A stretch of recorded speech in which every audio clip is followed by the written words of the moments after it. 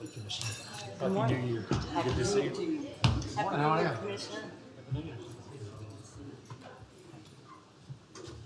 Good morning, Commissioners, and Happy New Year to each of you. Good morning. I don't know where we look to say Hope hi to that, him. that knee's feeling better, Commish. One day at a time, sir, one day at a time. Some days I think it's doing great, and then other days it reminds me that you ain't there yet. That's right. That's right. The key is to be mobile without moving, right? Right, exactly. Rest, but you Exactly. got to keep it going. All right, packed house. All right, we ready to go? Okay.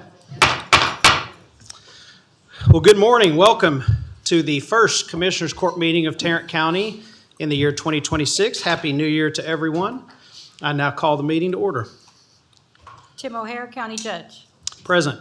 Roderick Miles Jr., Commissioner Precinct 1. Here, Elisa Simmons, Commissioner Precinct 2. Here. Matt Kraus, Commissioner Precinct 3. Here. Manny Ramirez, Commissioner Precinct 4. Here. Constitutes quorum. Thank you. So we have a special start to today's meeting. Please welcome our Tarrant County Sheriff's Office Honor Guard, led by Chaplain Wes McDuffie. Please rise as they make their way into the courtroom.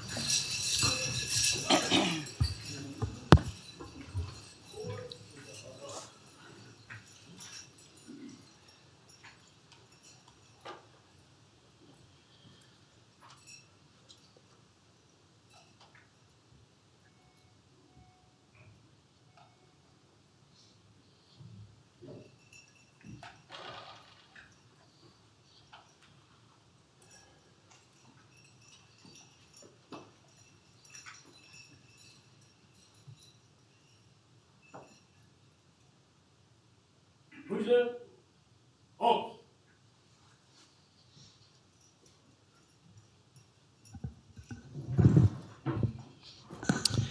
And to lead today's invocation and pledges of allegiance, we have a special guest, as we like to do at the beginning of each year.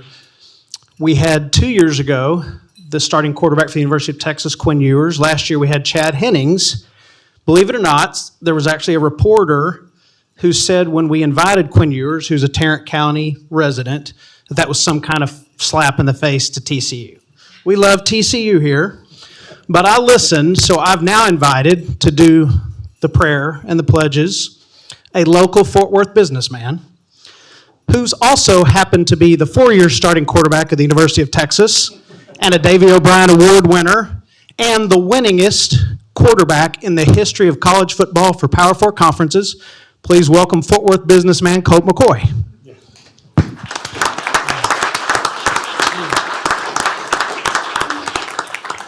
What an introduction. Thank you.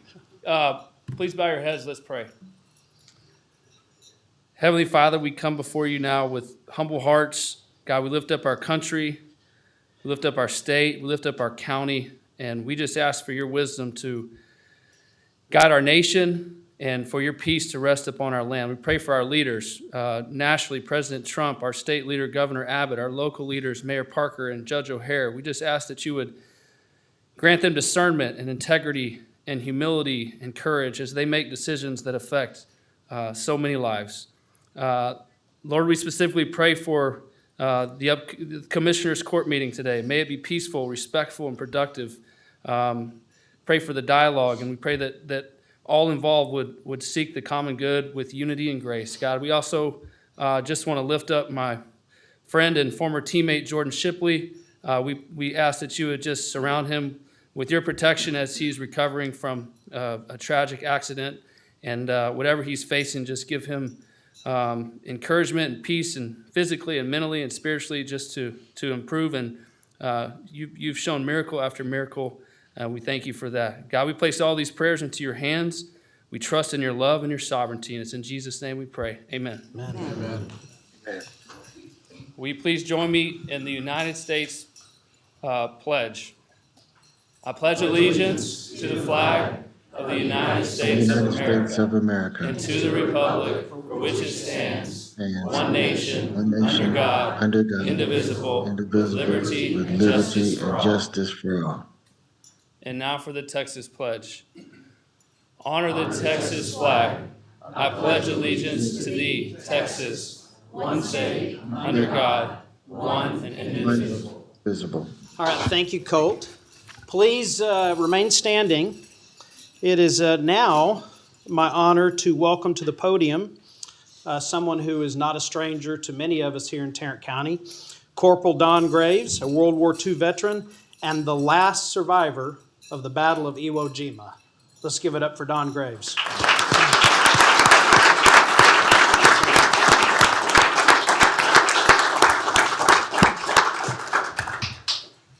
There's always three things I like to say before I sing. I love the Marine Corps. I wouldn't have anything else. I love this country, and I love that flag, and I'll do anything for it. And this is a beautiful song that Kate Smith introduced during the war. I heard it, fell in love with it. God bless America, land that I love. Stand beside her and guide her through the night with light from above, from the mountain to the prairie, to the ocean, wide we go. God bless America, our home, sweet home. God bless America, our home, sweet home.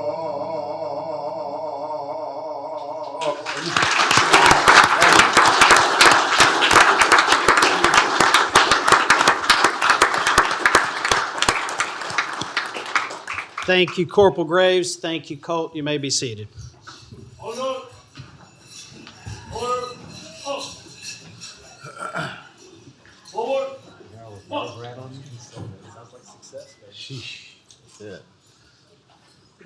Probably should have remained standing on that one.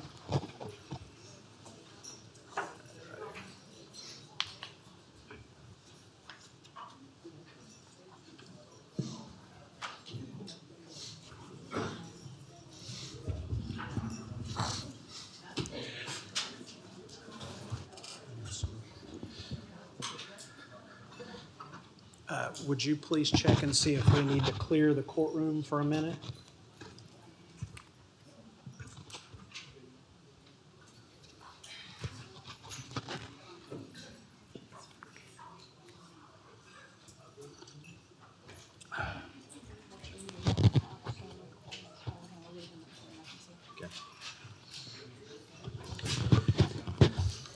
If everybody could please just stay quiet here for a minute while we tend to someone having a health emergency.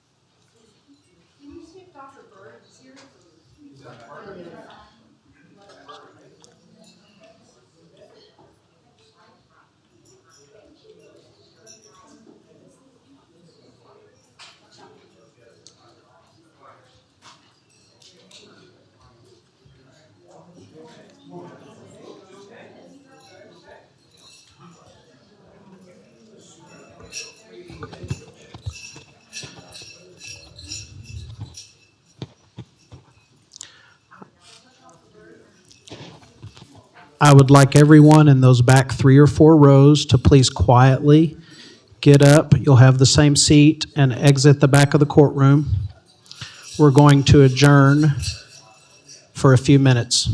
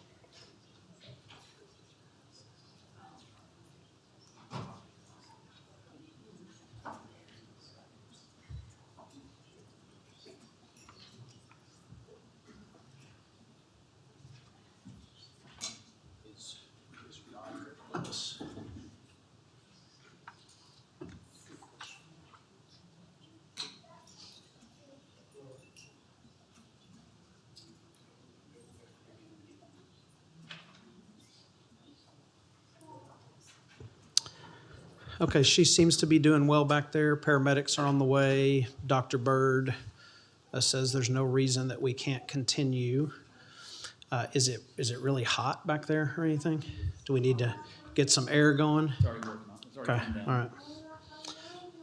He's back, so we'll start up as soon as Commissioner Ramirez takes his seat.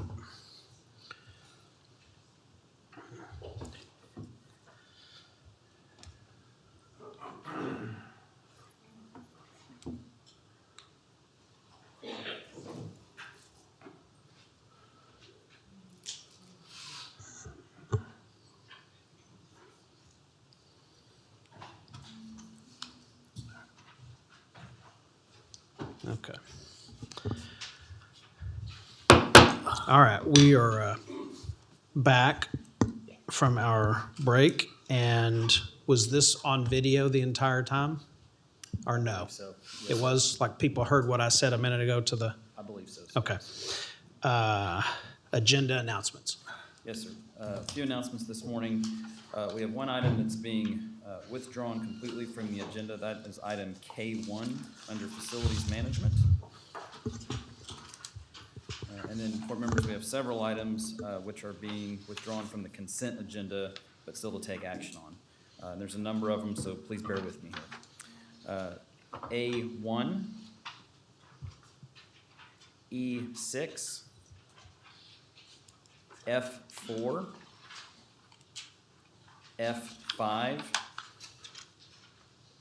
F7, F10, F11, F12, F13, F14, F16, F17, H1, K3, N1, O1, Q13, and finally R1.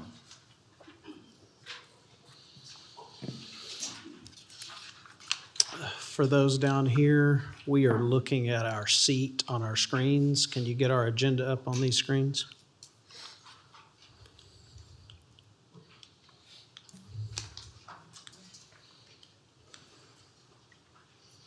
Okay, got those. Now we have Commissioners Court announcements. Commissioner Ramirez. Yes, so first, thanks Chaplain Wes McDuffie and the Tarrant County Sheriff's Office Honor Guard for opening today. And a huge thank you to you, Corporal Don Graves, and happy belated birthday, 100th birthday. We're excited to have you here with us, and we'll be excited to have you again on February 2nd at our Tarrant County Salutes Veterans event. I'd like to invite everybody here and everybody watching to our third annual Tarrant County Salutes Veterans event. It'll be February 2nd from noon to 6 p.m. Our team in Precinct 4, as well as the entire county staff, have done a phenomenal job in putting this together. It's an incredible event, and we have helped thousands of veterans thus far and anticipate helping thousands more. It's in partnership with the Fort Worth Stock Show and Rodeo Military Appreciation Day. Veterans will receive free entry to the grounds. We're giving away rodeo tickets, a $20 meal voucher, and if you register in advance, you can also get a free parking voucher. We've got some incredible sponsors that have stepped up to make this a reality, and in Tarrant County, we absolutely salute our veterans. This event is wonderful, so please, February 2nd, take note. That'll be a great event. And you can contact my office, Daiquiri, Emily, Tracy, Dylan, Alicia, anybody in our office for more information if you'd like to. So, thanks. Thank you. Commissioner Kraus. Yes, love to invite all of you this Friday at the historic courthouse. We're going to be dedicating the Ten Commandments monument that we voted on earlier in the year. I think it's going to be an awesome time of coming together and just solidifying the history and tradition of what much of America and Texas was built upon. So I'm really excited about it. And again, invite you 2 p.m. this Friday at the out front of the historic courthouse. Would love to see you there as we celebrate this momentous day. You have anything, Commissioner Miles? Do. Thank you, Judge. First, Happy New Year, Tarrant County. Good to be present with you all.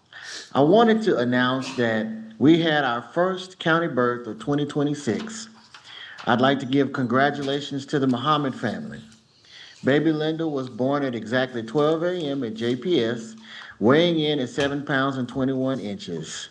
Congratulations again to the Muhammad family on the arrival of little Miss Linda. A fun fact for us, 20% of all Tarrant County births happen at our JPS hospital. The second announcement I have is I would like to announce our 12th annual Healthy Lives Matter prostate cancer and education screening event. It will take place on February the 28th at the Moncrief Cancer Center from 10 a.m. to 2 p.m. Registration is open and live now on the Precinct 1 website. We will have special guests from the Texas Rangers. We'll have a former player that will be there autographing baseballs. We'll have Texas Rangers swag.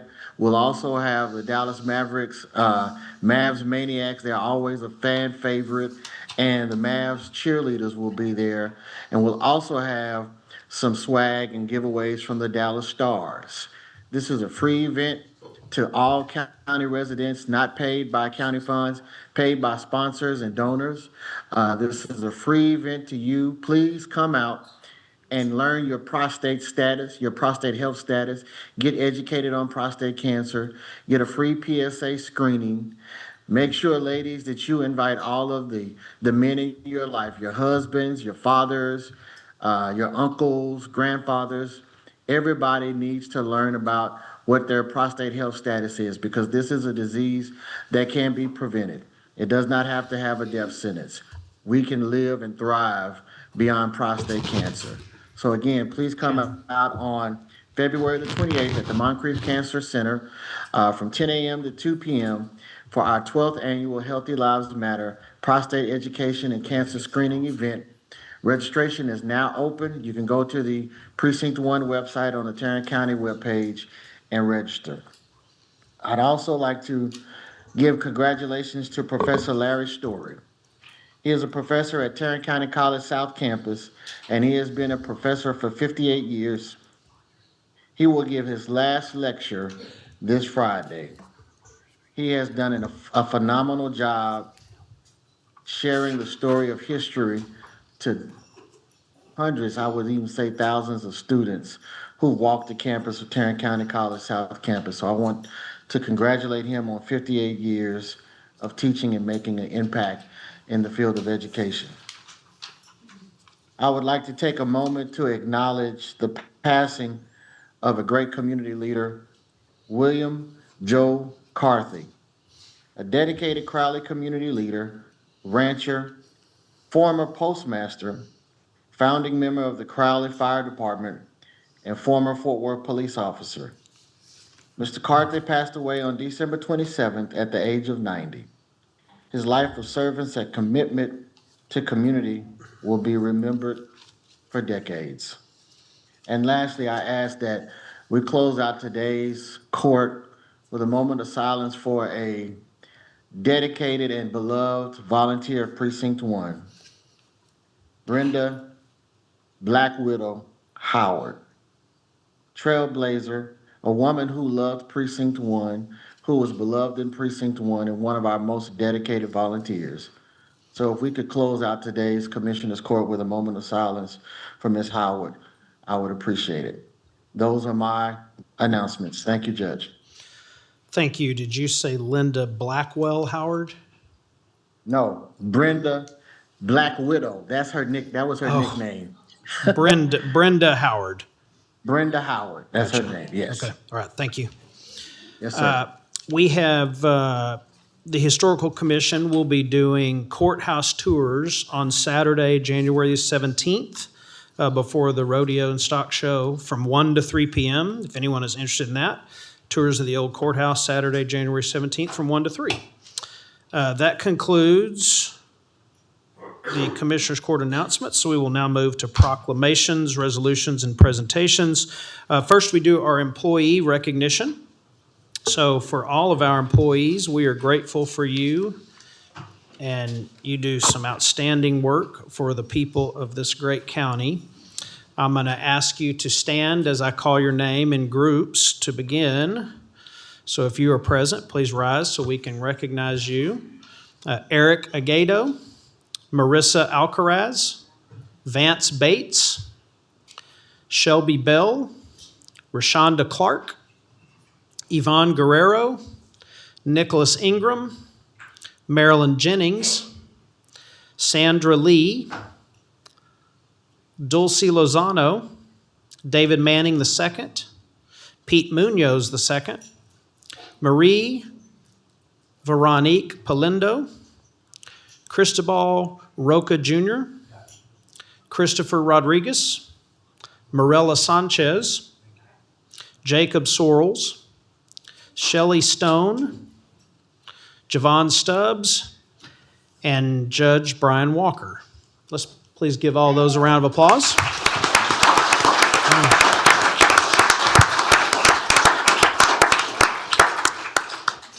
Now for our 10-year employees, please rise as I call your name. Amanda Brazil, Rashida Burrell, Brandy Green, Crystal Hayward, Colleen Hill, Leslie Hogan, Sharday Jameson, Jonathan Kuntz, Thomas McGullum, Donald Oakes, Banga Ogboy, Carmen Perez, Leon Polk, Lorena Salazar, Catherine Taylor White, and Michelle Yonemine.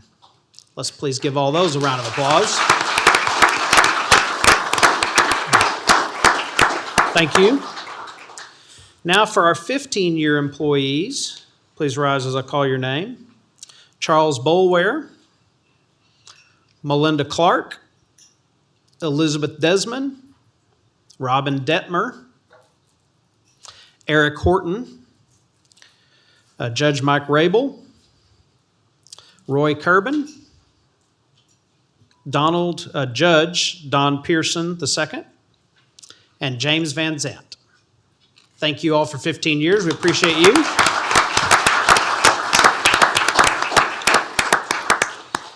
Now we have 4 20-year employees: Monica Brantley, Patricia Broughton, Richard Colome, and Maria Olmos.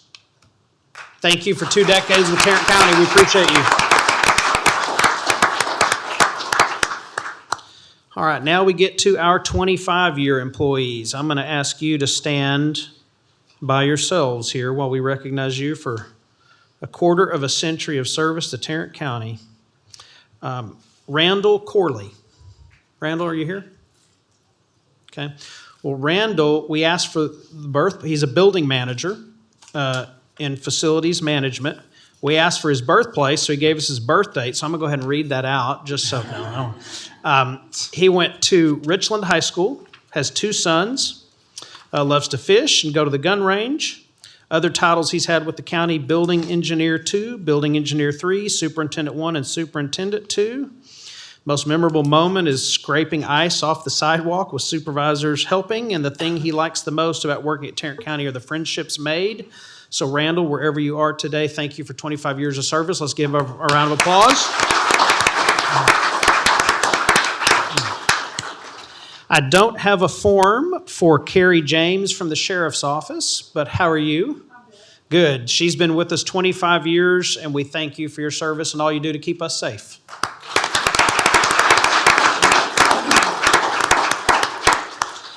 Also not attending and no form, we have Tracy Vansel from the ME's office, 25 years of service to Tarrant County. Thank you, Tracy. We appreciate you. And Terry Howell. Is Terry here with us? Hi, Terry. How are you? 25 years also with Tarrant County. She's a juvenile probation officer, born in Arlington, went to Arlington High School, a Colt College, University of Texas at Arlington.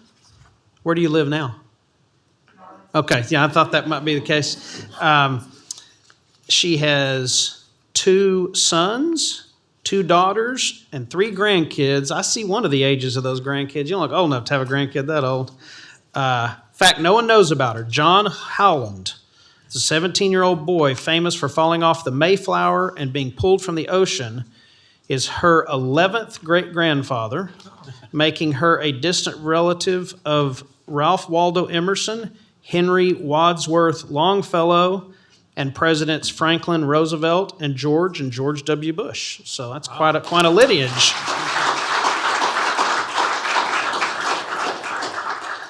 For fun, she likes to ride horses, attend concerts and other live music gatherings, do game nights with family and friends, and read and travel. She started as a field officer in intensive supervision, then traditional and deferred prosecution. She has chosen to remain a field officer and has loved it. Most memorable moment, too many to count, but the most meaningful times are when she hears from one of her previous kids that she worked with, who calls to tell her how well they're doing. I bet that's cool. And what she likes the most, working with and building lasting relationships with the kids on her caseload. There's nothing more rewarding than seeing her kids realize their potential and make positive changes. They are not just what they've done and so much more than who they look like on paper. Absolutely, and thank you, Terry, for 25 years. We appreciate you.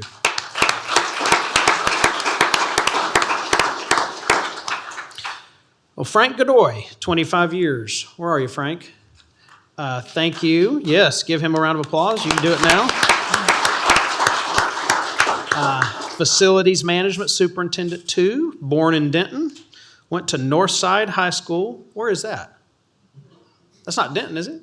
It's in Fort Worth. Fort Worth, yeah. Got it, okay. Gotcha, okay. Fact, no one knows about him. He's not going to tell us, so why they won't know it. What he likes to do for fun, work out. He likes to go hunting and spending time with family and friends. Other job titles he had with the county, 2001 through 2004, tax office inventory manager. Most memorable moment, he has a deep relationship with the Almighty and his Son, and their true name, the creator of the heavens and the earth, is, pronounce it for me, Matt, Elohim, or the Father's name is Yahweh, and the Son, the anointed Messiah name is Yahusha, from John 5:43. I am come in my Father's name, and ye receive me not. If another shall come in his own name, him ye will receive. John 10:30, I and my Father are one. And what he likes the most, working with the best employees of Tarrant County that he has ever served with over 25 years. The most important thing is helping each other with knowledge and passing on to the next generation. And he is truly blessed by God. And thank you for the milestone that you have given me. He is truly blessed. Thank you very much, Frank, for your 25 years of service. We appreciate you.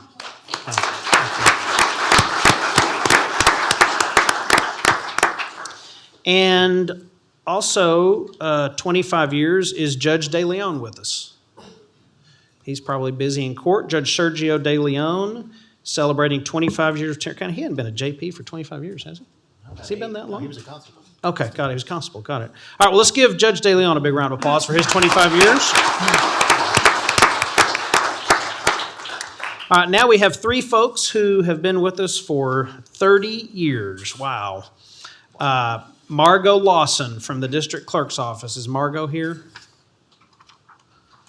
Margot, all right. Well, Margot, 3 decades. We cannot thank you enough for your service to Tarrant County citizens over those 30 years. Let's give her a round of applause.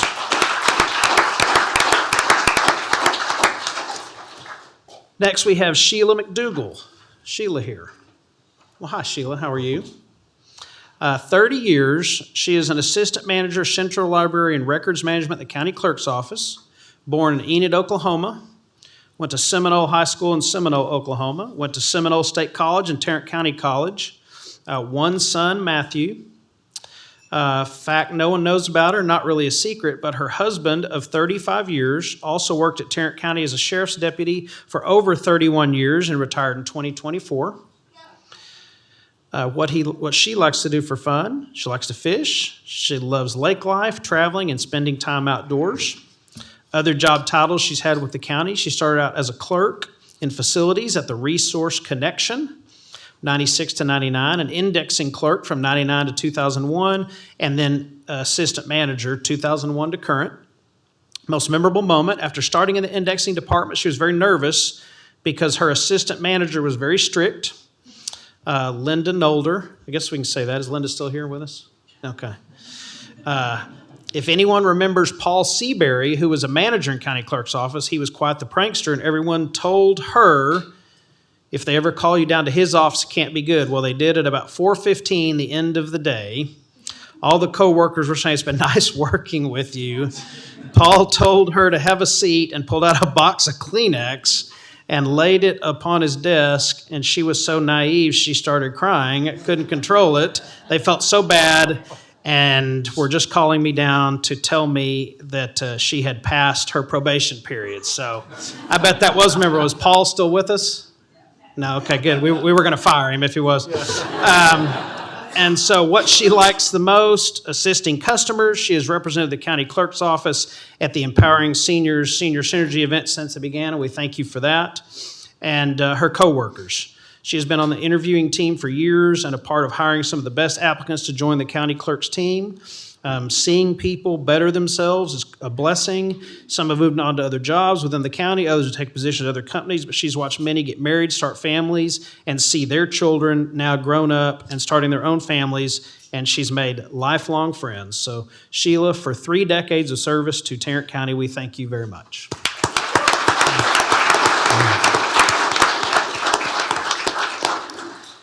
And last but not least, we have Dee Long, who's also been with us 30 years. Hi, Dee, how are you? You literally must have started when you were like 17. She is a mobility coordinator in engineering services, was born in Hodge, Louisiana, went to Trinity High School in Euless, went to college at TCC and UNT, 3 children, 1 granddaughter. And fact that no one knows about her, the year she became retirement eligible, she returned to college after a 23-year break to complete her bachelor's degree and graduated cum laude, showing her family and many others, I might add, it's never too late to follow your dreams. That's pretty cool. What she likes to do for fun, hang out with her best friend Charlie, doing fun Dee things like tea parties, makeup, bubbles, going to the zoo, and you're going to Disney World in March, great. Other job titles she has had with the county: Community Outreach Coordinator for Commissioner Fickus, Paralegal in the DA's Office, Civil Division. Most memorable moment was September 11, 2001, standing next to work family, watching the attacks, and then the moments that followed that bonded us together as Americans to feel stronger and more patriotic. What she likes the most, the opportunity to represent and serve Tarrant County in several capacities to help make it the best ever while raising her kids and not missing opportunities to support them. So Dee, thank you for 3 decades. We greatly appreciate you.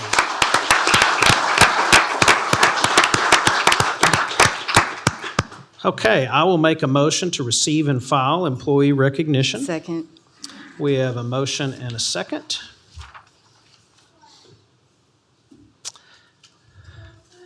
Please cast your votes. And we have a yes over here. So, okay, we're going to say we're all in. 5-0. Is somebody pressing this for him? You are? Okay, got it. All right, so you're watching. Okay, perfect. Thank you very much. And again, one more big round of applause for all our employees. Thank you. And now there is a reception in your honor on the 4th floor. If you would be so kind as to quietly make your way out those back doors if you want to go there.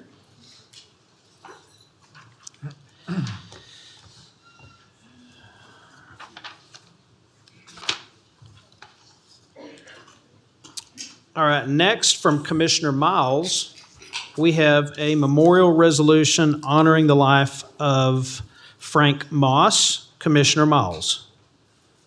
Thank you, Judge.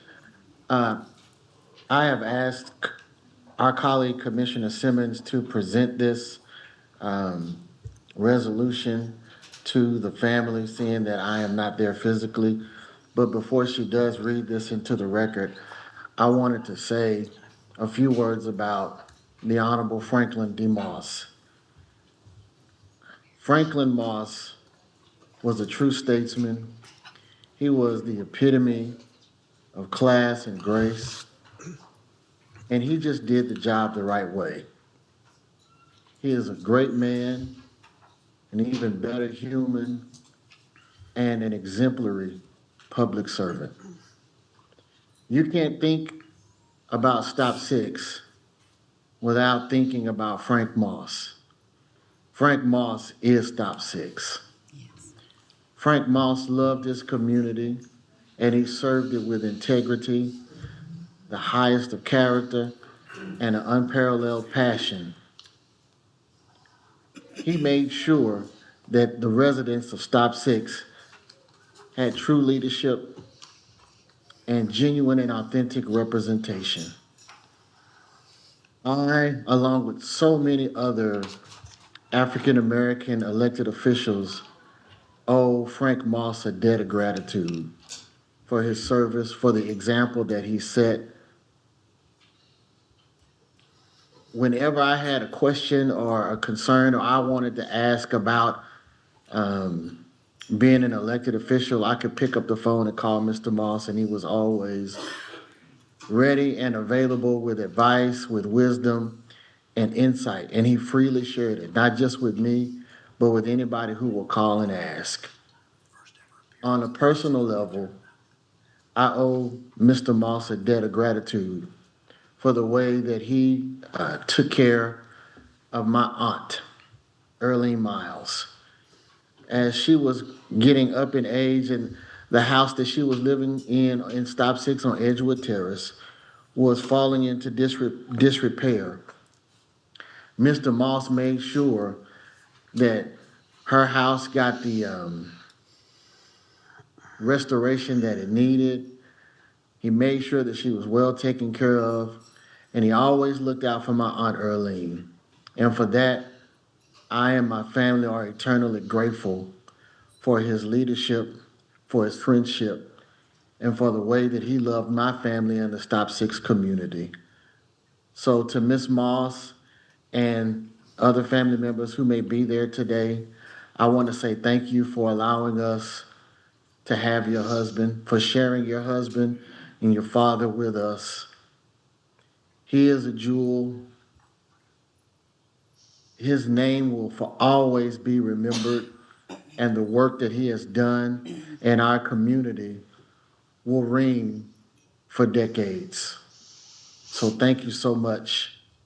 Mr. Moss will be greatly missed, but he is so deeply appreciated for the service that he rendered the residents of the city of Fort Worth and Tarrant County. Thank you for the time for comments. Okay, Did he make a motion? Um, Did he make a motion? he can make the motion. I'm gonna, He made a motion. no, I gotta You're doing, okay, good. So, thank you for that, Commissioner Miles. So I am honored to read this resolution into the record. Whereas the family and friends of the Honorable Franklin Douglas Moss Sr. were deeply saddened by his death on Sunday, December 14th, 2025. And whereas Frank Moss was born in Fort Worth, Texas on September 8, 1944, to Claudie Moss Sr. and Eva Moten Moss, graduated from Paul Laurence Dunbar High School, earned a Bachelor's of Arts degree from Texas Wesleyan College, a Master's of Business Administration degree from UT Arlington, and completed postgraduate studies at the John F. Kennedy School of Government at Harvard University.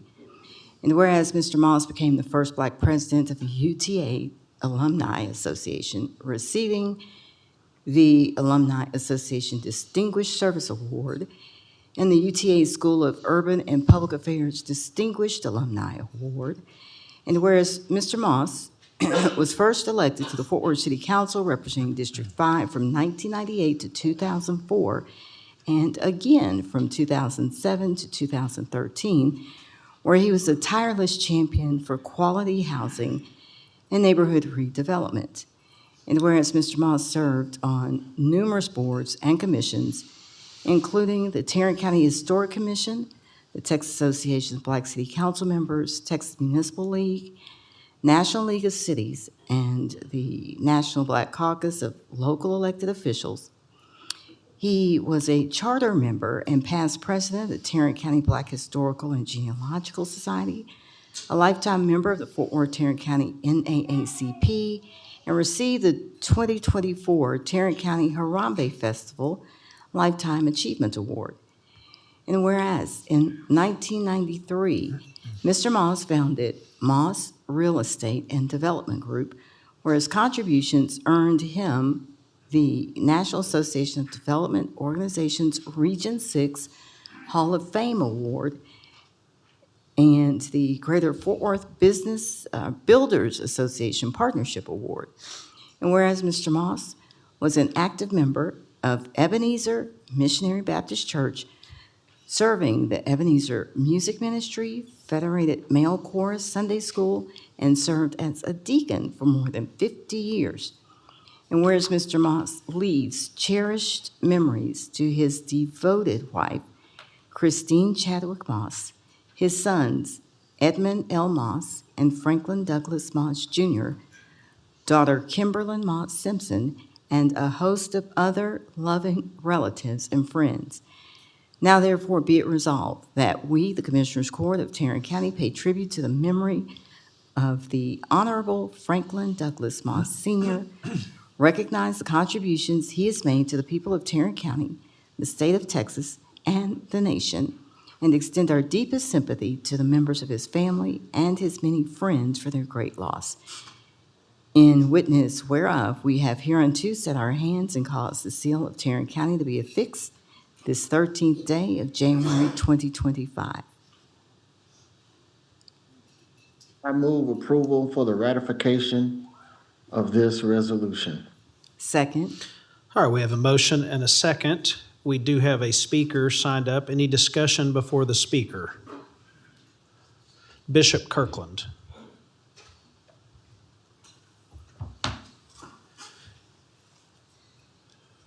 You can't see that.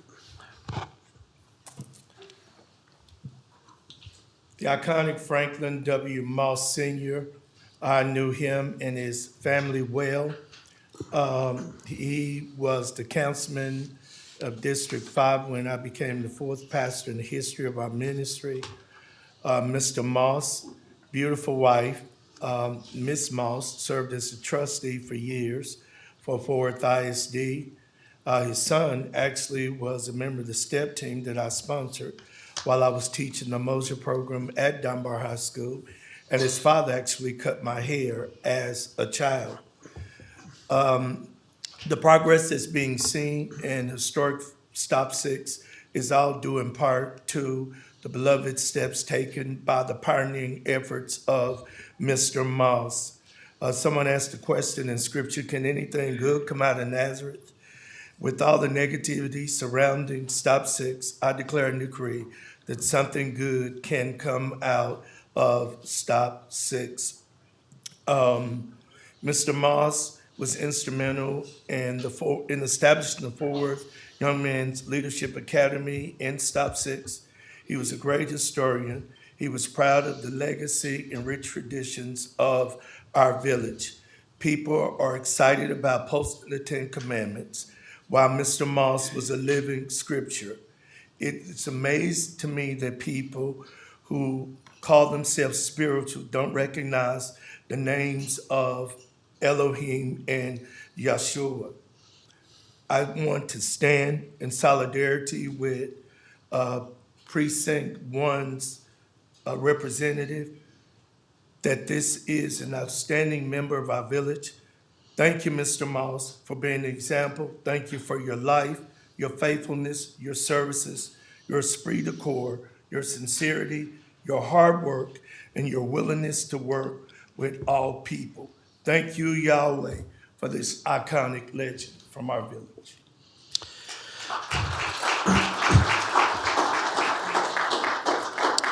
All right, we have 4 votes in. Commissioner Miles, I'm assuming you are a yes.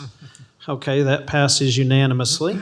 Okay, Mrs. Moss if you would join me down front. Do you have other family members here, Mrs. Moss? Albert, does she have? It's just her. Okay.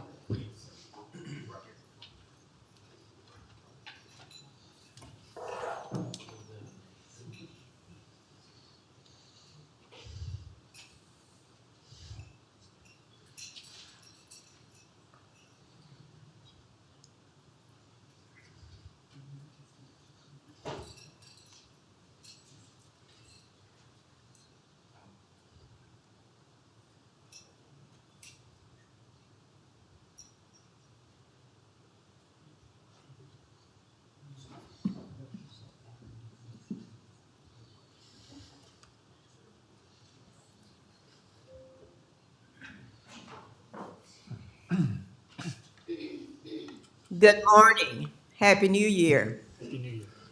Just a few words to say. Thank you, Commissioner Miles.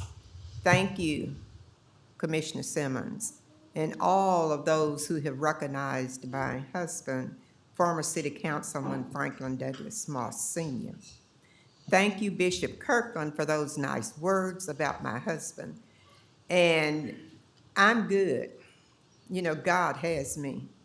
So I just want to say thank you to all of those who showed me so much love during the month of December. God bless you. Thank you, Thank Madam you. Trustee.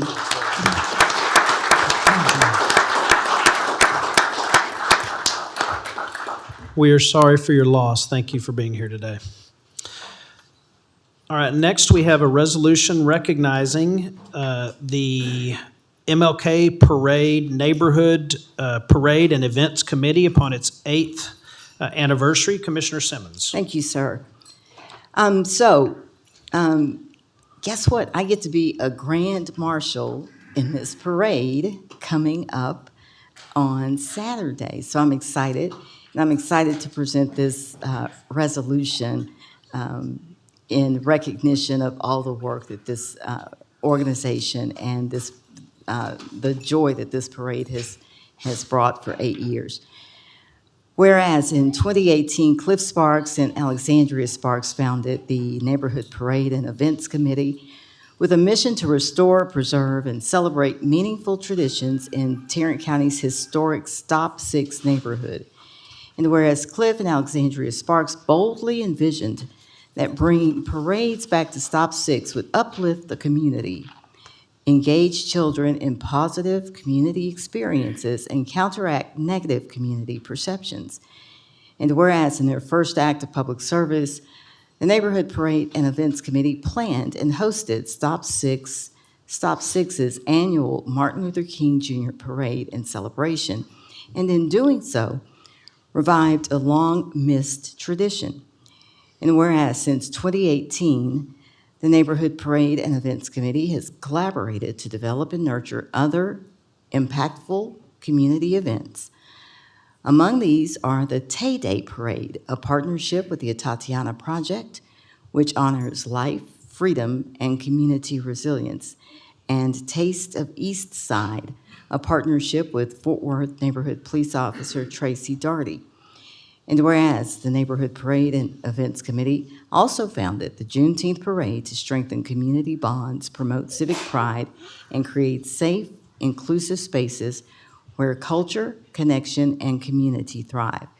Now therefore be it resolved that we, the Commissioners Court of Tarrant County, do hereby recognize and celebrate the Neighborhood Parade and Events Committee, its founders, Cliff and Alexandria Sparks, and its board of directors for demonstrating unwavering dedication to restoring hope, fostering pride, and encouraging togetherness among Stop Six and all Tarrant County residents. In witness whereof, we have hereunto set our hands and caused the seal of Tarrant County to be affixed this 13th day of January 2026. I move approval. Second. All right, we have a motion and a second to approve this item. Any discussion? All right, please cast your vote. All right, passes unanimously. All righty, thank you. Mr. Sparks, if you and your family would come on down.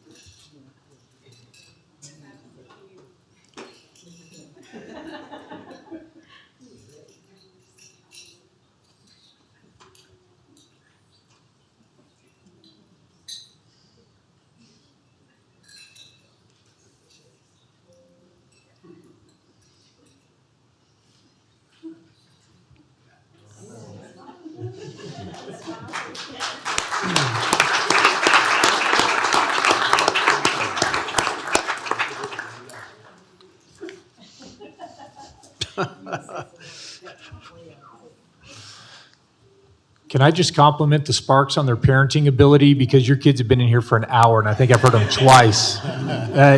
Those kids are well behaved. That's awesome.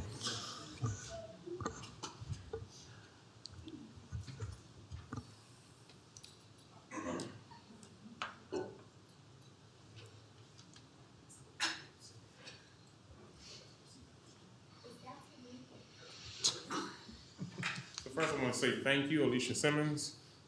Thank you, Roger Miles, for your hard work. I'm honored, grateful. We've been doing this a long time, 8 years. So we decided to bring it back to the community. And just want to thank you guys for your support. Thank you for everything that you do. And so the parade will start Saturday, 11 a.m., 2126 Amanda Avenue is the starting location. And the celebration will end at Eugene McCray Community Center. So thank you again. Thank you, thank you, thank you to everyone. Thank you. Thank you.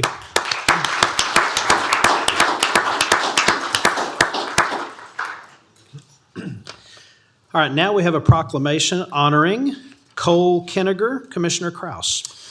Thank you, Judge. A lot of times we have exceptional students, exceptional youth, exceptional folks in our community who make our community proud, who make our area proud, who make our state proud, who make our country proud, and sometimes they're known all over the world. And so when we found out about Cole and what he had done this past summer, we thought this was worthy of recognizing him and encouraging him, and hopefully through recognizing him, inspiring others in his same spot to do the same. And so we have Cole here today. I'm going to read this resolution and then talk a little bit more about him. But whereas the Commissioners Court of Tarrant County, Texas takes great pride in recognizing exceptional young citizens whose achievements exemplify the highest ideals of dedication, integrity, and excellence. And whereas Cole Kenninger, an accomplished member of the Keller High School baseball team, has demonstrated remarkable athletic talent, leadership, and sportsmanship, earning admiration from teammates, coaches, and the broader community. And whereas Cole's commitment to excellence, both on the field and in the classroom, has made him a model of perseverance and determination, reflecting the values and spirit that define the youth of Tarrant County. And whereas through countless hours of practice, teamwork, and dedication, Cole has brought honor and recognition to Keller High School, inspiring fellow students and setting a standard of excellence for future athletes. And whereas his accomplishments stand as a testament not only to his talent, but also to his character, humility, and leadership, all of which embody the finest traditions of sportsmanship. And whereas during the 2025 season, Cole achieved an outstanding .419 batting average, 8 home runs, 39 RBIs, helped lead Keller Indians to an outstanding season, and earned recognition as the District 4 6A Most Valuable Player.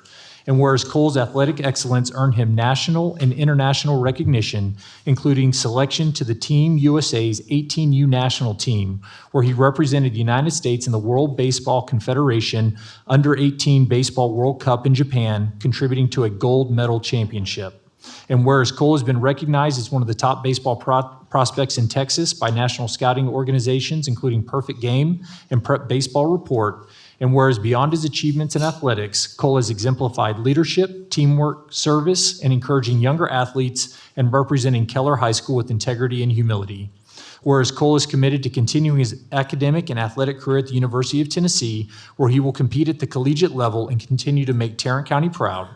And now, therefore, let it be resolved that the Commissioners Court of Tarrant County, Texas, does hereby proudly recognize and commend Cole Kenninger for his exceptional accomplishments, leadership, and positive representation of the Keller community. And be it further resolved that the Tarrant County Commissioners Court on this day, January 13th, 2026, extends its heartfelt congratulations and best wishes to Cole for continued success in his academic and athletic pursuits, confident that he will remain a source of pride and inspiration for the citizens of Tarrant County. Cole, we just wanted to say, well done on so many levels, whether in the classroom, on the field. And I was talking to him beforehand, and I said, so you're excited about going to Tennessee. The only thing that could keep him from going to Tennessee is if he gets drafted. And that is a very real possibility this summer. And so we know your future is bright.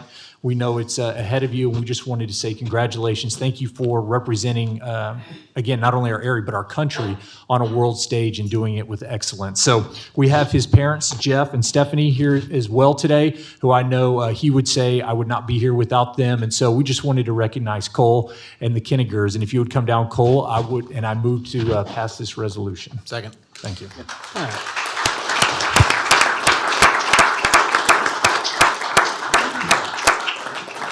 All right, we have a motion and a second. Any discussion? Commissioner Miles, you in? Okay, passes unanimously. All right, remember this name. He's on the starting lineup. Somebody will be doing this.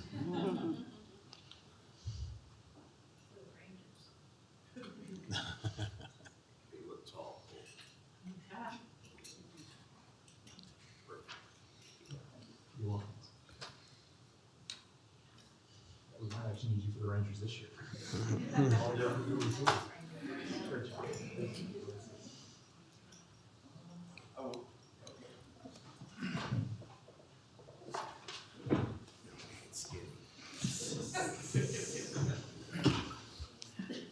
I just want to first thank God. I want to thank you all for this amazing recognition.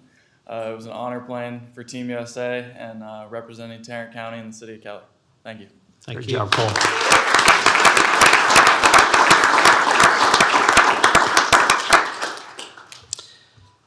All right, next proclamation is in honor of Lake Country Christian School cheer team. And before I turn over to Commissioner Ramirez, good news, your cheer teammate is going to be just fine. So for those watching at home and here in the room, she's doing well and will be just fine. Commissioner Ramirez. Yeah, I could not be more excited for the resolution we're going to read today. The Lake Country Christian School cheer team has been a pride and joy of the Eagle Mountain Lake area community for a long, long time. And so we are very, very proud to recognize their recent and not so recent achievements. They've been winning for a long time. As you guys can tell, anybody in this courtroom who hears that banging and clattering, that's what victory sounds like. And so with us today to help celebrate the Lake Country Christian School cheer team, we've got Shannon Duffy, who's the varsity cheer coach and director of cheer, Lily Carroll, assistant varsity cheer coach, Sarah Deckert, the head of school, Dr. Michael Beeson, the high school principal, Jackie Green, who is the Lake Country Christian School Board president, and Chris Yoakley, who's also a board member on the Lake Country Christian School Board. I'll read all of the cheer team members' names at the conclusion of the resolution, but I want to make sure that we properly celebrate them today. And whereas the Lake Country Christian School varsity and Talon Crew cheerleading teams have recently achieved their 8th national title, a monumental accomplishment reflecting unparalleled dedication and skill. And whereas the team secured numerous prestigious accolades at the national competition, specifically achieving FCC national champions, Game Day Varsity Co-Ed national champions, Advanced Varsity Co-Ed national champions, and the esteemed title of Co-Ed Grand Champions, alongside the commendations for the Hit Zero Award, Best Stunts, and Best Pyramid. And whereas individual members excelled in their respective divisions, earning top honors with first, second, and third place in the Co-Ed Group Stunt Division, first, second, and third place in the Co-Ed Partner Stunt Division, as well as the titles of Jump Jam winners for the 9th and 12th grades, and Tumble Jam winners for the 10th, 11th, and 12th grades. And whereas the squad members' commitment to tireless practice and routine perfection has demonstrated exceptional athleticism, skill, and creativity during countless hours of rigorous training, both on and off the mat. Whereas this remarkable group of student athletes has bestowed immense pride and recognition upon the Lake Country Christian School community, serving as an inspiration to students, faculty, and supporters through their outstanding performances. And whereas head coach Shannon Duffy and assistant coaches Lily Carroll, Victoria Powers, and Chance Duffy have diligently fostered an atmosphere of excellence, encouraging each athlete to strive for their utmost potential. And Coach Duffy, having led the program since 2015, has helped develop a program that instills valuable skills and enduring qualities in young men and women, and has recently been recognized for a profound impact by being nominated and awarded the 2026 Fellowship of Christian Athletes Hall of Fame. Now therefore be it resolved that we, the Commissioners Court of Tarrant County, do hereby formally issue this proclamation to the Tarrant County Christian School varsity and Talon Crew cheer teams and their exemplary coaching staff in official recognition of their extraordinary achievements, and extend our sincerest congratulations on their success. In witness whereof, we have hereunto set our hands and caused the great seal of Tarrant County to be affixed on this 13th day of January 2026, and I would move for approval. Second. All right, we have a motion and a second on this item. Any discussion? I will say, I've been to that school many times. That trophy case is getting very full. So y'all going to have to get a new one pretty soon, but congratulations. That's awesome. All right, it passes unanimously. Joining us today, and please stand up as I call your name, and then I'll have you all come down to the front. We've got senior Jake Bell, senior Zach Michaelia, senior Jillian Pitts, senior Molly Pertel, senior Allie Munoz, senior Mason Schmidt, senior Emery Wilson, junior Joshua Allison, junior Jackson Bolin, junior Riley Bradford, junior Kyle Dar, junior Naomi Hall, junior Eden Martinez, junior Colt Stein, sophomore Abby Andrews, sophomore McLean Larson, freshman Sophia Andrews, freshman Heidi Bolin, freshman Natalie Clark, freshman Faith Nielsen, freshman Ellie Pitts, freshman Reagan Pitts, freshman Rebecca Trantham, eighth grader Joel Green, eighth grader Sophie Guzman, eighth grader Emma Jameson, and eighth grader Olivia Weems. Congratulations to all of you.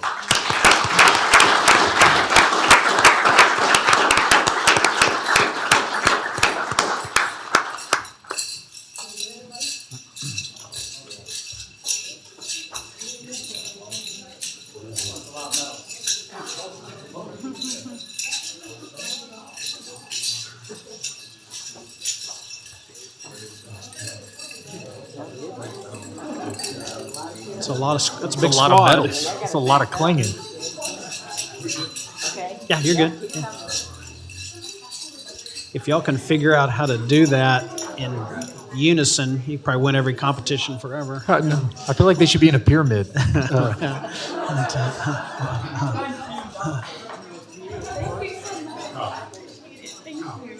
Very exciting for them. All right, let's scoot back. Yeah, yeah. They're out of school. Yeah.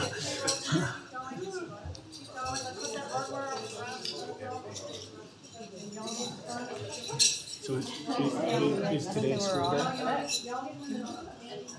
Oh, yeah. Tuesday, for sure.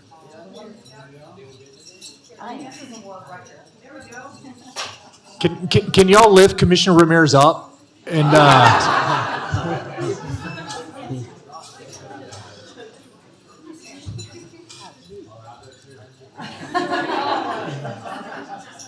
Hang on, guys, put some pictures, get some pictures. Yeah, definitely. Everybody, we got lots of these people to take pictures here. All right, come on up, guys, stay right there. All right, come on up, guys, everybody.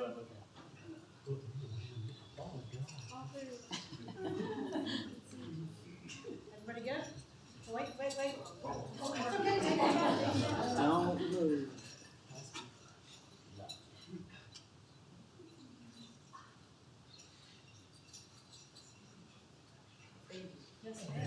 congrats, guys. Awesome.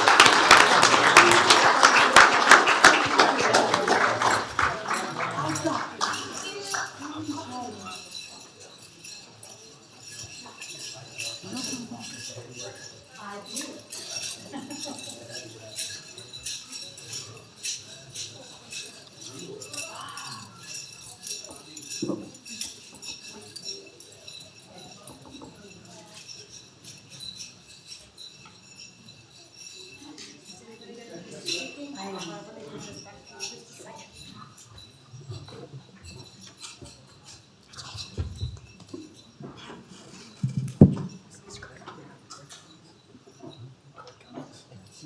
Well, good morning, Commissioners. It is, thank you so much for taking the time to recognize Coach Duffy and our talent and cheer teams.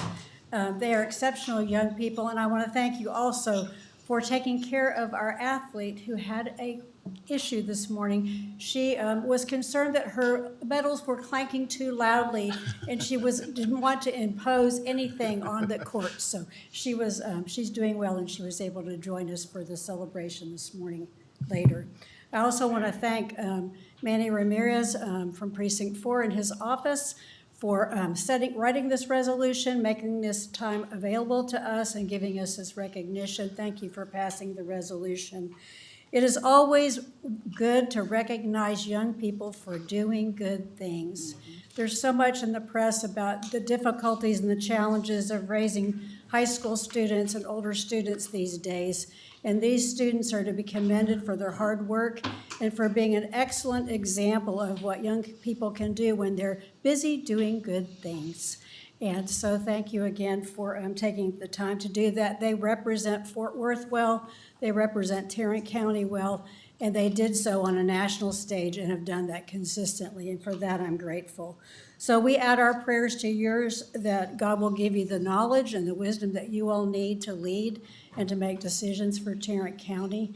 And we thank you again for this honor and for taking time to recognize our students today. God bless you, and thanks again. Thank you.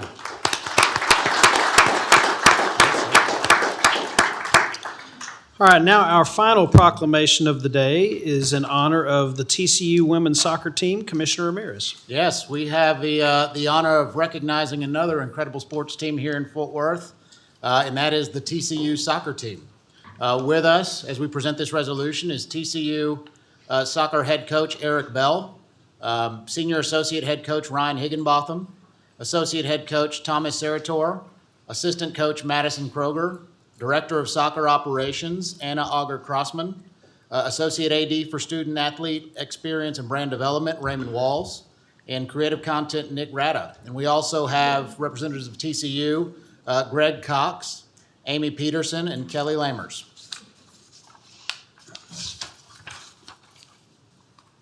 And whereas the 2025 Texas Christian University women's soccer team, through steadfast dedication and rigorous perseverance, concluded a historic season with an exemplary record of 18 victories, 3 defeats, and 3 draws, thereby securing the program's inaugural appearance in the NCAA College Cup tournament.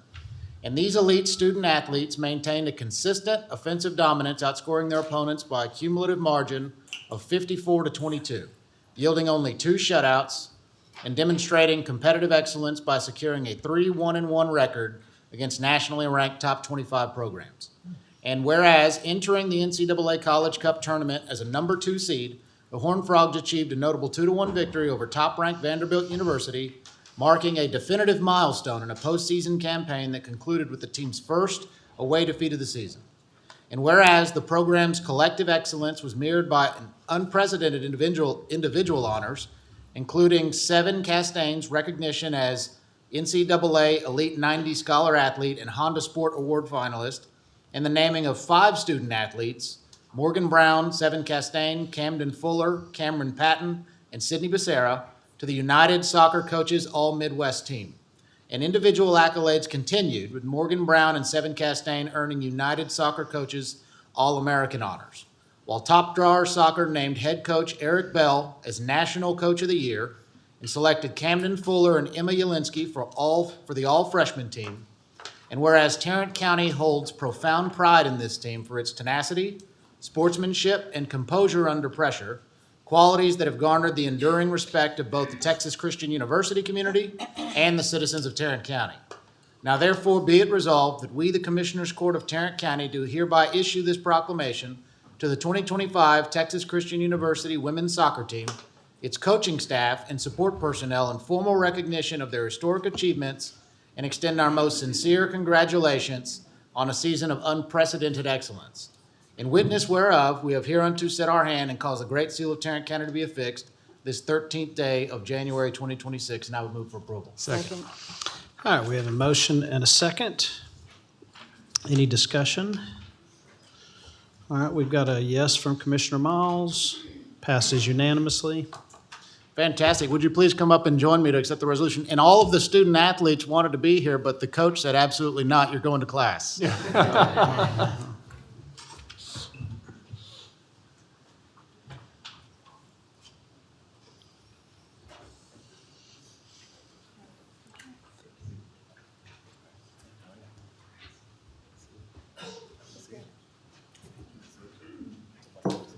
How are you, sir?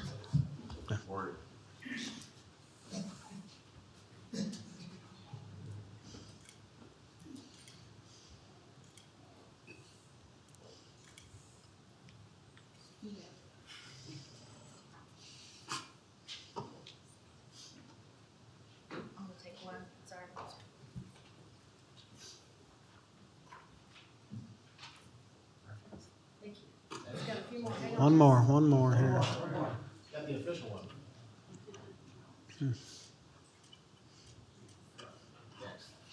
Let's give it up for TCU Women's Soccer. Thank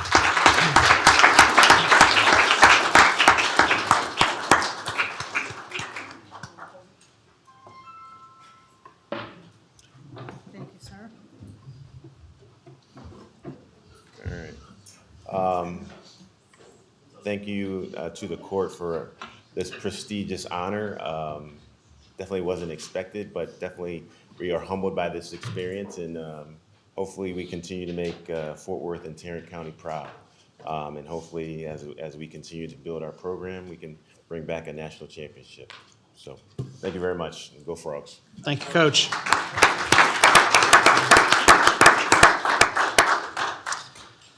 All right, this concludes the ceremonial portion of our agenda. The time is now 11:19. We will go into a recess and we'll meet back in this room at 11:30 sharp. We are now adjourned till 11:30, or recessed till 11:30.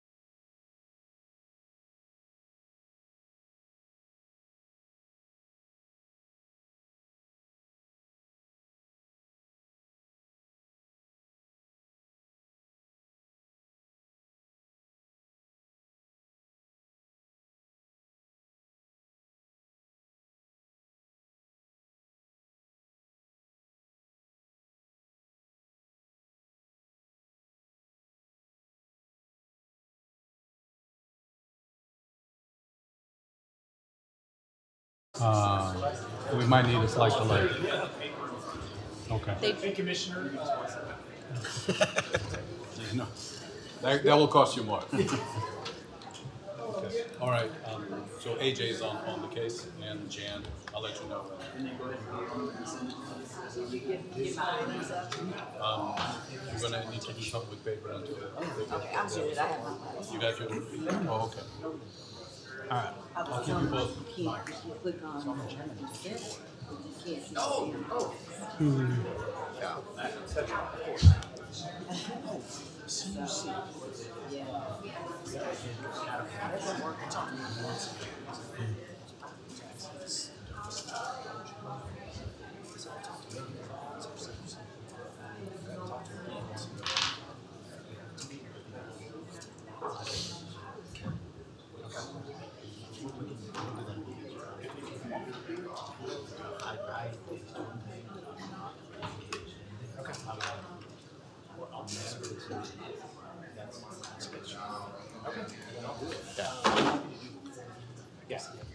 Yeah.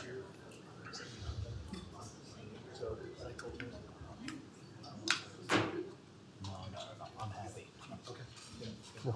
We're going.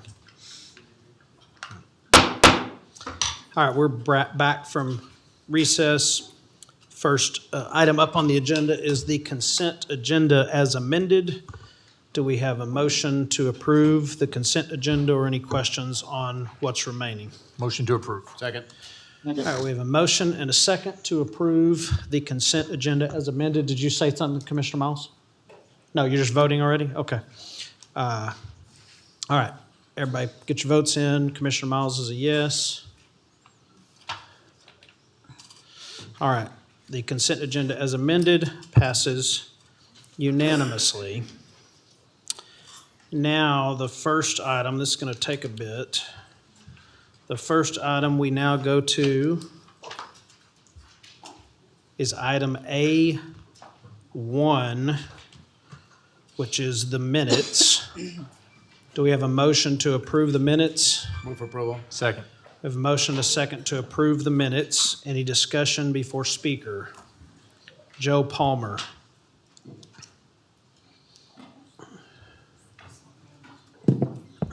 Good morning, Joe Palmer, Precinct 1.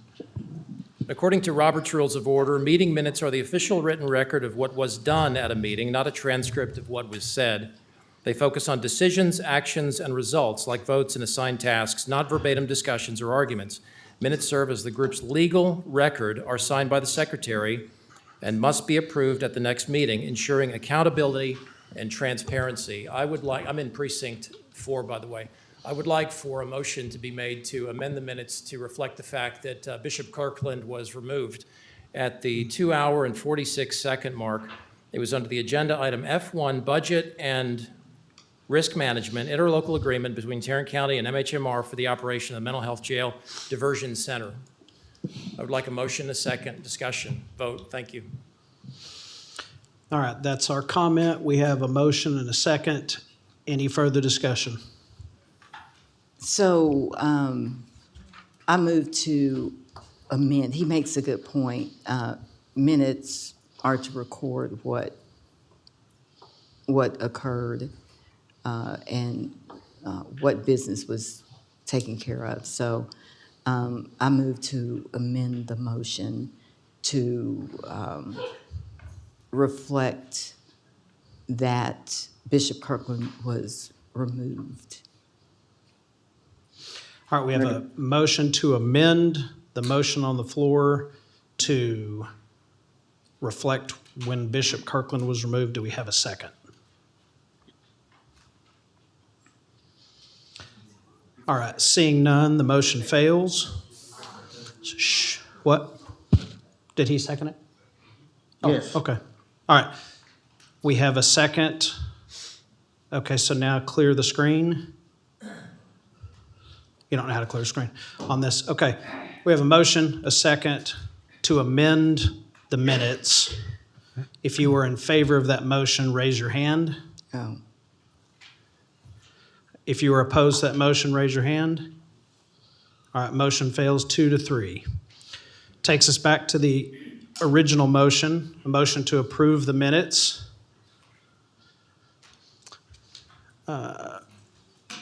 Yay or nay? All right, yay.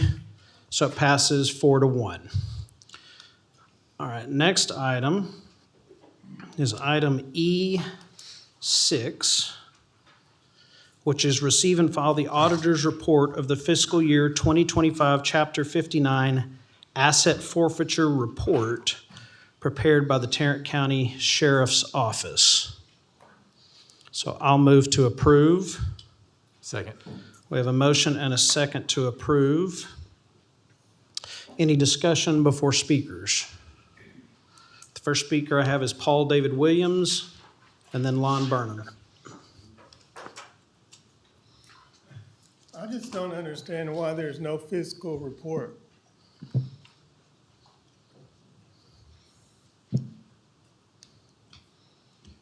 Should there not be? If they're selling stuff, there ought to be a report about it. It affects the money that comes in. I think it's ignorant to not do it. Thank you.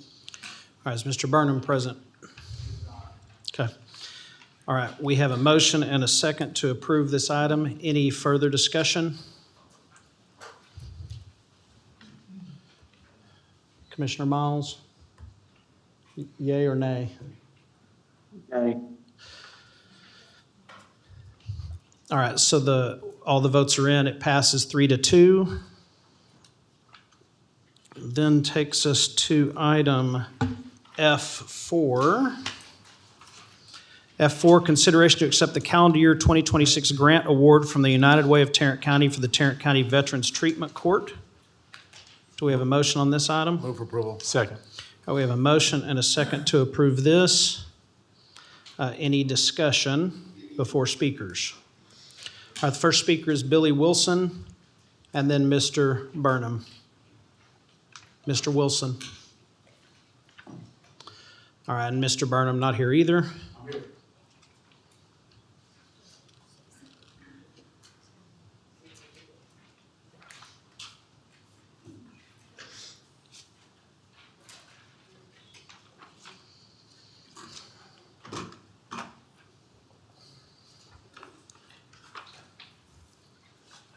Okay, our aim is decarceration.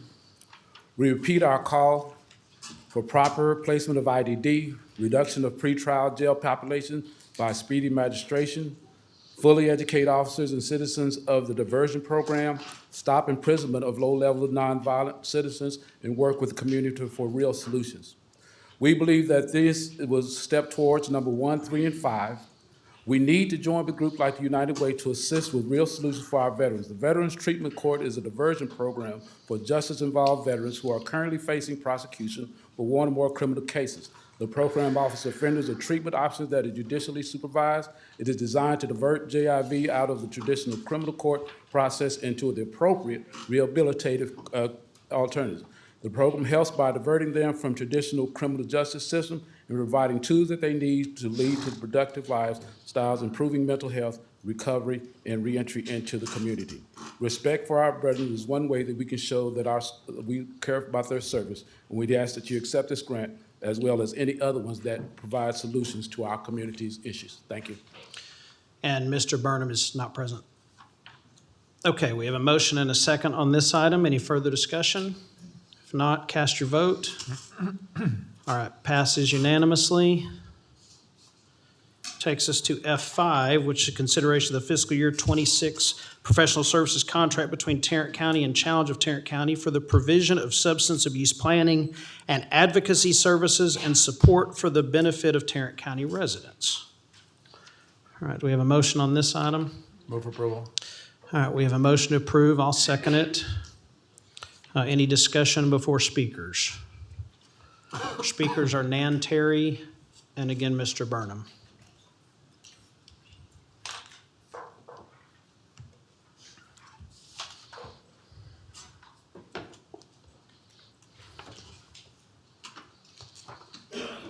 Good morning.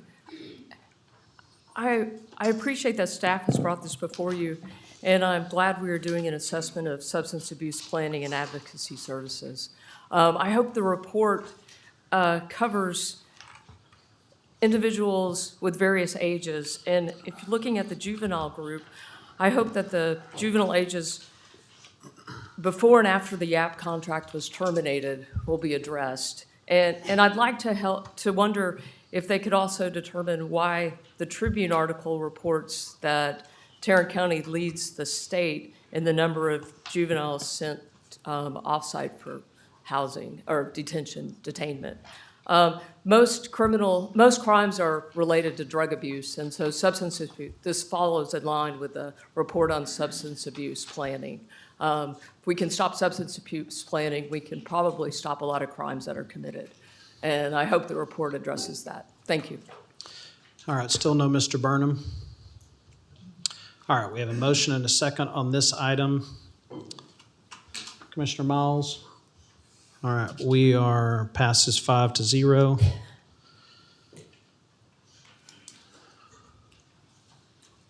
All right, now we go to F7. No, yes? Yes. F7, which is consideration of the fiscal year 26 professional services contract with court-appointed special advocates of Tarrant County for the provision of court-appointed advocacy services for the benefit of Tarrant County residents. All right, I'll move to approve this. Second. We have a motion and a second. Any discussion before I assume speakers? All right, Catherine Godby. And again, Mr. Burnham. Yeah, I just wanted to thank you for entering into this services contract with CASA. It's a great organization. I looked up the quote from one volunteer who said, "Over the past few months, I've had the honor of meeting and supporting the children assigned to me. I began to recognize this role isn't just about giving time, it's also about being a voice and pillar of stability for these young lives. The comprehensive training and ongoing support from this organization, including a dedicated volunteer supervisor, have been invaluable. So thank you to the staff and whoever else is responsible for this contract." And still no Mr. Burnham? All right, please cast your votes unless there's any discussion. Commissioner Miles is in, passes 5-0. Now it takes us to F10, consideration to submit a fiscal year 27 juvenile justice and truancy prevention grant application to the office of the governor. Move approval. Second. All right, we have a motion and a second to approve this item. Any discussion before speaker? All right, Adrian Smith.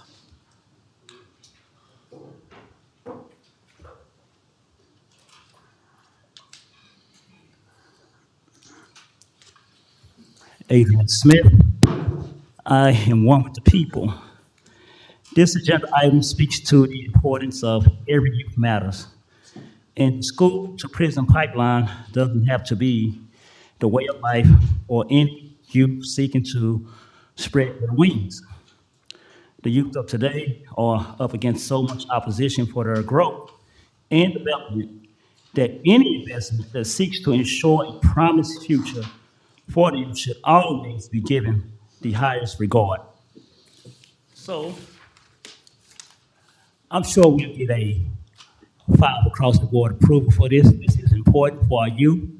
And I just want to say I did read into the language that accompanies this particular agenda item. And it speaks to the success rate that this program has had. And I feel like, I know this county will continue pushing forward, hopefully. But yeah, for the success rate that this program has, I hope, it's my hope that it continues to get even higher. It states that 62 youth were supported in this program previously. Hopefully this number would even get, become greater. And the factors that come into play when it concerns these youth that find themselves in this program that are not addressed in this, I would like to put on the record. One would be illiteracy, poverty, and then policies that are created for the purpose of ensuring failures because we know that there are things that are created to ensure fairness for certain youth within society. So we have to also make sure that if we are going to continue pushing for youth betterment, that illiteracy has to be addressed. It has to be addressed. Poverty has to be addressed. And then we have to do away with these policies that seek to destroy our youth. Thank you. Thank you. All right, that's the only speaker. So Commissioner Miles, are you in on this? Any discussion before voting? All right, passes unanimously. Next, we have F11, which is consideration to submit the fiscal year 27 violence against women formula grant application resolution to the Office of the Governor. Move for approval. Second. We have a motion and a second to approve this item. Any discussion before speakers? Catherine Godby and Adrian Smith.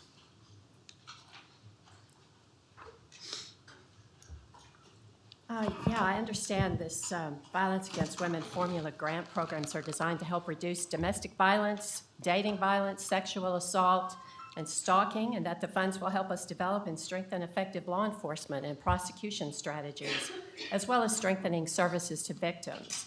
So thank you again to the staff and whoever's responsible for obtaining this grant, and hope it makes it into the regular budget next year.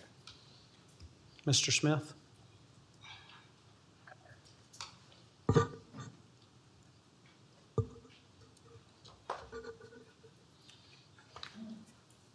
This particular agenda item and its importance should be echoed throughout all of Tarrant County.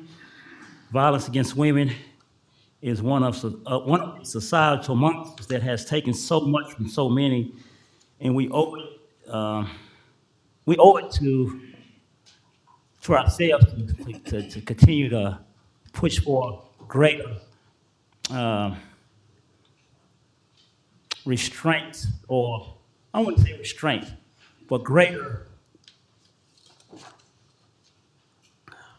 we just leave that great. We need to put greater effort towards ensuring that our women are protected. But if I could, we shouldn't stop at just women. We need to include girls, because most of this domestic violence is just not with women. It's happening with the younger generation, the girls, you know? So we have to find a way to factor in our girls as well, because they're taking on this domestic violence aspect of life at a young age, and they're growing up with it. And a lot of them are not making it into adult life. So thank you all. Again, I know we're going to get a 5 across the board vote for this particular agenda item. Let's continue to advocate for women and girls and their growth and development and protection, and violence of any kind is not acceptable. Thank you. Thank you. All right, any discussion before voting? Commissioner Miles, all right, passes unanimously. Brings us to item F12, consideration to submit the fiscal year 27 General Victim Assistance Direct Services Program Grant Application Resolution to the Office of the Governor. Move for approval. Second. All right, we have a motion and a second to approve this item. Any discussion? Mr. Burnham, I did not see him show up. Okay. Any discussion before voting? Commissioner Miles? All right, passes unanimously. Now we move to F13, consideration to submit the fiscal year 27 State Criminal Justice Planning Funds Grant Application Resolution to the Office of the Governor. Move for approval. Second. We have a motion and a second to approve this item. Mr. Burnham not present? All right. Discussion or vote? Commissioner Miles? All right, passes unanimously. No, it doesn't. We have one straggler from Precinct 4. All right. Now passes unanimously. Into your chair. This would be F. Is this 13 or 14? We just did 13. Just at 13. 14.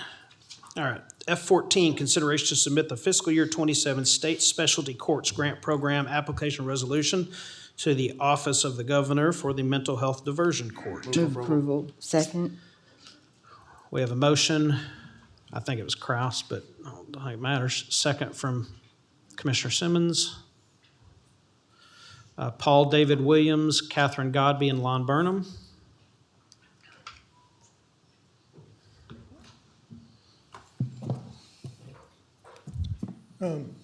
I had an experience, I take medication, and I failed to take my medication and got myself in trouble with the law.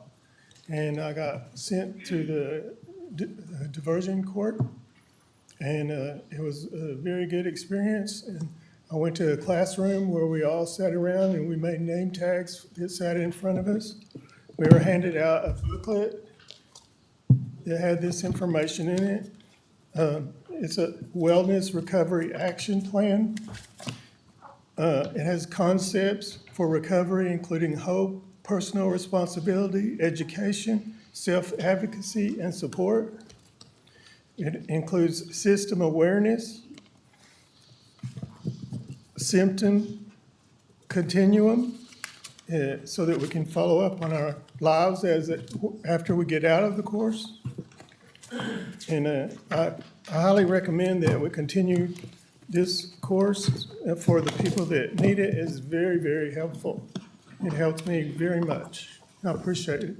Thank you. Thank you, sir, for sharing your support for the program.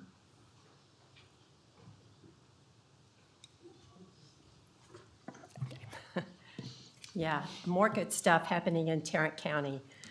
This mental health diversion grant helps reduce the jail population, I assume, I think, I hope. And it will help more individuals who should be having mental health services available to them actually get them. Provide community-based treatment, crisis response, and stabilization. Some of these grants even help with housing, which I hope is the case here. So thank you again to the staff and whoever's responsible for this, and look forward to funding it in the general budget next year. And Burnham was next? Yeah. That's right. All right. And he still has not arrived. Okay. We have a yes from Commissioner Miles. All right, passes unanimously. Now we go to F16, consideration to submit the fiscal year 27 State Specialty Courts Grant Program application and resolution to the Office of the Governor for the Tarrant County Veterans Treatment Court. Move approval. Second. We have a motion and a second to approve this item. Billy Wilson.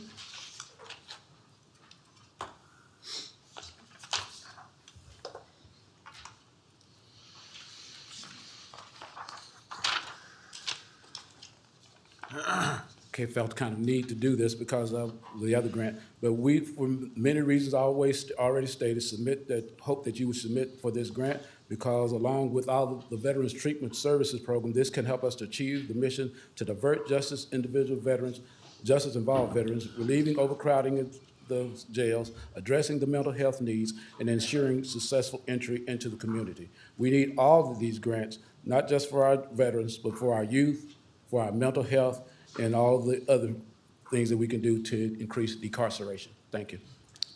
Thank you. Commissioner Miles? All right, any discussion? All right, the votes are in, passes unanimously.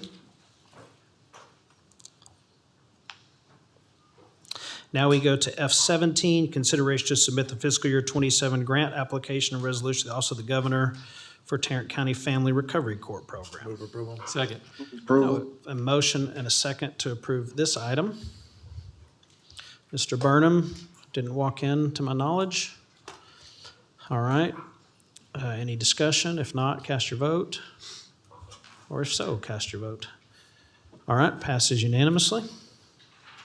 Now we move to item H1.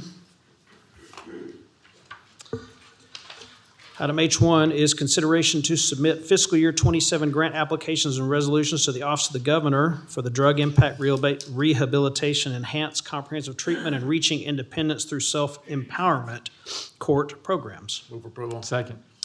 All right, we have a motion and a second to approve H1. Ms. Terry, Aunt Nan Terry.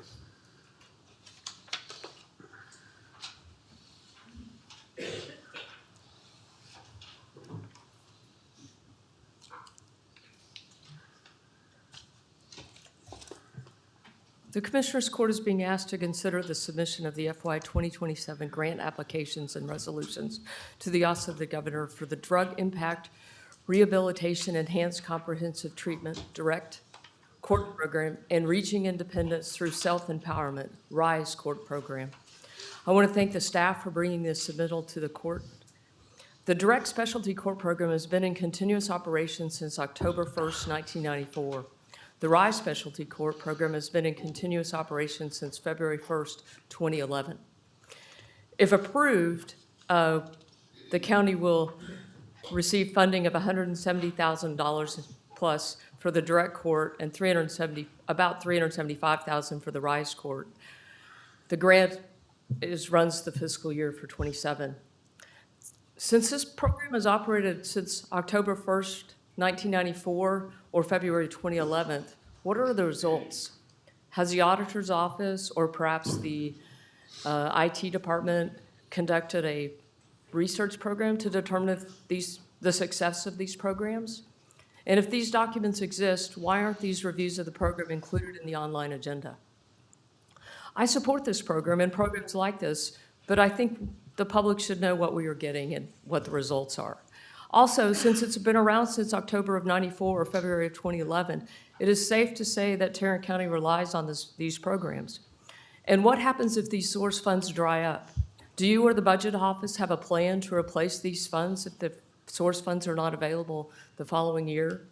Again, I want to thank staff for the preparation of this submittal, and I hope the court approves it. Thank you. Thank you. All right, Commissioner Miles? All right.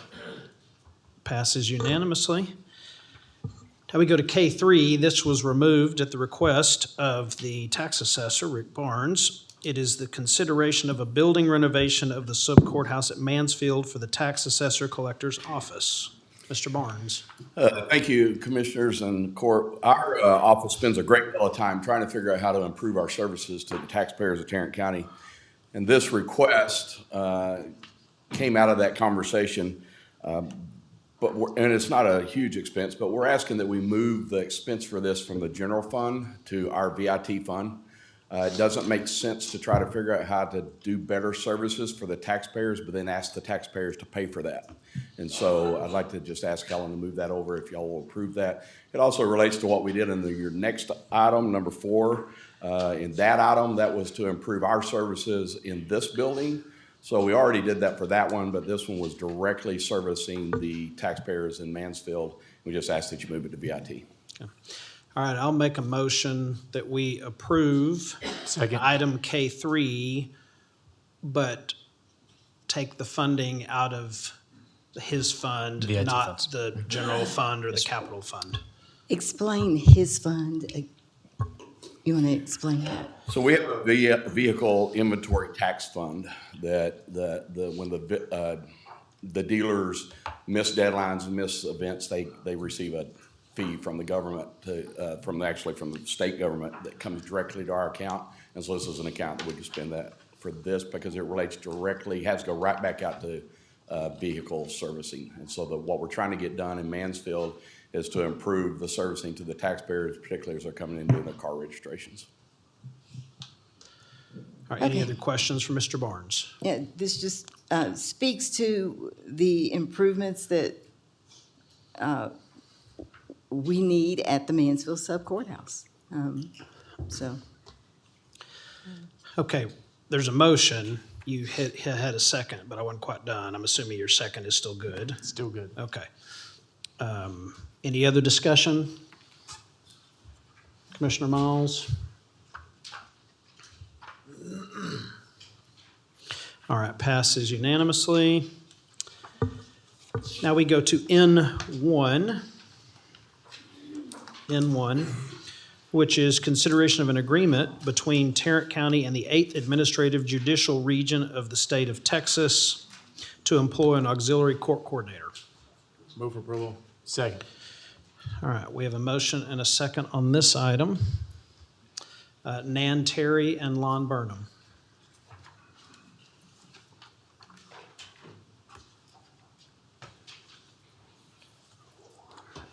I just have a few questions.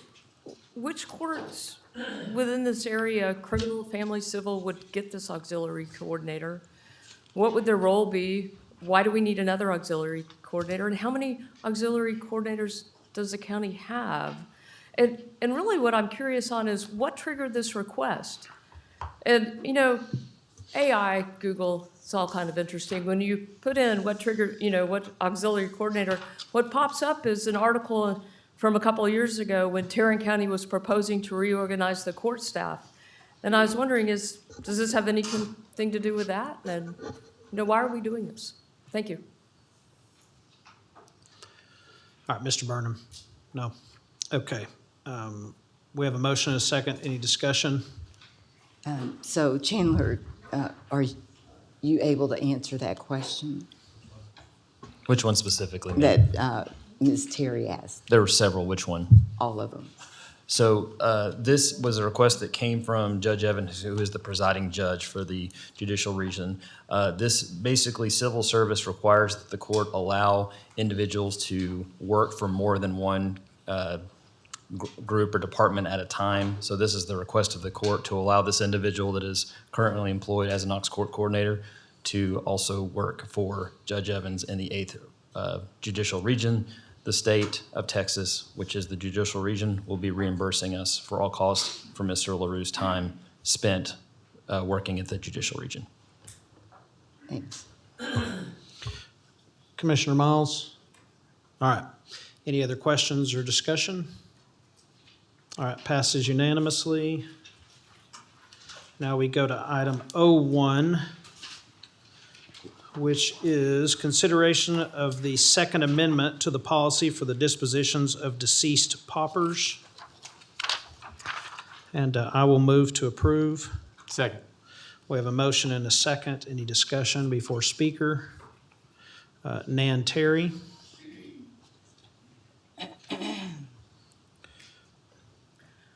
I want to thank the ME's office for bringing these policy amendments to us.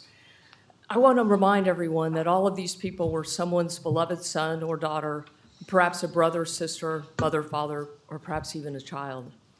And I was looking at the timelines, and I started asking around and found that some localities use 2 weeks instead of 10 days to dispose of the remains when they can't find the next of kin.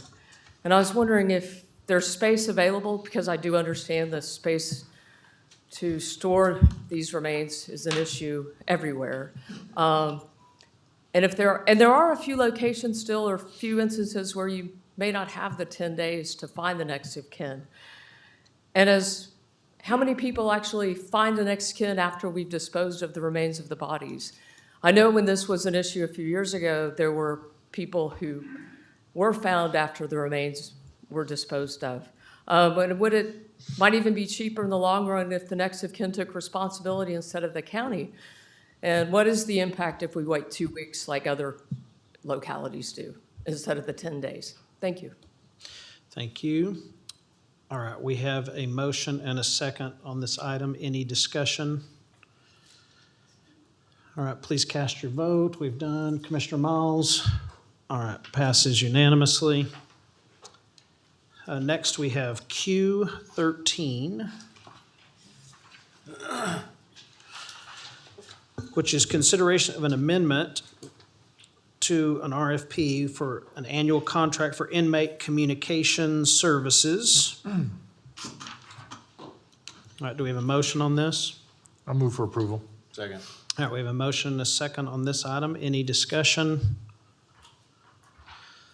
Paul David Williams, and then Catherine Godby.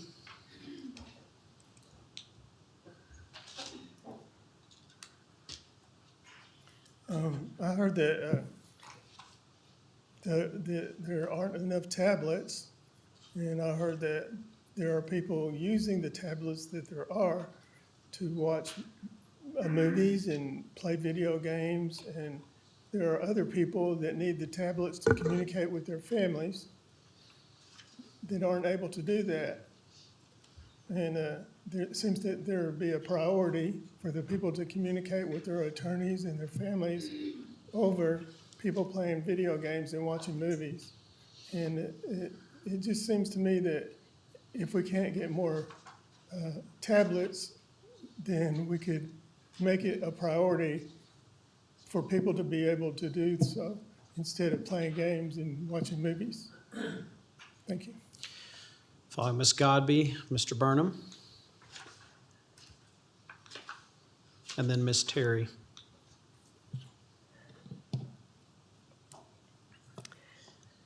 It looks like the rate per minute for a phone call is almost doubling from 3.5 cents to 6 cents. I've read that Dallas County is at 1 cent, and they're trying to eliminate it altogether, which I totally agree with.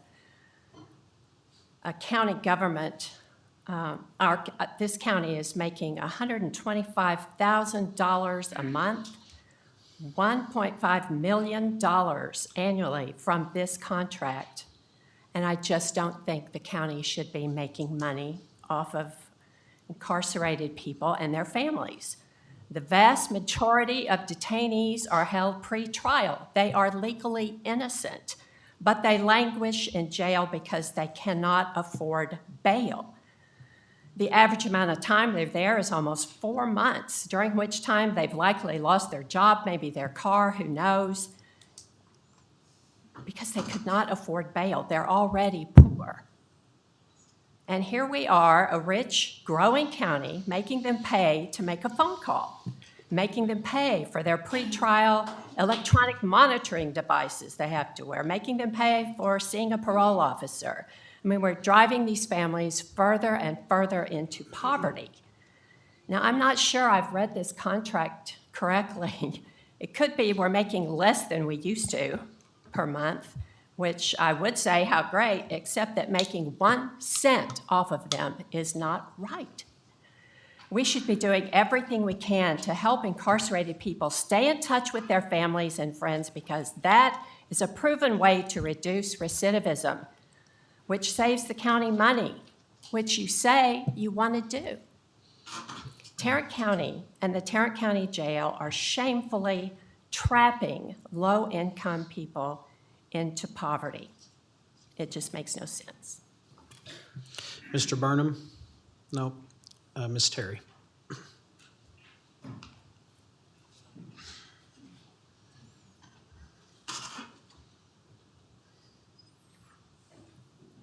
I appreciate the idea that the increased offerings of this amendment will help reduce recidivism, but I think something is missing. As Catherine said, the majority of the people that are in jail are too poor to make bond. If these detainees are too poor to make bond, how will they be able to afford these new offerings? Is there a program for the indigent to be able to afford these programs? Do we have an average cost for the programs that will reduce recidivism? The people who approach me to talk about a loved one in jail most frequently mention the cost of communicating with their loved ones. Do we have figures on the average amount a detainee spends who is there less than a week versus detainees who are there over a month versus detainees who are there because bond has not been set? Do we even know the average cost paid by a detainee in the jail-based competency program? The people I know who have been a part of that jail-based competency program don't even have an account. So what is the average cost? It's not in the documentation that was submitted. And why is this a 5-year contract? None of your terms are 5 years. Why is this contract 5 years? Again, what happens if for people who have no money? How do they access the tablets or the phones or communications? My last comment has troubled me more ever since I read that we make $125,000 monthly or $1.5 million on this contract. Are you proud that you are really making money off the backs of the poor and the incarcerated? Do you know how bad that sounds? How does that compute with Matthew's gospel when Jesus asks, what you have done for me, for the least of these, you have done for me? You should be embarrassed. All right, we have a motion, we have a second. Any further discussion? Yes, I agree with both speakers. I saw this, and I saw it last. I see every contract in which we are charging these inmates, and it's a profit center for the jail. One big profit center for the jail could be if we would finally begin to charge the city of Fort Worth for housing their inmates. I brought this up years ago. Dallas County does it with the city of Dallas. City of Dallas pays the county to take their inmates until a case is filed. Same thing with Travis County. We're not doing that. If you want to charge somebody, charge the city of Fort Worth. Our jail population used to be approximately 40% of our inmates were from the city of Fort Worth arrestees. So that's all I have to say about it. All right, any other comments or discussion? Okay, Commissioner Miles, yea or nay? Nay. Did he say nay? Okay. Nay. All right, it passes 3-2, which brings us to R1, which is consideration of a memorandum of understanding between the Tarrant County Sheriff's Office and the U.S. Immigration and Customs Enforcement Homeland Security Investigations to prevent and eradicate the commercial sexual exploitation of children. I will move to approve. Second. We have a motion and a second. Any discussion? Nan Terry and Lon Burnham.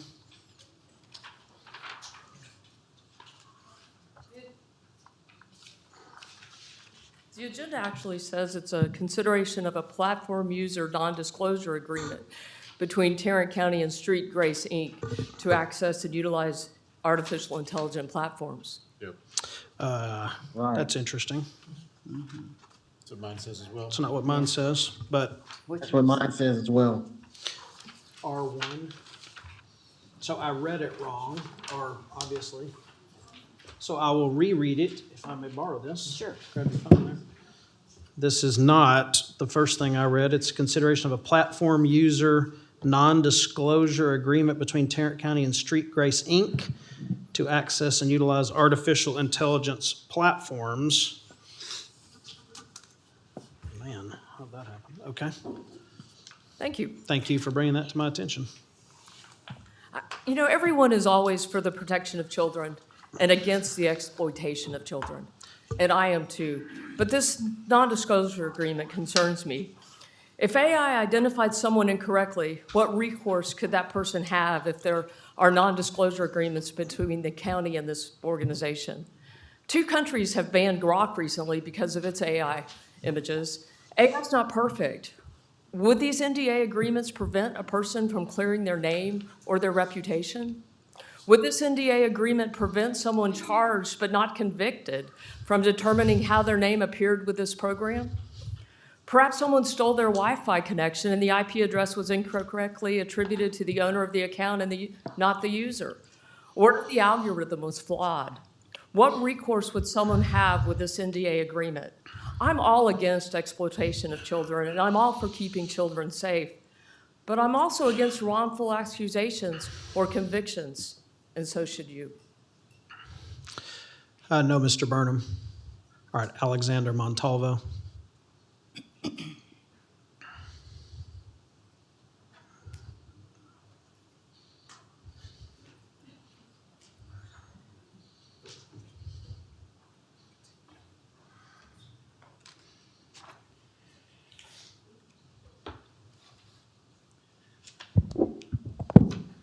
All right.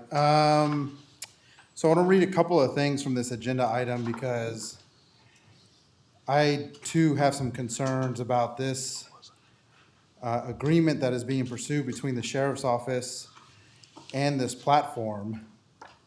First, utilizing artificial intelligence platforms, my first question is, what is the county's standards and what are the protections?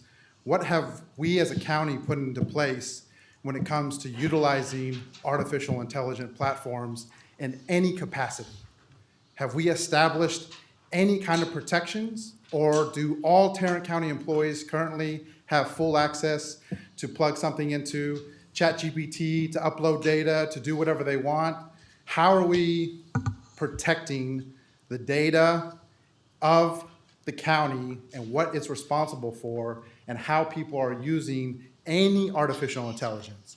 So, as was discussed, a non-disclosure agreement between this organization using artificial intelligence becomes even more concerning, because we're not putting in a policy that protects the people's data and the information.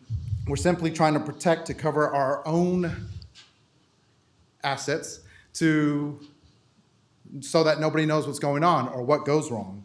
So within this item, it says Street Grace is a faith-based nonprofit organization dedicated to preventing and eradicating the commercial sexual exploitation of children. And I'm not that familiar with this organization, but as a faith-based organization, I think faith-based communities have a huge problem right now with sexual exploitation of children, including Robert Morris out of Southlake, right here in Tarrant County, who was just charged with that. So what is the sheriff's goal in terms of using this, and who are they going to be focusing on around this work? Now, it says the fiscal impact is there no cost to Tarrant County to access and use the Gracie and Transaction Intercept, which Gracie is their AI tool to analyze and to try to catch people who are interested in this stuff. But once again, we have no insight in terms of how that's being utilized and what is going to be coming of those conversations and things like that. And as we know with anything with big tech, if you're not paying, then you're the product. And so what are we supposed to do with artificial intelligence as different departments just willingly want to pursue these non-disclosure agreements and have these collaborations, and we actually don't have any standards or protections, and we haven't established anything as a county? All right, we have a motion and a second. Further discussion. Yes, so I want to see if Mr. Mendez can come up and address part of that. Do we have policies with regard to artificial intelligence?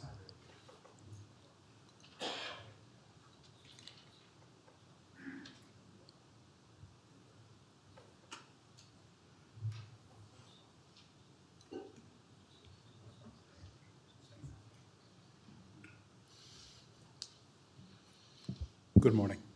The county has instituted a policy that the only AI tools that employees can access from their work environment is our own Microsoft Copilot artificial intelligence engine, and all information on that is totally and completely contained within our Azure, which is our cloud structure environment, and does not get exported to anywhere else in the artificial intelligence world. And so we have the protection of making sure that ChatGPT, Claude, Anthropic, Grok, all of those are not accessible from and cannot be used in the work computers. And as a result, we can have data exfiltration from the county systems into these systems outside. Regarding this particular software, my colleague, the CISO for the county, has done a complete analysis of this, and I would ask for him to come and address any questions regarding that software. Rob? Thank you. Good morning. So Hey, I did Russ. read through both contract as well as reviewed the software. The county will not be exposing any data. It's all open source intelligence that will be coming in that we'll be reviewing. And because it's open source intelligence, the chances of misidentifying it's analyzing trends, it's piecing together bits of information that then has to be analyzed by law enforcement in a traditional manner. The odds of misidentifying and bogus prosecution of a person, almost zero. To give some background, I started my career as a Dallas County juvenile probation officer. Spent 5 years out on the streets chasing sex offenders. This is near and dear to me, but I'm also going to ensure that there aren't any false prosecutions, that the county is protected by that. That's what I get paid to do now. I have full confidence that this software is going to keep the county protected while still allowing us to fulfill our mission of tracking down predators. Did we go out for bid on this, or how did this one faith-based organization's software product come to our attention? Did we go out for bid? Are there private industry, private firms that offer the same type of thing?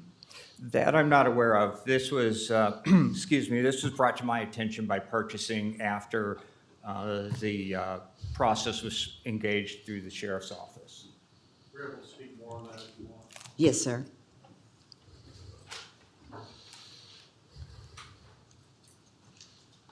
I'm going to let our human trafficking commander, Kevin Turner, explain the software, how we want to use it, and things like that. Thank you. Good afternoon. In regards to the bid process, since this was free of charge to law enforcement, purchasing determined there was no need for a bid process on this particular platform. This platform is currently being used by other law enforcement entities across the country, so it had been proven. In regard to some of the questions about inaccurate prosecutions or identifications, our current use for this platform is a deterrent platform. Right now, there are not going to be any criminal cases generated off of this platform as far as any interaction that these individuals have with these chat bots and things. So our primary goal in any exploitative situation, whether it be human trafficking, online child exploitation, is to try to deter that activity. And a big part of that is to get online and engage with these individuals that are out there and let them know, hey, you've been flagged, you're committing a felony offense by engaging in this behavior. And it's also going to link them to resources. If these individuals have an addiction to pornography, it links them to resources in order to address that. If they have a sex addiction, it also has a links to that in which they can address those addictions. Again, our primary focus is try to deter this activity so that exploitation does not occur. And this is one way to do that. This is in accompanying with our proactive operations that we do using undercover officers that engage online in an undercover manner with these individuals that do lead to arrest. But this particular platform is being used as a deterrent platform at this time. Okay, so are there other platforms out there that we could have considered? I understand you're saying this was free. Mm-hmm. Yes, ma'am. Free's not always good, Yeah. but I hear you. Lots of others use it. Yeah. Did we look at any other private industry, other faith-based groups that offer this?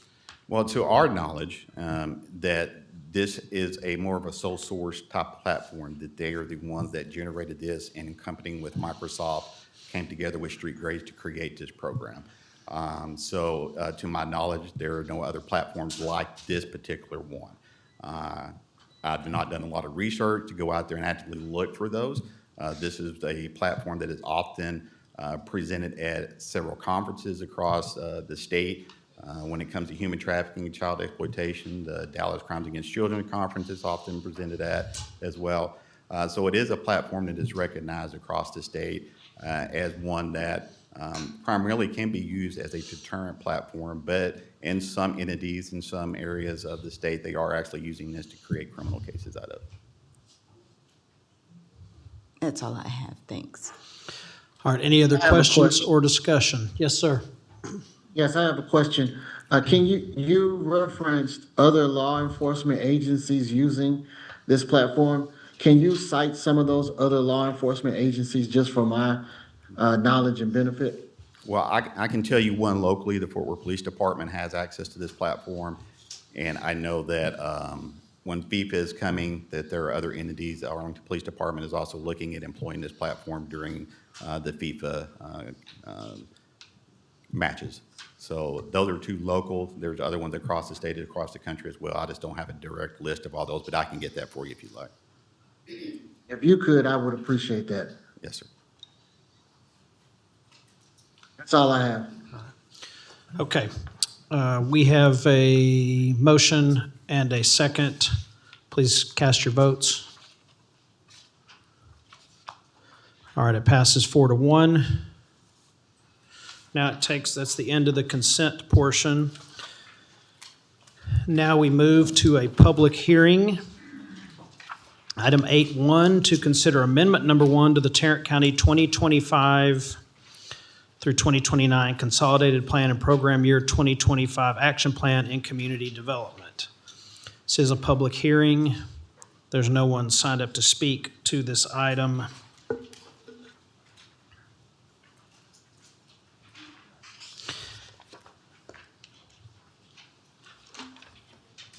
Anybody have anything on the court on this? So we do need a motion to adopt the amendment, correct? That's my understanding. Yeah. Move for approval. Second. Yeah. We have a motion and a second to adopt the amendment. And is your motion also to close the public hearing? Yes. Yes. You second? Yes, Okay. second. Any discussion? All right, please cast your votes.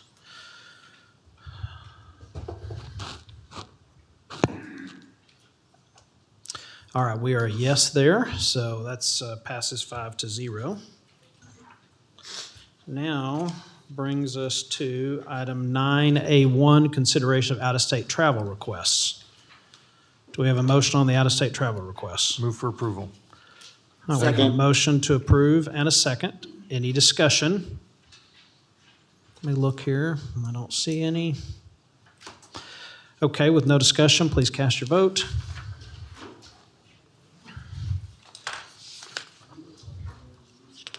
All right, passes unanimously.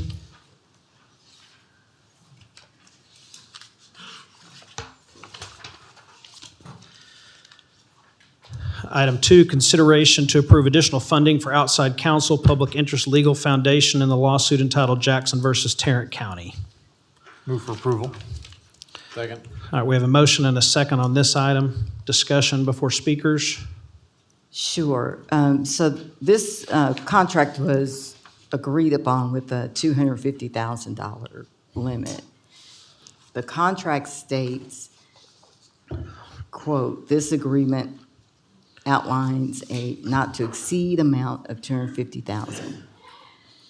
And that limitation is reflected in court communication, court order 145399. We were not advised that costs would exceed what was initially requested and approved. So if work continued beyond the contract limit, why was the court not made aware before the authorized amount was exceeded?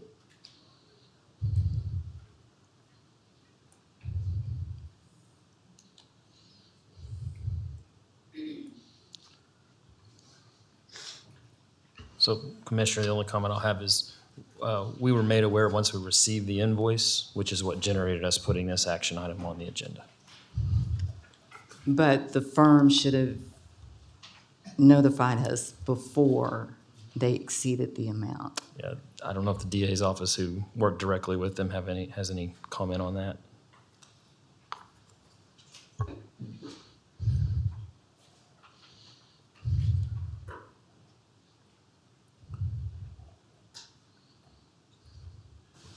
We had no involvement with those invoices coming in, so work I'm continued. sorry. Our office did not have involvement with approval of the invoices, so we have no information on that front. So, but who is in contact with the firm? So if the DA's office was in contact with the firm, and the firm says, hey, our next steps are gonna take us over 250,000. It seems like that's the kind of discussion or email or something that would have. To the best of my knowledge, we had no involvement with the actual billing amounts.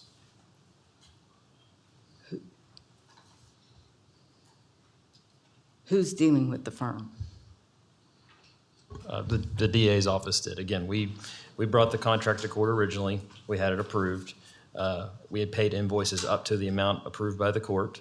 Once we had received an invoice over that amount, that necessitated this item being placed on the agenda. That's been the extent of budget and admin's involvement with this. I get it, but other departments don't do it that way unless there's a slip up. But the practice and policy of the county is that you have to,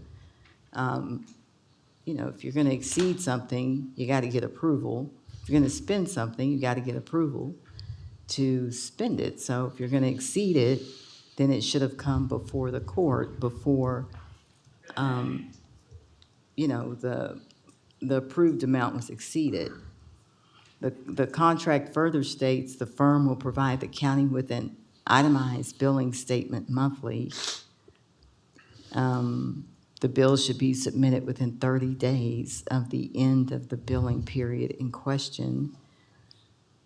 If those things occurred, Mr. Cradfield, did you receive, well, wait, you're not getting the invoices, correct?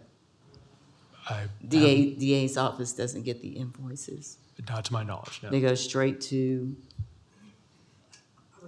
You receive them, okay. So did you receive monthly billing statements from the Public Interest Legal Foundation in accordance with the requirements of this contract?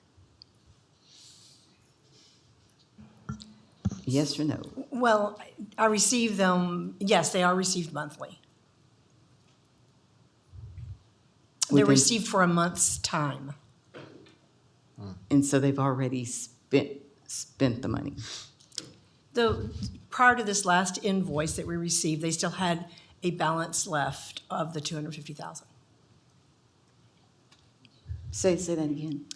Prior to the last invoice being received, they still had a balance on the 250,000. What was the balance? I think it was approximately $30,000. I can't remember exactly. Is Travis? Yes? Yeah. Okay. It seems to me if they see they're going to exceed, they would get with the county and say, hey, we're about to exceed.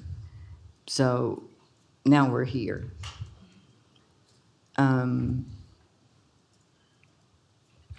Just trying to figure out who had knowledge that the contract was approaching or exceeding its authorized limit. No, nobody. And then what is the standard protocol for notifying the court when a contract is at risk of exceeding its approved amount? What's a standard protocol? When it comes to legal counsel, the practice has been that we received invoices that show that they were over the amount, and then we present it to court for approval. This does not go outside of the standard that we've done in the past.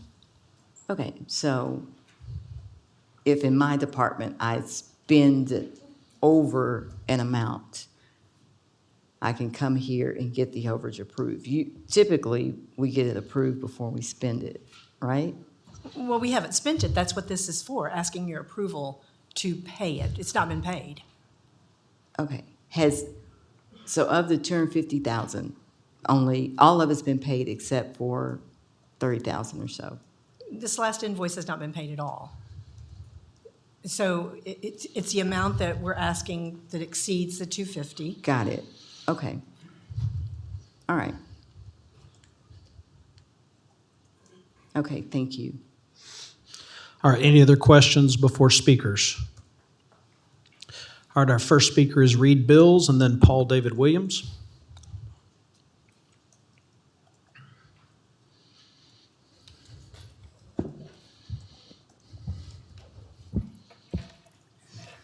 having already paid the contracted amount of $250,000 for a case that has been dismissed, PILF is coming back for an additional $75,000. To further clarify Commissioner Simmons' question, I quote from the original contract.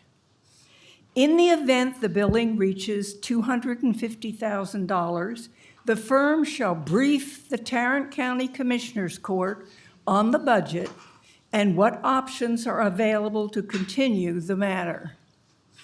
Is a representative of PILF here today to provide that briefing?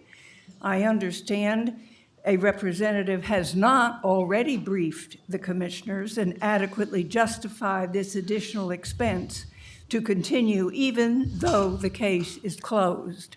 So that's a contract violation on the part of PILF.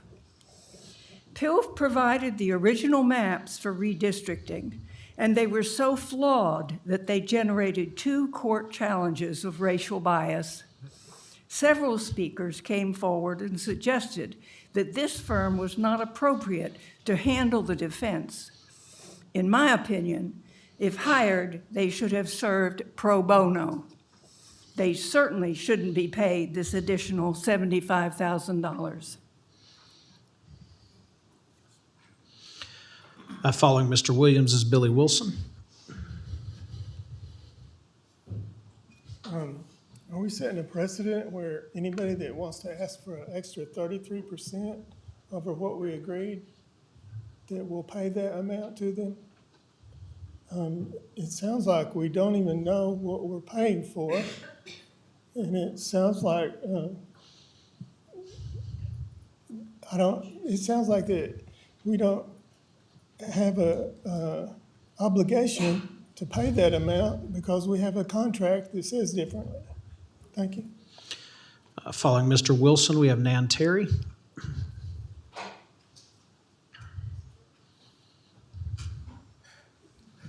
The 2020 election was not stolen.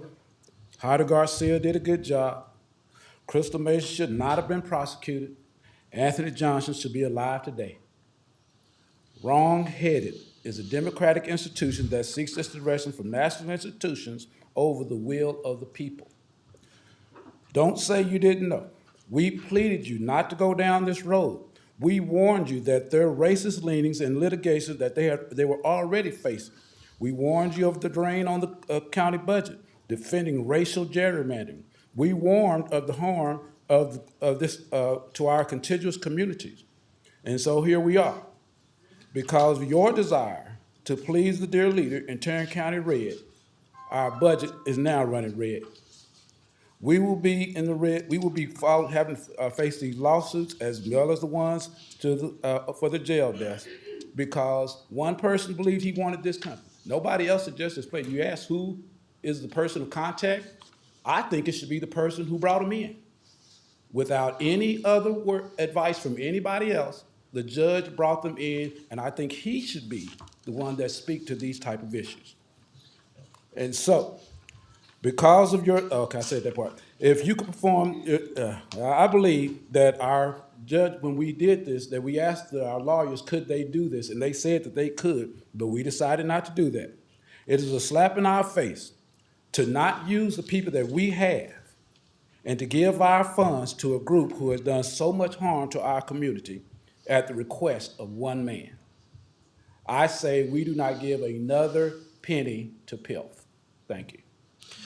Thank you. Following Ms. Terry, we have Linda Hanratty. How does PILF define not to exceed? How do you define not to exceed? Periodically, you have items come back to this body for additional funds because some people do understand what not to exceed means. That's what should have happened here, in my humble opinion. I have a 90-plus-year-old house in your district, Mr. Ramirez, and I know what not to exceed means, and my contractors know what not to exceed means. Regardless, not to exceed means stay within your budget. So now we'll see what your actions show, and if you know what not to exceed means. And you have the county's best interests in mind. If the grant for the United Way is 100 veterans at Veterans Court for $25,000, could we serve an additional 300 people in Veterans Court with these funds? What about a donation of that amount to the Tarrant Area Food Bank? If you approve this, what message are you saying to the other lawyers who have not to exceed contracts with Tarrant County? You've got 2 on the agenda for Anthony Johnson's case. You'll decide in a few minutes. What message are you sending? Are you sending the message that the county is a blank check? That you don't need to know what not to exceed means because the county will pay for it? Approving this is fiscally irresponsible. Why should Tarrant County absorb this mistake? Please show some fiscal restraint. Following Ms. Hanratty, Lon Burnham, has he arrived? First of all, Happy New Year to everyone. Happy New Year. Happy New Year. And I live in Precinct 4. I object to additional funds for PILF, which somebody called pilfer, which is probably a better name. Commissioner Simmons said it best. Paying PILF is like paying the arsonist to put out the fire they started. $250,000 was too much. Paying an additional $75,289 because PILF couldn't stay within their budget is totally unacceptable. Thank you. Elizabeth Miller, and then Dr. Valencia Edner.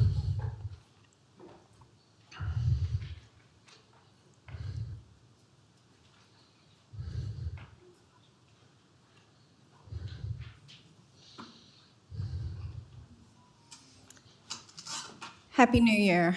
I just wanted to take a quick moment to point out that it's not just the legal fees we've already paid and the additional ones we'll also have to pay, but all the resources this county has spent on the redistricting. And just remind everybody that a lot of people in this county aren't Democrats or Republicans, they're others. And we put the taxpayers in the county through all this, and it's caused some discomfort in our county and perhaps even inspired other people outside the county to do redistricting. But I just wanted to bring attention to all the expense to us for this change, which is going to change one county commissioner, and I'm not sure that the rest of the taxpayers who are smart enough to be oblivious to what we're all doing and go on with their regular lives would appreciate knowing all the time and resources and money. Now, I'm not necessarily yelling at y'all. I just wanted to take an opportunity to bring attention to all the angst and resources we spend to make, no offense, Commissioner Simmons, not that the change is potentially small. That's not what I mean. I mean, it's important who's in the seat, but you know, what is ultimately not a big deal for regular people. Mm-hmm. So please try to check the resources and time and energy and angst we spend on this redistricting nonsense, respectfully. Following Dr. Edner, we have Harriet Harrell.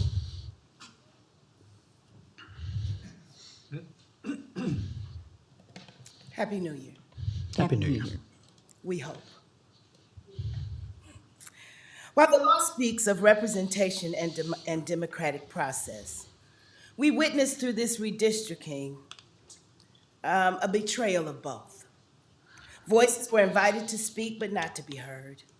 Communities showed up, testified, warned, pleaded, and proposed, and still, a racist and inequitable voter map was pushed through as if the people were an inconvenience rather than the constituency. Now comes the deeper insult. After forcing through a map that disenfranchises Black and brown voters, fractures community, and protects power instead of people, those responsible want taxpayers to foot the bill for defending their actions. You pushed through a plan that displaced the political voice to pay $250,000. And now you're asking the very people harmed to pay well over $300,000 to defend a decision made in bad faith. No is a complete sentence. The firm must have thought they had latitude. Again, insulting and unacceptable. That is not governance, that is coercion. This is systematic gaslighting. Expecting the public to finance the defense of injustice while being told it's for its own good. It asks the harm to subsidize the harm, to silence the silenced to bankroll their silencing, and the marginalized to underwrite their own erasure. Let's be clear, accountability is not persecution. Legal defense does not become a public obligation simply because power was misused. When leaders ignore the will of the people, dismiss public testimony, and entrench inequity by design, the cost of that decision should not be transferred to the communities they refuse to honor. Democracy is not performance. Public comment is not a checkbox. And injustice cannot be invoiced to the very people it has failed.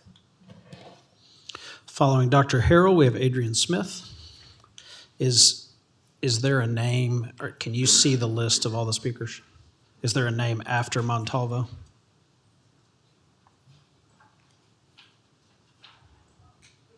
Okay. I say amen to what you've already heard, but I feel strongly about this and want to say more.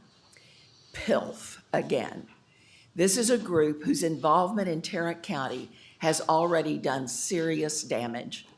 Their so-called consultation on redistricting was biased and agenda-driven, and they offered no meaningful public engagement.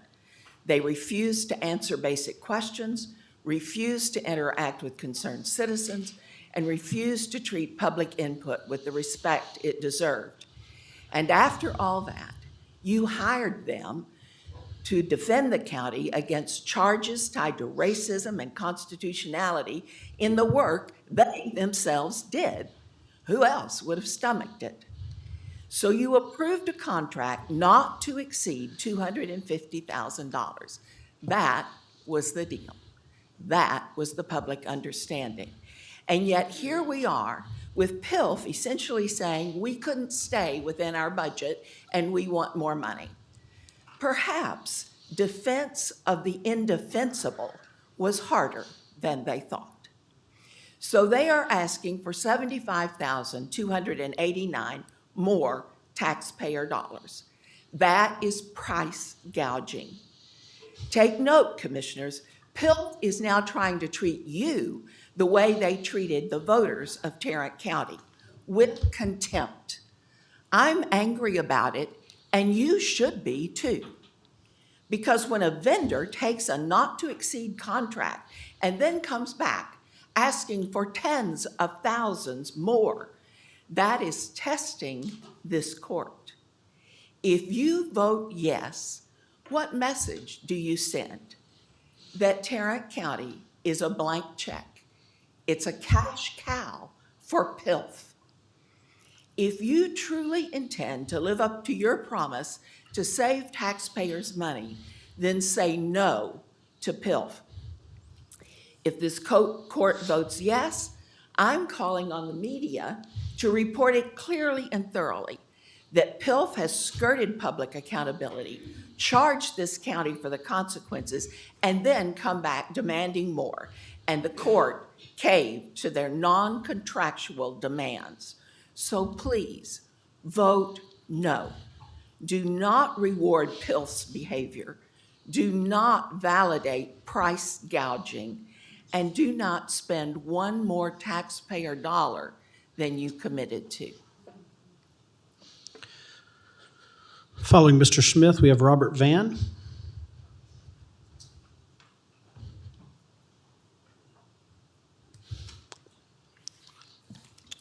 So speaking to this particular agenda item, I would say 93 days for the Northern District of Texas to determine the redrawn maps here in Tarrant County were not illegal. I want people to know who continue to stand in opposition to the redrawn county maps that an election year is up on us. Your vote is the ultimate power for change. Thank you, Commissioner Simmons, for bringing up this, asking the necessary questions as to accountability. Why are we, the taxpayers, having to pay more? It seems like they already got their $250,000 payment, all right? So 75,000 seems like someone is getting a bonus. Now to the decision. One, it seemed like it was, I say 93 days, it seemed a fast track trial. You know, this trial is fast track. We are in Texas, it's a red state. I don't care for either blue or red. I'm down the middle, but we are in red state, so we understand the ramifications why this trial was fast track. Two, it seems like someone had a dog in the fight. Three, who controls the county's checkbook? I will give you the spelling of my name, but correct me so you can write me one. I would gladly accept it, and I will give you the amount that I'm looking for. 4, no vote of approval should occur until this firm gives an account for why this money is necessary. You already heard from staff that no one had answers. No one from staff had the answer. All right? And I don't think it was one of those moments where we're trying to gotcha. It wasn't a gotcha moment. It was simple questions being asked as to who, what, when, where, and why. So you all have the opportunity to, regardless of this political divide, it's 3-2. That's all we get, all 3-2. Cool. You all have the opportunity to table this until we, the people, get an account as to why this $75,000 plus is necessary. And Judge, you speak of physical responsibility. You a man on that. Let's see it in action. We have an opportunity, sir. Let's see it in action. Let's just don't be words. Let's be about action. Thank you. Following Mr. Van, we have Joe Palmer.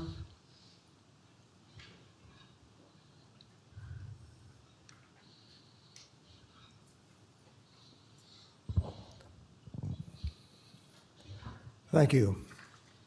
Most of what I had to say has already been said, starting out with Commissioner Simmons. So you started out, you gave this firm, the Public Interest Legal Foundation, or PILF, $30,000 to do a job. You knew that there would be lawsuits following. So eventually they came back and said, you decided to use that firm to defend yourselves against the lawsuits and agreed to pay them, and the quote, I quote, $250,000. It said the paragraph on the fiscal impact of the thing says, hey, quote, funding shall not exceed $250,000 without Commissioner's Court approval, unquote. So now they're back, they want an additional amount. And I asked, did someone from the county approve this additional expenditure prior to? And I think that question has been pretty much answered, best I can tell. Before the court has actually approved it, is that legal? And then I've noticed that Judge O'Hare has already signed it as approved. Did the Republican members of the court get together and agree to approve it? Is that a violation of the Open Meetings Act? Or did the judge just assume that his fellows would vote in favor? It's signed, approved. The taxpayers of Tarrant County who are already being badly hurt by the whole Republican racial gerrymander fiasco. The bill for all these changes necessitated by the gerrymander will be huge. This has already been brought out. We don't owe PILF another thin dime. All right, next we have Joe Palmer. Following Mr. Palmer, we have Mr. Montalvo.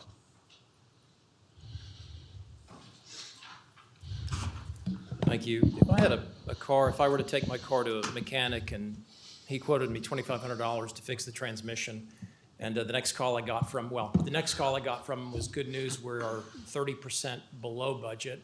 And then the next call I got from him, the bill is 30% over budget. That would be a problem. I'm coming at you on this thing. I know it's the redistricting, but strictly in terms of saving money, in terms of keeping us out of a lawsuit. I think it was John F. Kennedy said the job of the president, number one, is to keep the country out of war. I believe the job of the county judge and the court is to keep us out of lawsuits. It's lawsuit after lawsuit. There's a bunch of them on this agenda.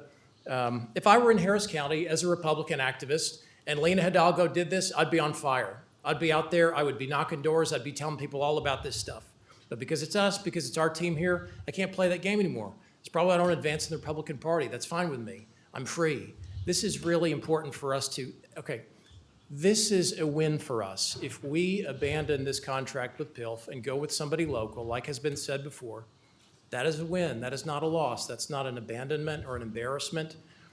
The one thing that I want to highlight that staff said was they were they were at 220 at the time of the last invoice. So since that time to now, that they've gone to 105 extra. How long ago is that invoice? I might have missed it if it was said. What was the likelihood at the beginning of this whole thing that we would get sued? And what was the substance of the discussion at that time that PILF was going to be chosen to represent us in such a lawsuit? Or what chances did a local law firm have at that time, at the very beginning, of being considered to represent this county?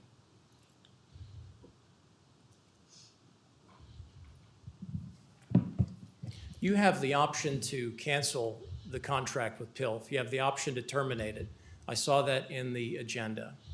And so for any reason, it says, so this rises above any menial reason. If it is true what was said before, somebody cited the contract and said that they've failed to meet the terms of the contract by reporting. Thank you. Thank you. Mr. Montalvo.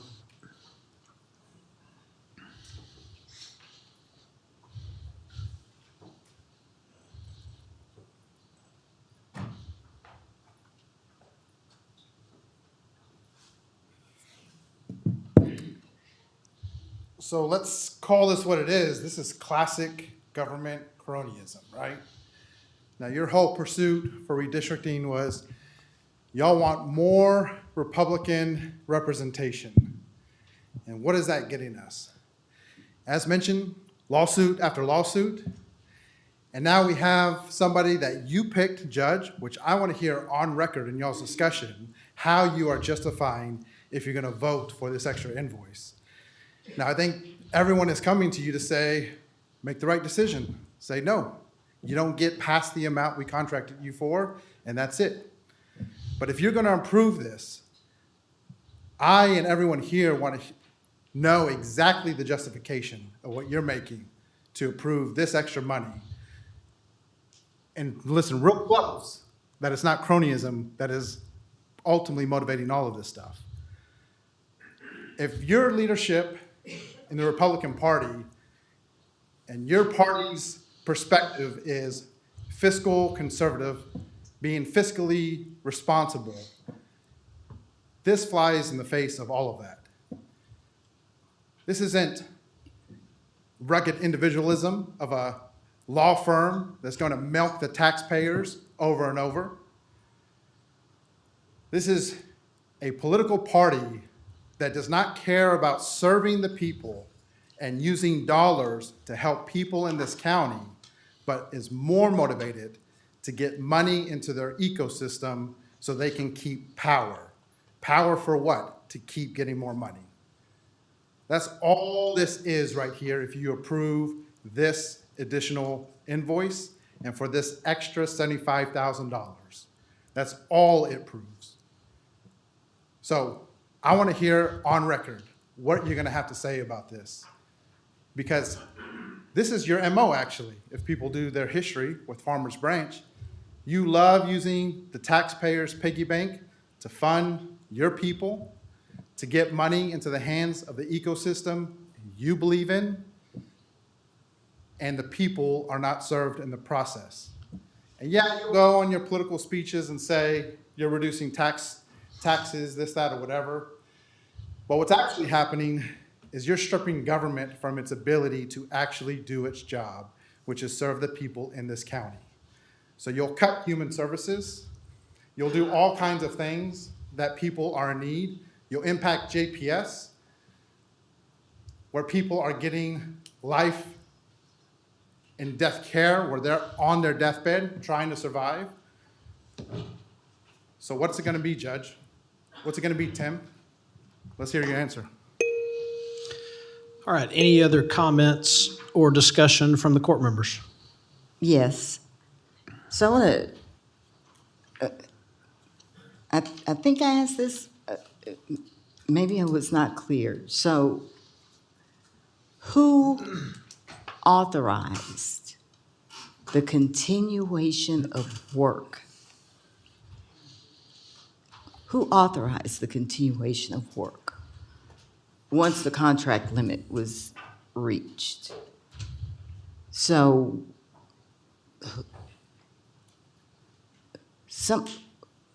who is the person in this county that is talking to PILF that's briefed by PILF? Surely PILF is saying, okay, we have to file this, we have to do that, we have to do this. Who is that person in this county when filings occur? Because, so for example, in the Johnson lawsuit case, I've asked the district attorney's office to send me every filing, every piece of paper, every action that happens in that case. And so I receive those. They send them over. So I could say, I can see what's happening. Invoices too. I'm in a position to say, well, I know what's happening in the Johnson case. I know how much we're spending because I've asked for it. And so I can read it or not read it. But the DA is somebody in the DA's office who's is responsible for the Johnson case. They are in touch with those law firms who will approve some contracts today. Somebody called with regard to these two Johnson contracts. Somebody called and said, I know I used to be I'm the lawyer for this detention officer. I'm changing law firms. Somebody communicated that in advance. And so we know that. Who in this county authorized the continuation of work? Or did PILF just not say, hey, you know, we've got more work to do. We're going to exceed $250,000. Did they not say that? Who are they communicating with? Or they're not communicating. They have carte blanche. Who authorized the continuation of work? So all I can say on my end, ma'am, is we received the bills. We see that the bills are within the authority amount approved by the Commissioner's Court. This bill exceeded that amount. It comes to court for their consideration. Typically, all legal matters with regards to the county are handled by the Civil Division of the District Attorney's Office. Mr. Price, did you authorize the continuation of work? Is Mr. Price, Craig Price here? Not here? I thought he was here. Oh, there, sorry. These are computer glasses. Everybody else is blurry. Did you? No.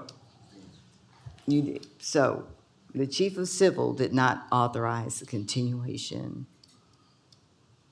of work.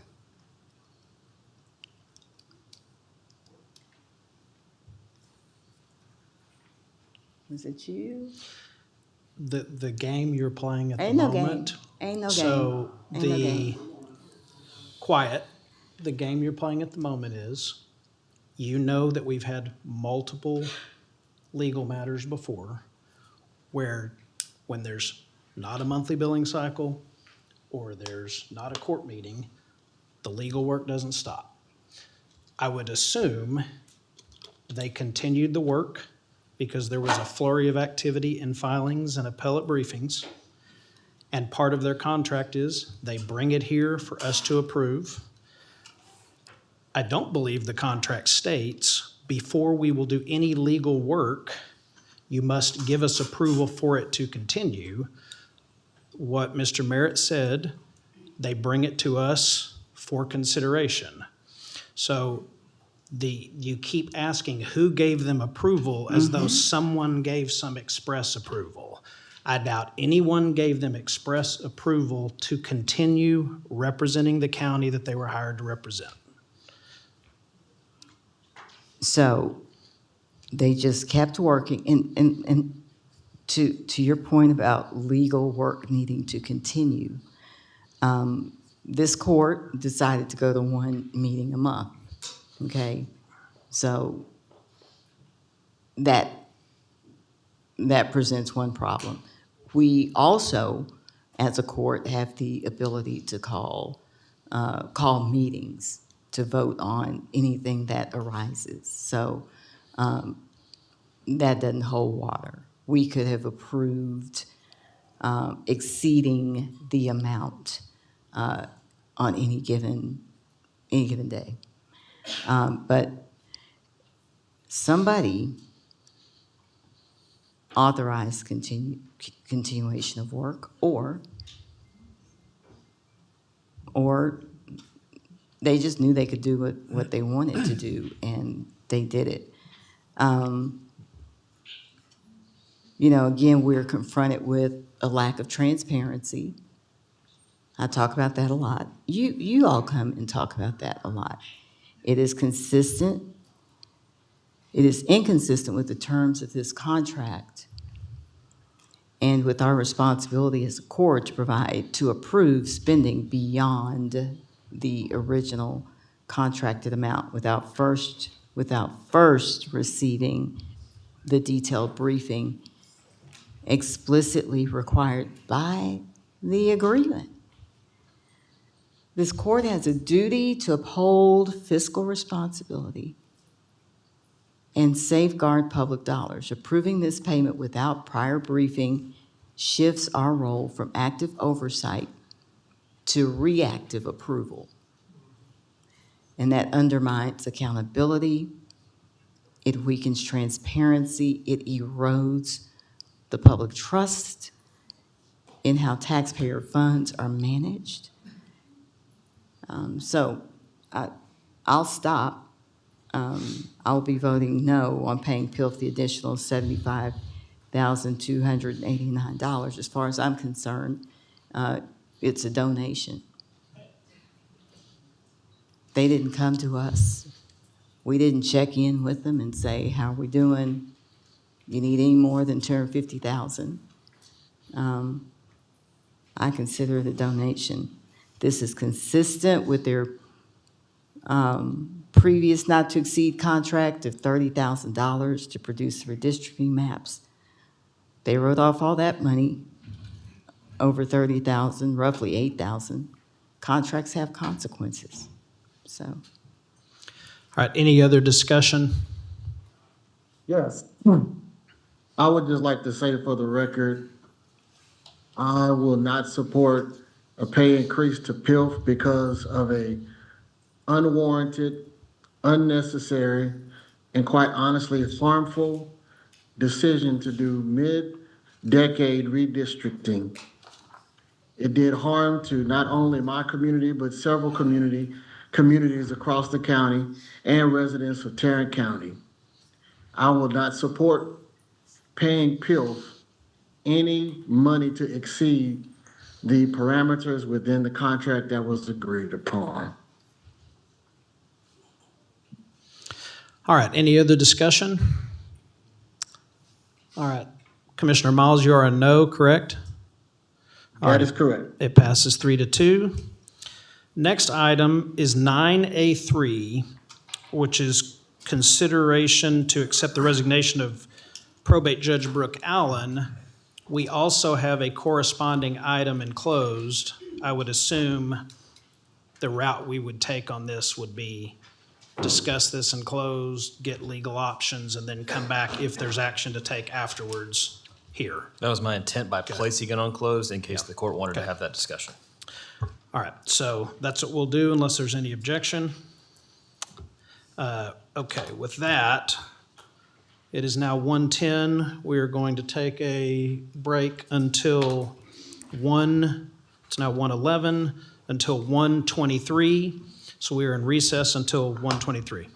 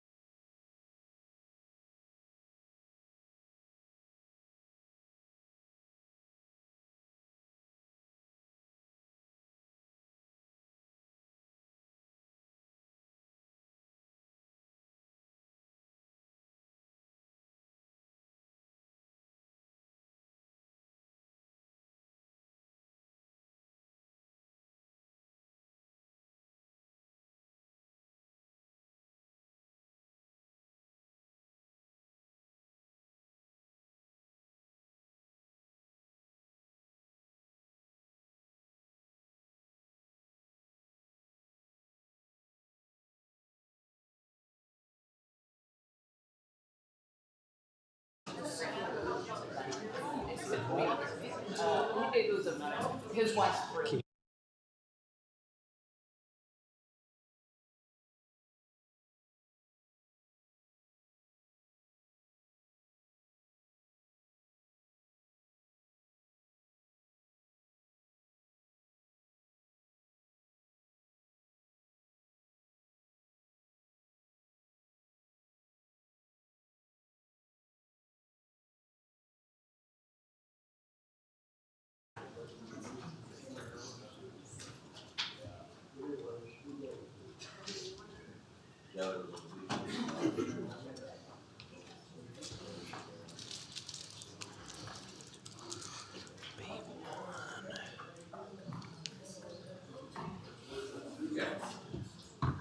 I was gonna say, we're missing two.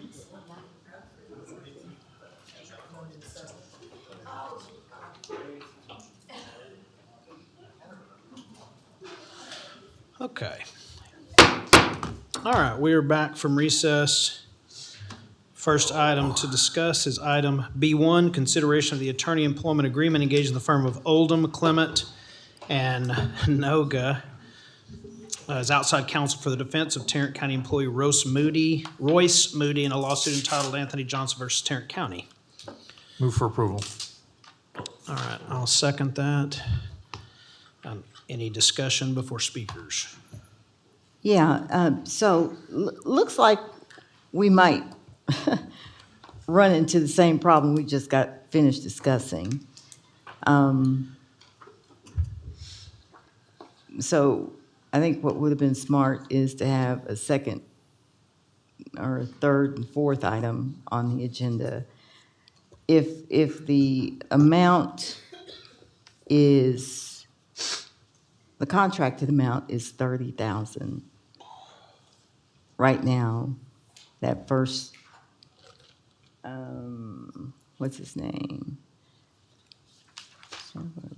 Royce Moody's attorney. They're at $21,000. So I'm sure they'll soon exceed $30,000. Hope not.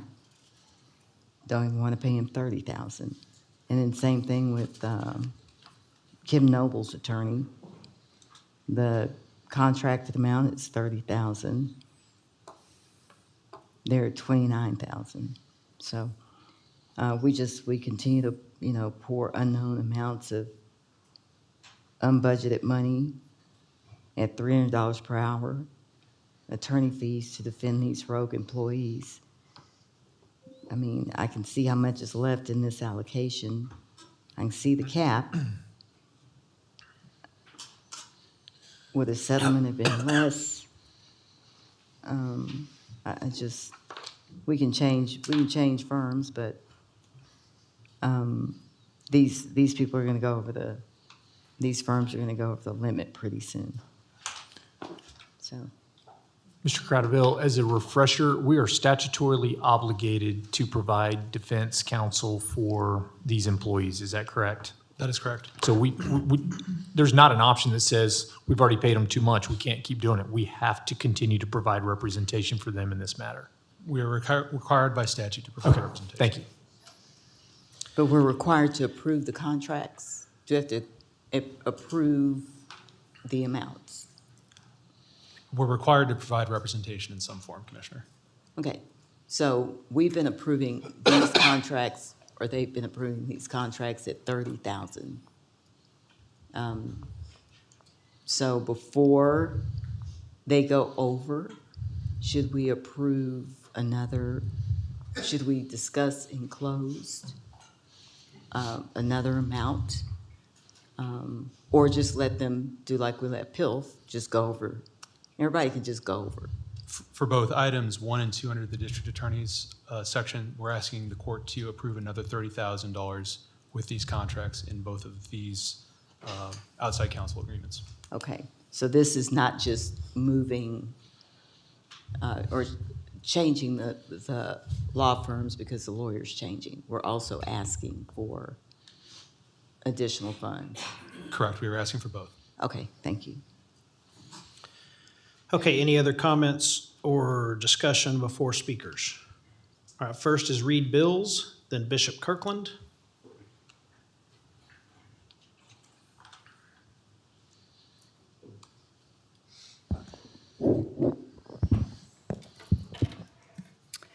Here we go again. You are asking for more dollars to hire outside counsel to represent an employee in this suit brought by the Johnson family against the county. An additional $30,000 after already having spent almost $30,000. The attorneys you have already hired and paid should have completed negotiations to resolve this case long before now. The additional money allotted may also be insufficient, and the total cost of this case to taxpayers will continue to rise.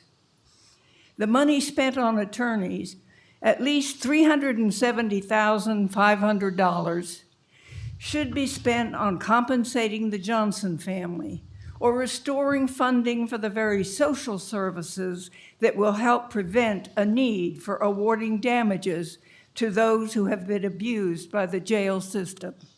It is time to settle this matter. Following Mr. Kirkland, we have Jacqueline Johnson. Bishop Kirkland. I just want to go on record of saying, way back when this all started and we were talking about the 30K, that I said then we were going to exceed that. And thank you, Commissioner Simmons, for bringing us back to that. Mr. Kraus, we need to pay attention to how we word things. You're absolutely right that because they're civil servants, counsel has to be provided. But what you're incorrect about is the fact that we have to go hire these people to represent them when we already have civil attorneys on staff.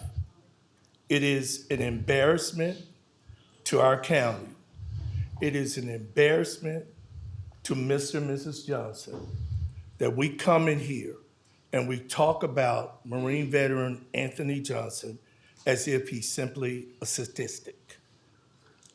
These people are the fall guys for poor leadership in the jail. No one else is being held accountable for the murder, not the death, the murder of Marine Anthony Johnson Jr., but the people at the bottom. All the people at the top, hands are being washed by this 3-2 vote every time we come in this room. And there is no accountability. You have shown your hand too many times. We know exactly what we see.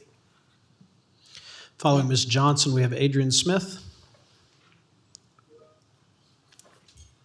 To those who may not know me, I am the mother of Anthony Johnson Jr., who was murdered in Tarrant County Jail on April 21st, 2024. When I saw representation for Royce Moody on the agenda, I had to speak. The public needs to understand who you are defending.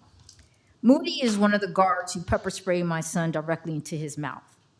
The medical examiner ruled that my son suffocated, both with the pepper spray and the physical force used on him. The pepper spray was not incidental. It was part of what killed him. So, Commissioner Ramirez, explain why no one has been indicted for the chemical part of his death. Marino is charged for the physical part. He is the fall guy for everything. And what about Garcia, the one recording? Is his silence part of the deal that protects the others?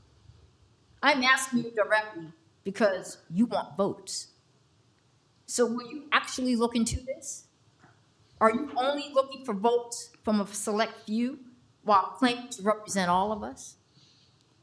At some point, an elected official has to take a stand instead of hiding behind legal obligations and pretending their hands are tied. This trial is being pushed closer to election season, and everyone can see the timing. There is a video that shows exactly what happened. There is no reason this should take years unless the goal is delay, protection, and political convenience. Commissioner Ramirez, the question is simple. Will you demand answers about the chemical part of what suffocated my son? Or will you continue to stand behind silence and politics? Community is watching. Following Mr. Smith is Mr. Montalvo.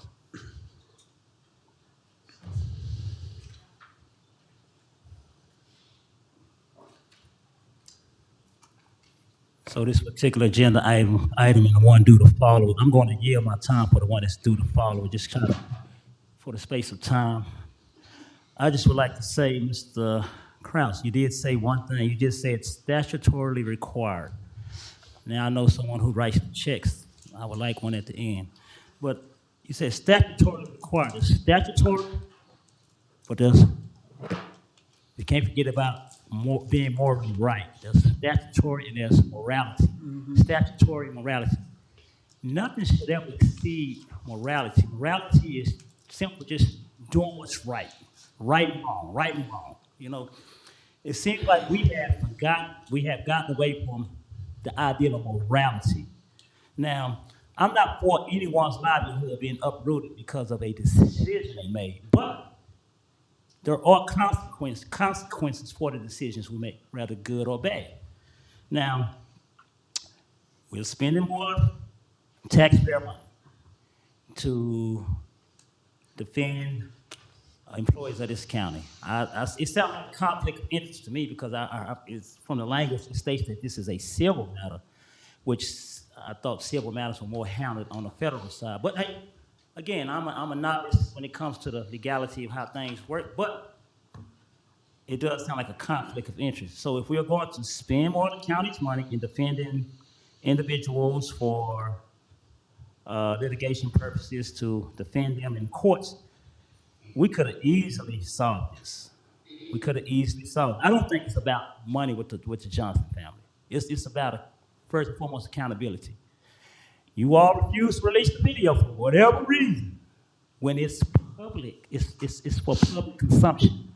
You know, something happened in a county space, which we the taxpayers uphold with our dollars. So, whatever reason, you all decided not to release the videos. Hey, I don't think it's not about money. I'm sure it's not about money. It's about remembering the life of a man who died at the hands of a system that was supposed to consider his human nature, despite the reason why he was incarcerated. He's still a human at the end of the day. And I will continue on with more of that aspect of my talking in public comment. But again, we could have easily been done with this. But no one, you know why I don't want to write the check? Because you don't want to, you just don't want to say, hey, we were wrong. You know, but wrong is wrong and right is right. Simple as that, Commissioner O'Hara. And I know you understand that concept because your face, it lets me know you do understand what I'm saying. Mr. Montalvo.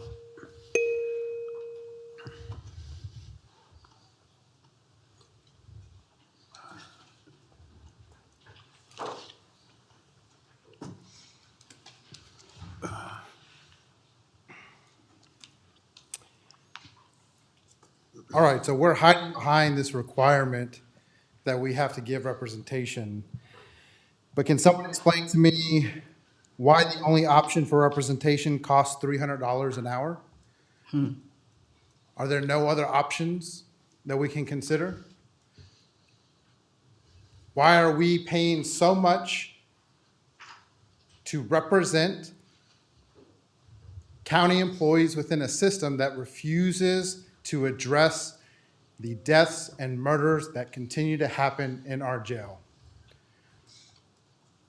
At what point are y'all going to be motivated to put on an agenda item to address the systemic issues within our jails that are resulting in so many lawsuits and resulting in so many dollars that are having to be spent and having families suffer through this process where it's taking years to address accountability within the courts while more people die and while more people are murdered? Is this the kind of law enforcement, Manny, that you aspire for this county to have? Let's milk the taxpayers. Because I know your money has come from taxpayers your entire career as a police officer and now a county commissioner. So you're not out there making it on your own. You're asking us to provide you a living. We're providing a living to these law enforcement agents within the jail or anywhere else. You haven't represented opposition to ICE and how they're murdering people in the streets. So is this the kind of government you are wanting, that citizens and residents of this county can be murdered and you feel your only obligation is to have us foot the bill? But you're never going to ask the sheriff to come here to talk about what are the systemic issues that are causing this. We're keeping a tab on you folks. And I know, Tim, you were silent on the last agenda item. I'm assuming you're going to be silent again. Not strong enough to tell the people what you really think on this. You just want to cut checks for your lawyers, cut checks for lawyers, cut checks for lawyers. I guess that's the operations of our county, right? We're a county that lawyers can come make money off of us. That's the business we are in. But we're not going to serve the people. And we're definitely not going to address the injustices that happen when they're murdered. All right, we have a motion, we have a second. Any further discussion from the court members? I just want to make sure I understand something, Mr. Cradaville. So, on these two items,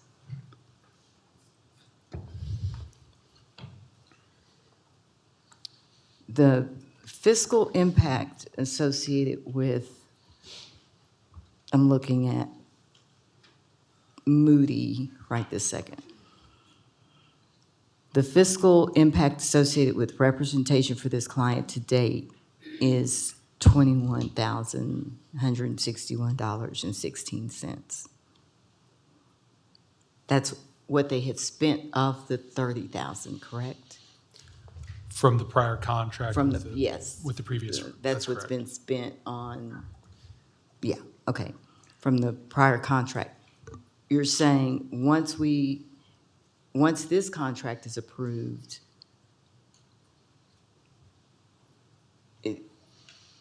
it's going to be the balance of that, right? So 9,000 left, correct? To make sure I understand you correctly, you're saying that once this is approved, they will have $9,000 remaining? Yes. No, Commissioner, it would be. It goes back to 30,000. Yes, they have $30,000. Okay. All right. Huh. And that the case is the same for both contracts. Got it. All right. I didn't quite get that, but that's why I came back to it, because you said it earlier. I said, let me make sure. Okay. All right, anybody have anything else? All right, please cast your votes. All right, that's a yeah. No, that's a no. I'm sorry. I had my microphone muted. Okay. I'm sorry. All I right, said that I had a comment that I wanted to make. I'm sorry. Oh, yeah, go ahead. Commissioner Kraus, thank you for telling us what our legal obligation is in defending county employees. I understand that it's our statutory obligation. However, for me, I can't get past my moral obligation to stand with the Johnson family in the loss of their son while he was in the custody of the county jail. I cannot get past that. Who's going to speak for the Johnson family? I think that we have a moral obligation to tell the truth and just be honest. It's our fault that their son is dead. And he was killed at the hands of county employees. I don't want to rehash how that happened or why it happened. The truth is that it did happen. And I think we have a moral obligation to own that, to speak it, and to give some relief to this family. And part of, in my opinion, giving that family relief is telling the truth and being honest and being accountable for what we did. And although I have a statutory obligation to defend these employees, I, in good conscience, am not and cannot do that because of the moral implications for me. So with that being said, I will vote against these two items to further fund the legal counsel for these county employees. All right, anybody else have anything? All right, the votes are in. It passes 3-2. Moves us to item B2, consideration of an attorney employment agreement engaged the firm Thompson Co. Cousins and Irons as outside counsel for the defense of Tarrant County employee Kimberly Nobles in the Johnson versus Tarrant County lawsuit. Move for approval. All right, we have a motion to approve. I'll second it. Discussion before speakers. All right, first speaker is Reed Bills, followed by Mr. Palmer.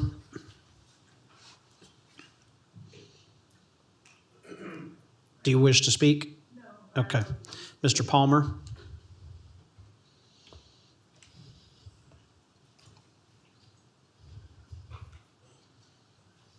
Following Mr. Palmer is Mr. Smith.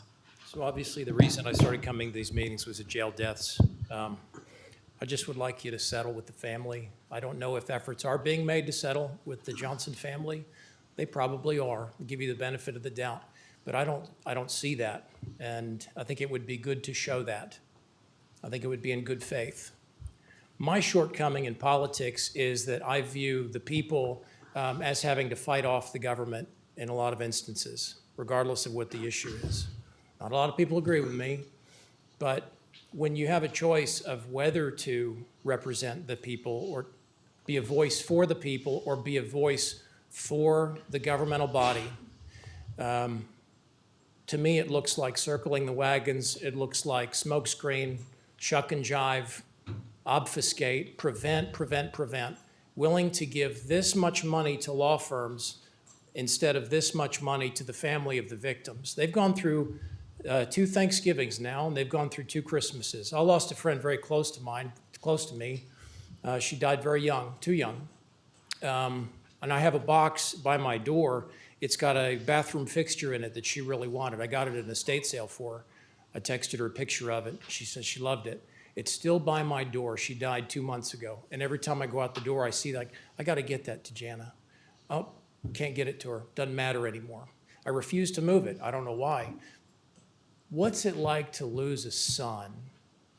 And what's it like to lose a son and then have your county hire 9 law firms, or whatever the count is now, to fight you, to go to war with you over what is righteous? I'm asking you to come out and be ye separate and look into these people's eyes and see them as human beings and see them as your brothers and sisters. It's not a loss to settle. It's doing the right thing. Thank you. Thank you. Mr. Smith? Okay, Mr. Montalvo.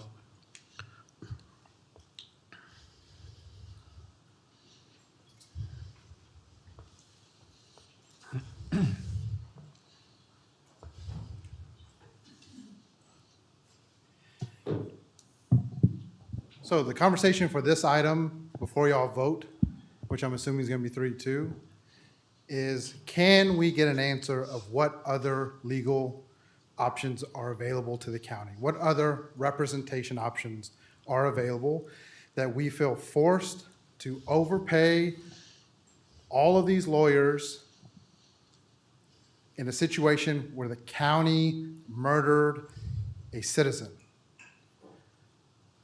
We need clarity. We need information. Kraus, are you going to ask that question to the staff? Because you love being confirmed, like, oh, we have to do this. But are you going to pursue any other questions to find out whether this has to be our only path? That the taxpayers have to pay this much money? That the families have to go this long before resolution? Or is your only interest in saying,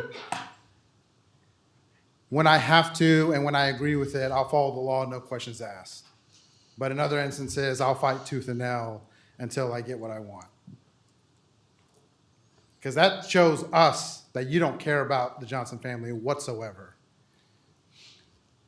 But I will give you this. You at least do speak to the mic. Manny, I don't ever hear you say anything in this court. Are you an actual commissioner here in this county? Because you don't engage in these meetings whatsoever as we are coming and asking these questions. Do you know your job? Do you know what you're supposed to be doing in this space? Because these are people in your precinct. Anthony Johnson Jr. was a constituent of yours that was murdered. And it's my understanding you haven't met with the family whatsoever, even though you promised to do it. So do you know your job as county commissioner? Because it looks like you don't. And you say next to nothing when it comes to the amount of hundreds of thousands of dollars that will eventually be millions of dollars the county's spending. So I would love clarity from you. Do you know what your role is in this space when it comes to citizens being murdered and killed in the jails, and what kind of accountability we should be pursuing? Because it looks like with the last person, we're giving seed money for them to start their own law firm by working with Tarrant County. Is that in the business you're in for this county? Let's help lawyers get their own firms and continue to milk us for more money? I would love for some information. I know a lot of other people would too. All right, we have a motion and a second. Any other discussion from court members? All right, I guess we have our no vote from Commissioner Miles, so it passes 3-2.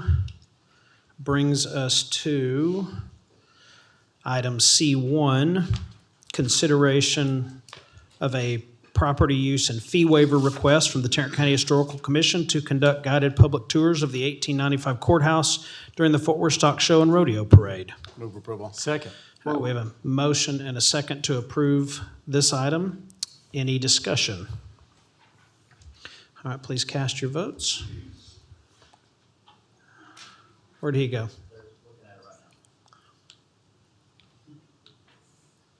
Here I am. Is that you're voting for this? Yes. Okay, passes 5-0. Next, C2 is consideration of a property use and fee waiver request from the Tarrant County Bar Association to use the Vandergrift Civil Courts Building for a mock trial competition. Move for approval. Second. All right, we have a motion and a second on this item. Any discussion here? All right, please cast your votes. Yes from Commissioner Miles. Passes unanimously. Item C3, consideration of a property use and fee waiver request from Commissioner Precinct 2 staff to use the subcourthouse in Arlington for a kidney wellness and health expo. Move approval. Second. All right, we have a motion and a second to approve this item. Any discussion here? All right, please cast your vote. All right, passes unanimously. Now we go into purchasing.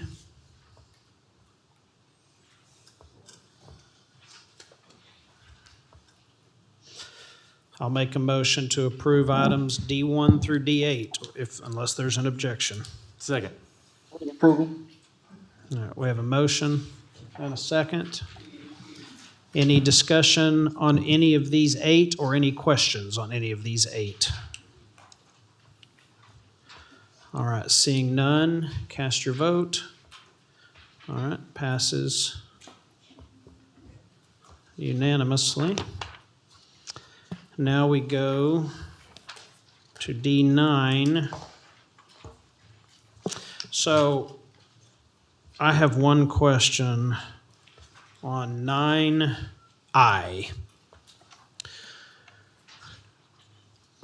Annual contract for Microsoft Enterprise Agreement and licenses. Who can tell me when this is due? When it's, When is this up for renewal? How? the current contract ends on April 30th. Okay, so there is a meeting that I have set up from a vendor that reached out to our office with, I believe, Chandler and Andre coming up. And one of the things this vendor states that they do is get very significant reductions from what Microsoft charges government entities. This is kind of what they do for a living, and they've been hired in a couple of different states and different places. So the question is, can we wait for this meeting before passing 9I? And this meeting is taking place this month. If we could approve the permission, we can hold posting the bid Okay. because we don't have. This is just an RFP. Permission.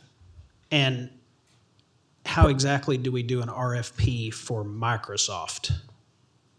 We would award based on, Is there anybody that bids besides Microsoft?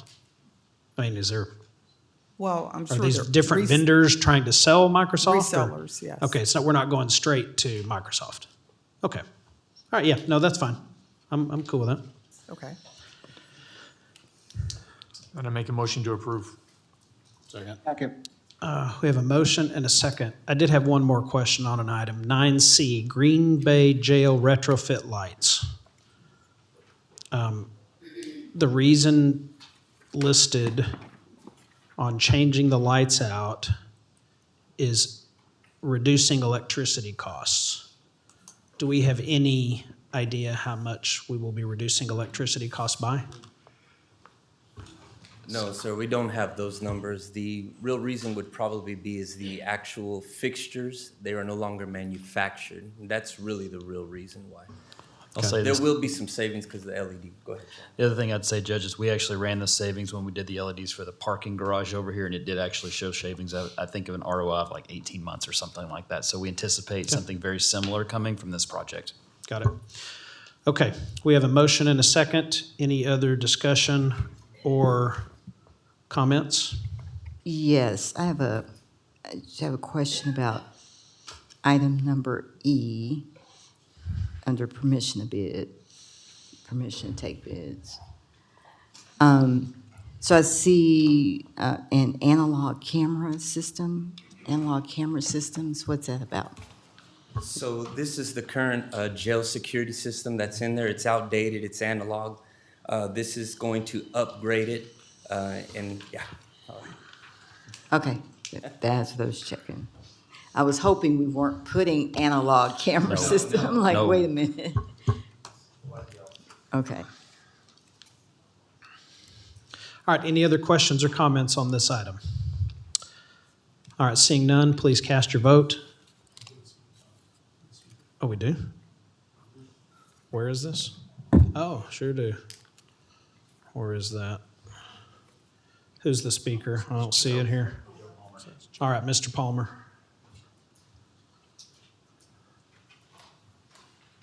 I think it was early on in the system, we got an email indicating what all that you have on record for us signing up for. We don't get that. Just as a way of confirming that we are expected to speak. You've got software and ammo and building maintenance on the same RFP. I would like you to move to table this until the next meeting. I don't like RFPs that have those vastly different things on the same RFP. The agendas are too much, they're too big because you're meeting once a month. We need to go back to 2 meetings a month, please, so that the agendas can be more easily managed by staff. That's my opinion. Item A on this RFP is the Corrections Center envelope renovation, envelope meaning the exterior. This is a good expenditure. This part of this is a good expenditure. It's the resealing of joints in the masonry to prevent worsening of the cracks and so forth. But as far as repainting handrails, metal gym screening, metal louvers, and removing, cleaning, and reinstalling mesh screens, I don't think that you need to do that. The purpose of this is stated to maintain the facility's safety and security, to improve its durability and weather-tight envelope, and restore the overall aesthetic of the building's exterior. I think that the number one reason for this sub-item is for the aesthetics of the exterior. I think the secondary motivation is improve the durability of the building, and then the third is the facility's safety and security. I'd like you to look at item A very closely and just question whether or not these are things we ought to be spending money on. And if we're going to be spending money on the jail, which I'm wholeheartedly in support of, we need to be spending money on things like lighting and like making sure the fire hoses are long enough to reach all areas of the building. The variances that I brought to this court months ago need to be addressed. I would say no money for aesthetics, no money for cosmetic stuff until the functionality of that jail is brought to a level that's acceptable. It's been said that the jail is the Cadillac standard. It is not. This is evidence of the fact that it's not. We're doing some of the things that need to be done, but no aesthetics, no cosmetic stuff. Thank you. All right, So- we have a motion and a second. Any further discussion or questions? Yeah, just a question, quick, brief question. So it looks like we're looking at $23.5 million of improvements for the sheriff's office. Is that about right? Where'd he go?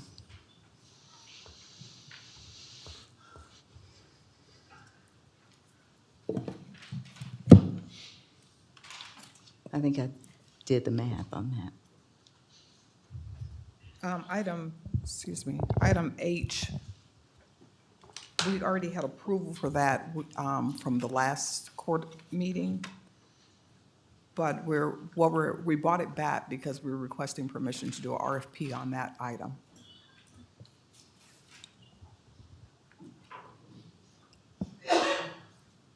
So it's approved, but it's back? Yes, because we have to ask for permission to do a RFP. Okay. So we're about 23.5 million for the sheriff's office with all of these Possibly. permissions? Okay. Okay, thank you. All right, any further discussion? All right, please cast your vote. All right, passes unanimously. Brings us to item 10.1, consideration of appointments to boards or commissions. Do we have any board or commission appointments? No board or commission appointments? All right, seeing none, we will move to the briefing section. The first item is a briefing regarding the jail death of Richard Gutkowski.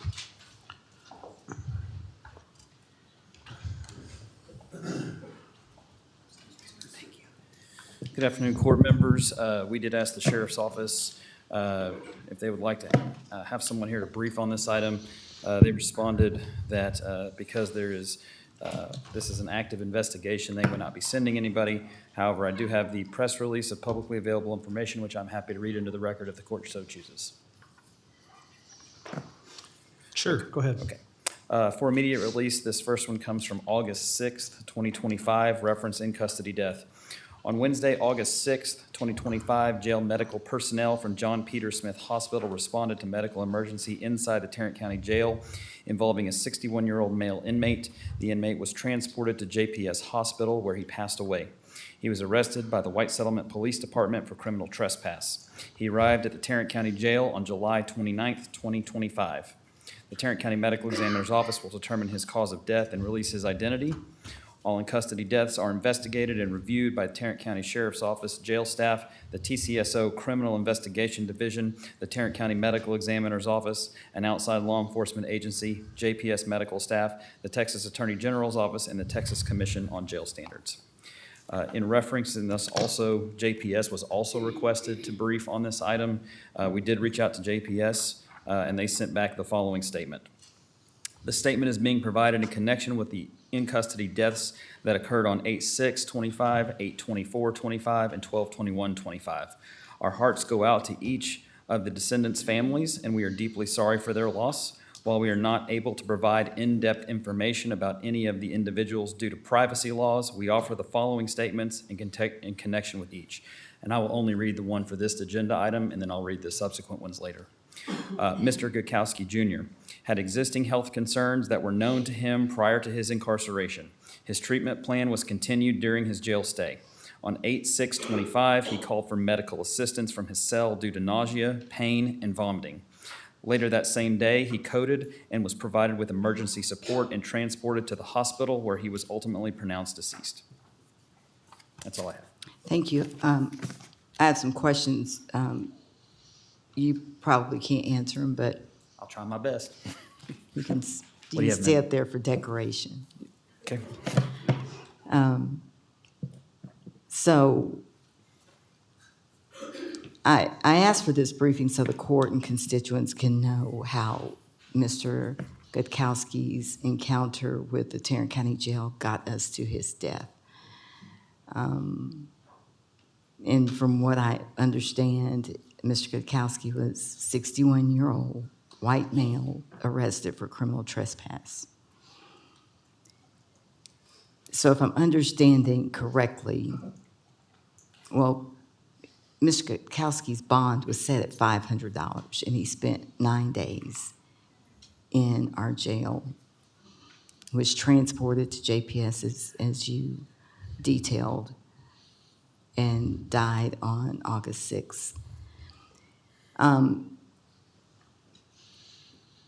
$50 would have gotten him out of jail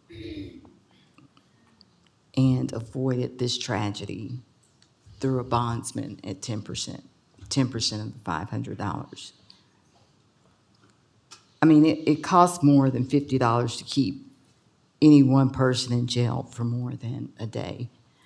Our current average inmate daily cost is $101.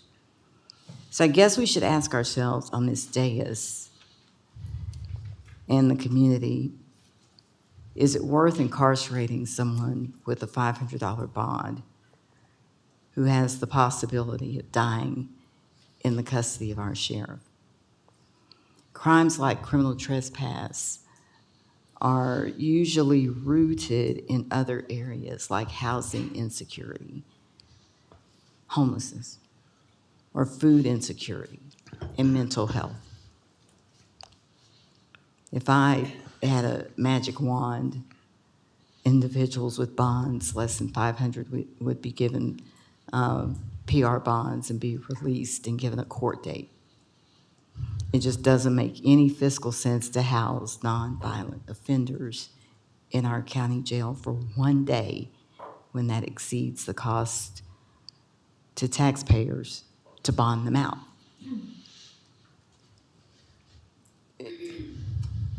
What was his cause of death? I don't have the medical examiner's report, ma'am. I'm sure it's still pending, but I don't know that for sure. Okay.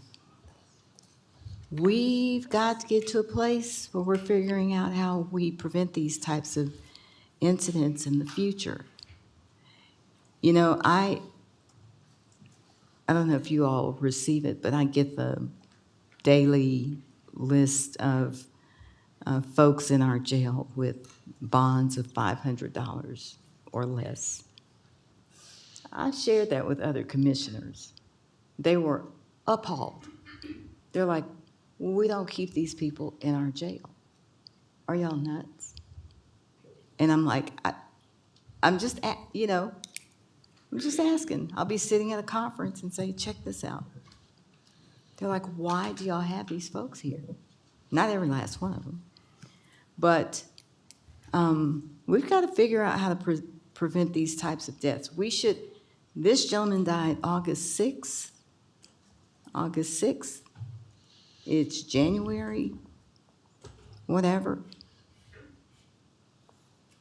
What are we still investigating? We should have some answers from Mr. Gutkowski's family about his death. Thank you. All right, any other questions or comments on this item before bringing up speakers? All right, the first speaker is Reed Bills, then Bishop Kirkland.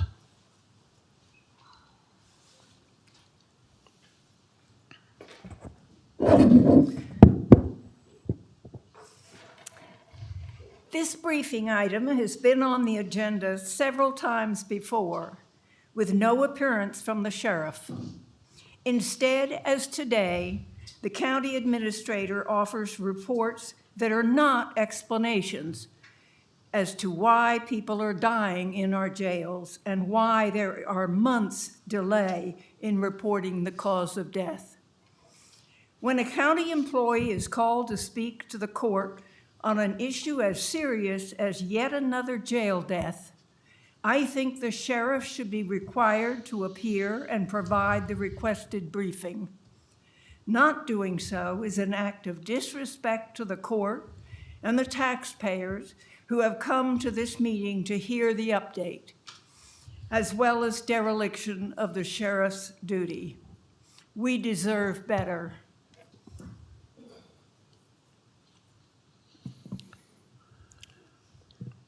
My problem with you, Mr. Ramirez, you said, I believe it to be October, November, you made a statement and you said something to the effect that we're finally on the right track in our jail. Not to mention, I think you're the most powerful person on this court. I know what 1 and 2 are going to do. I know what the judge and him are going to do. But you are the most powerful person. I'm glad you recognize your power. On or about or before 11 a.m., Mr. Gakowski was arrested July 29th. By August 6th, 7 days later, this 61-year-old man with pre-existing health conditions was dead. I agree with you, Commissioner Simmons. Why on earth are we holding non-violent offenders for $50? I further agree. Here we are in January with our once-a-month meeting, and there has been no follow-up on the death of Mr. Kowalski. We come into this room, You talked about all, Mr. Ramirez, Commissioner Ramirez, I still give you that title. You talked about all the wonderful awards we received, and I look for them. The American Jail Association Award of 2023. The Texas Commission on Jail Standards said we had 0 deficiencies. 0 deficiencies, yet 6 deaths this calendar year. What an award. You also received the Tiny Miller Award for jail compassion. We have 6 people dead, and we receive an award for jail compassion. I kept looking at your list of awards. We received so many accolades for having the Veterans Pod in our jail. This place where veterans, and we know many of them, have PSD and other mental issues. What a great idea for a pod for veterans. Why wasn't Anthony Johnson Jr. in that pod? You got the award. He's a veteran. Thank you. Paul David Williams and Mr. Burnham. I wanted to speak generally about the people that have died in jail, and the secretary told me to report to just list under one. We don't need all these people to die in jail. We need to do something different. We need to train the officers better, or I don't know what we can do, but we need to do something different. We can't be killing all these people in the name of the government. Mr. Burnham, present. Okay, next is Ms. Terry and then Ms. Hanratty.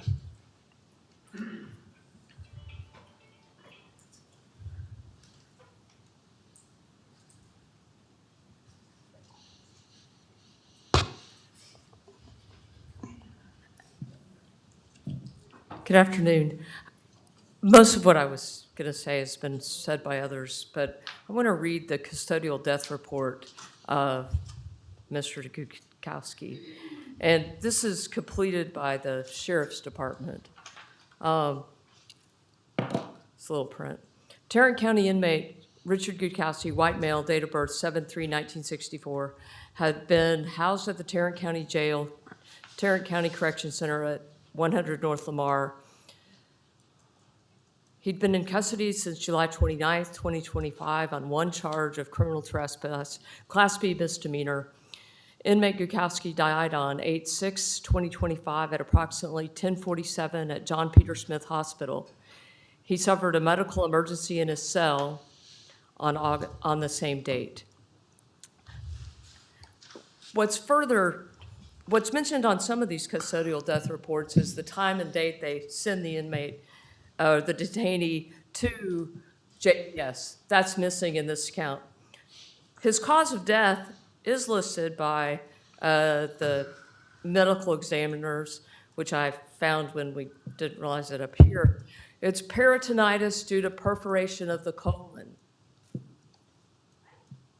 Peritonitis due to perforation of the colon is the ME's cause of death. Now, I'm not a medical examiner at all, but I would think peritonitis due to perforation of the colon would be extremely painful. So do we know if, and for him to be transported to JPS the same day he died seems incongruent to me. I wish the sheriff's office would write more into the amend the custodial death report to explain when they found out he was ill and transported him to JPS. After Ms. Hanratty is Dr. Edner.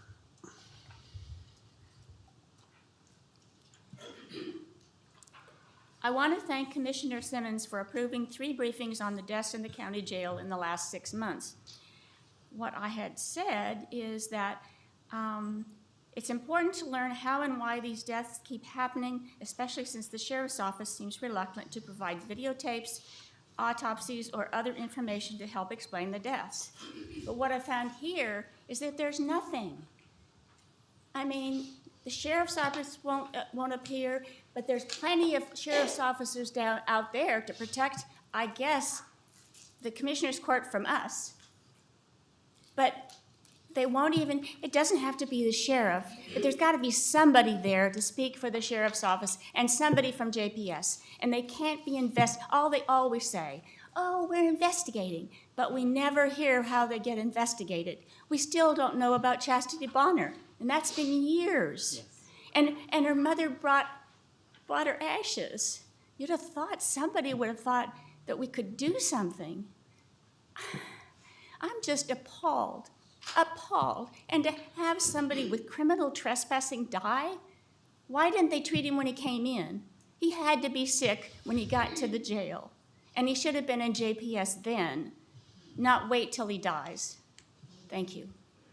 Thank you.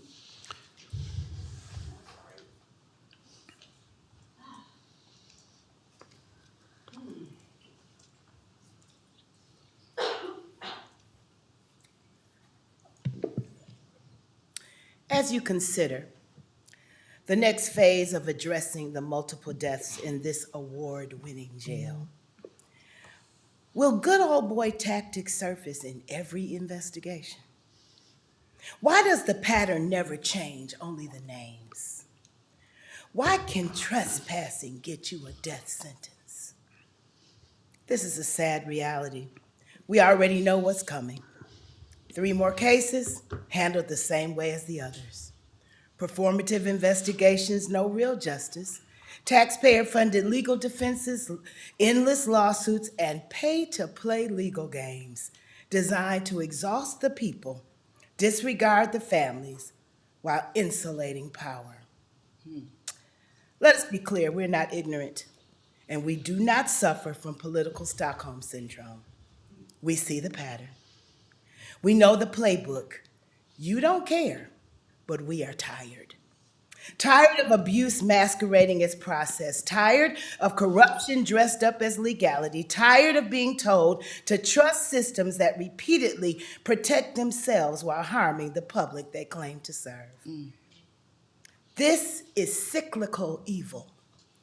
This revolving door of misconduct without consequence is not merely unjust, it's reprehensible. But here's what I do know. Sunday school lesson time. God does not slumber, nor does God sleep. Power may evade accountability for a season, but conscience cannot be buried forever. Those who choose to operate without moral restraint, who silence voices, distort justice, and manipulate systems will be held accountable by a power far greater than any office, any title, or any authority they believe they possess. You may outrun public scrutiny.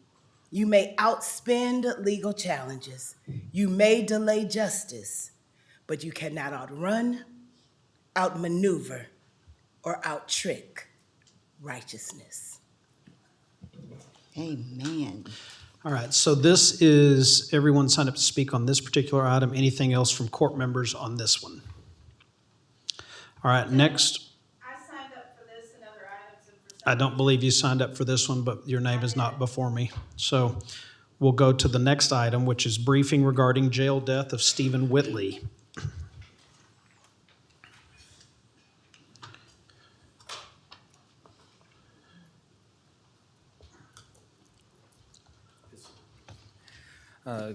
Good afternoon again, court members. Again, on this one, I have a statement from JPS as well as the press release from the Sheriff's Office, which I'll now read into the record. So this press release is dated August 26th, 2025, reference in custody death of an inmate. On Sunday, August 24th, 2025, a 63-year-old inmate passed away at JPS Hospital while in custody of the Tarrant County Jail. On Friday, August 22nd, 2025, the inmate experienced a medical emergency and was reported unresponsive in his cell. TCSO detention staff and JPS medical staff began life-saving treatment. The inmate was transported to JPS Hospital and admitted to the ICU. 2 days later, on August 24th, 2025, the inmate passed away. The inmate was initially arrested by the Drug Enforcement Agency on 7/11/2025 for manufacturing/delivery of a controlled substance, 4G/200G, and had additional federal U.S. Marshal probation violations related to a conspiracy to possess with intent to distribute a controlled substance charge. The inmate has a lengthy criminal history dating back to 1985 and has been in and out of custody for various offenses, including robbery, dogfighting, manufacturing/delivery, and possession of a controlled substance. Most recently, March 2025, the inmate was arrested for the manufacturing delivery of controlled substance 4G/200G. The Tarrant County Medical Examiner's Office will release the inmate's name and cause of death. All in-custody deaths are reviewed and investigated by Tarrant County Sheriff's Office jail staff, the TCSO Criminal Investigations Division, an outside law enforcement agency, JPS medical staff, the Texas Commission on Jail Standards, and the Tarrant County Medical Examiner's Office, and the Texas Attorney General's Office. That's the end of that release. Commissioner Simmons trying to anticipate this. I did look up really quickly on the medical examiner for for Whitley. Manner of death was natural. First cause of death was, and I'm not a doctor, so forgive me here, hypertensive atherosclerotic cardiovascular disease. Second cause of death was COVID-19/diabetes mellitus. Statement from JPS on Mr. Whitley. Mr. Whitley had existing health concerns that were known to him prior to his incarceration. He required intermittent hospitalization during his jail stay. On 8/22/25, his cellmate called for assistance from Mr. Whitley, and he was found unresponsive in his bed. Emergency support was provided, and he was transported to the hospital where he was ultimately admitted to the intensive care unit. He was pronounced deceased on 8/24/25. All right, questions or comments from the court members on this matter? So JPS is not here. So he was being treated from the time he came in. Can you determine that? That's, I believe, what the statement says. Had existing health concerns that were known to him prior to his incarceration. He required intermittent hospitalization on 8/22. I'm sorry, you know what? It does not say specifically, but was found unresponsive in his bed. No, it does not say specifically about treatment when he came into the jail. I'd have to check that with JPS. Okay. Then he had, let's see, $2,500 on each state charge for a total of $5,000.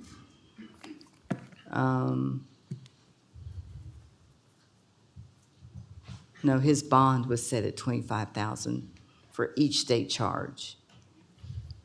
And then $2,500 on each state charge for a total of $5,000. That would have gotten him out of jail and avoided this tragedy through a bondsman at 10%, correct? I defer to you, ma'am. I did not bring that information. My apologies. All right. Any idea on how we prevent these types of deaths from occurring? Not at this time, ma'am. Okay. All right. Anybody have anything else before speakers? Bishop Kirkland, Lon Burnham, Nan Terry, and Elizabeth Miller. Stephen Wade Whitley was the fifth in custody death. This man was born on July 4th, the day of independence. I read his obituary this morning, and though we highlighted and made it very convenient to lend his criminal past in the release I just heard, but his obituary noted other things about this brother, that he was loved, he was compassionate, a devoted chef, he loved cooking, he loved sharing. I think it's important that I voice those things about this person, and I put emphasis on person. Perhaps his ongoing issues of health and criminal history contributed to his demise. However, Mr. Whitley and all of his issues became a part or an inmate in our jail. Those issues became our babies. I trust the medical examiner. He's one of the few county employees that I actually trust, and I respect him. I don't expect updates, follow-ups from all of these deaths as marked undetermined to come from him. I expect the people on this dais, and more importantly, the sheriff, who never can make a grandiose appearance and stand in the face of the taxpayers to offer some accountability. I have a question. How can Los Angeles be 4.5 to 5 times larger than Tarrant County, yet we are running neck and neck with them and in custody debts? How can our tax dollars go to invest in equipment like Axiom cameras and video equipment, yet our sheriff never releases unredacted videos? I know for a fact that Mr. Yancey, who I've spoken to, Mr. and Mrs. Johnson, have said, please allow the public to see the unredacted video of the murder of my son. We have a problem in this jail. We could continue to play politics and act like we don't have an epidemic in the jail. No wonder our own sheriff. Thank you, I'll be back. Mr. Burnham's still not here, I'm assuming.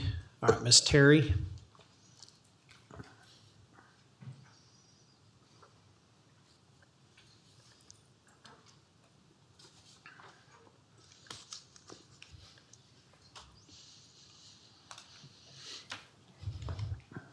I'm glad Chandler read the cause of death for Mr. Whitley.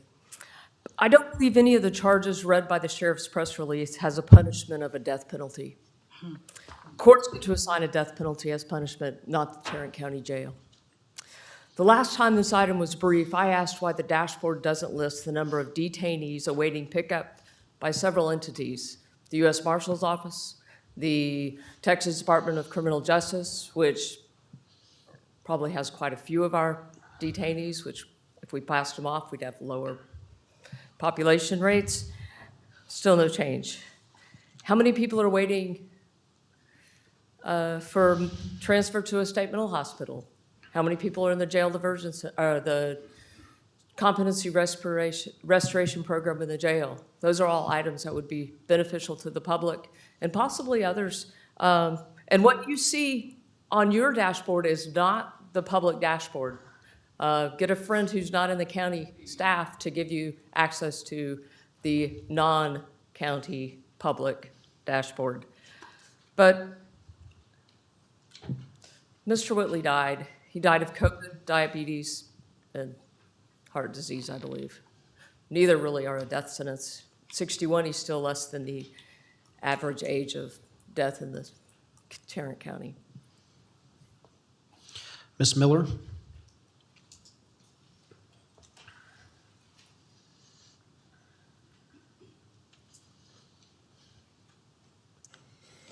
Good afternoon. Judge, I would ask if the county could please do a policy where one could confirm, get some sort of digital confirmation when they're signed up. I know I'm not the only person that's had that problem. I am disappointed, but I guess none of us are surprised that we're not being briefed on these deaths. I would just like to remind everyone, we're talking about primarily legally innocent people or people who by definition have committed a crime that we have decided as a state is appropriately served at the jail. As Commissioner Simmons pointed out, in some of these cases, we're talking about deaths of people who were in there over a handful of dollars. As a taxpayer, I prefer not to spend money on those items. I would also prefer if the commissioners in this court would respectfully stand up to the Sheriff's Department. There is a legitimate reason to delay for investigation, but there is a reasonable time that an investigation is required. And I have seen instances, it happens, you'll be shocked to hear, that law enforcement uses the investigative privilege to delay turning things over. Let me give you an example. Right now, there's a trial going on of an officer in the Uvalde shooting. 376 officers were there. 91 of them were Texas DPS officers. We have seen none of their body cam footage or documents. None. The media and the families have sued to see it, and they have refused. The judge has ordered them to produce it. They refused. They're appealing. The state is helping them with that, which is grotesque. The families have begged to see it. This year, I spent the first 9 months in Austin fighting a bill that would have made much of this confidential, and I would like to discuss that with all of you, please, because that won't work out well for y'all. So I'm saying this Sheriff's Department will hide, and others perhaps, will hide behind an investigative privilege until you force them not to. Only you guys can do that. We don't have the power. We want transparency, and the only power we have is with you. You are my commissioner. Please do this. You're a constitutional lawyer. Please defend my constitutional rights and get some information. Thank you. All right, any other comments or questions from the court members? All right, now we move to a briefing regarding the jail death of Shante Broadus. Good afternoon again, court members. The press release from the Sheriff's Office with regards to this item dated December 22nd, 2025, reference in custody death. On Sunday, December 21st, 2025, a 40-year-old female inmate at the Tarrant County Jail was found unresponsive in her cell. Life-saving measures were immediately administered by medical personnel from John Peter Smith Correctional Health. The inmate was transported to JPS Hospital for ongoing care, where she passed away later that afternoon. The inmate was initially arrested by the Arlington Police Department for robbery and transported to the Tarrant County Jail, where she has been housed since August 3rd, 2025. The Tarrant County Medical Examiner's Office will determine her cause of death and release her identity. All in-custody deaths are investigated and reviewed by Tarrant County Sheriff's Office jail staff, the TCSO Criminal Investigations Division, the Tarrant County Medical Examiner's Office, an outside law enforcement agency, JPS medical staff, the Texas Attorney General's Office, and the Texas Commission on Jail Standards. Currently on this item, due to the periodicity of the case, the manner and cause are still pending with the Medical Examiner's Office. Statement from JPS on this one reads as follows. Mrs. Broadus was not being followed or treated for any acute health care concern during her incarceration, but she was being followed by MHMR for her behavioral health needs. She was found unresponsive in her cell on 12/21/25 and was quickly provided emergency support and transported to the hospital, where she was ultimately pronounced deceased. We continue to await the medical examiner's report establishing the exact cause of death. In accordance with typical practice, senior clinical staff performed a review of each of the inmates' records within a short time of being notified of their deaths, and those reviews were later followed by joint non-clinical and clinical staff reviews. Questions or comments from court members? Yes. So the JPS statement is congruent with what Ms. Brodus's mother shared with me, that she didn't have any health issues and that she did have behavioral health issues, but she didn't have any medical issues. So what this mother is trying to get to is how her daughter died. That's what she's trying to get to.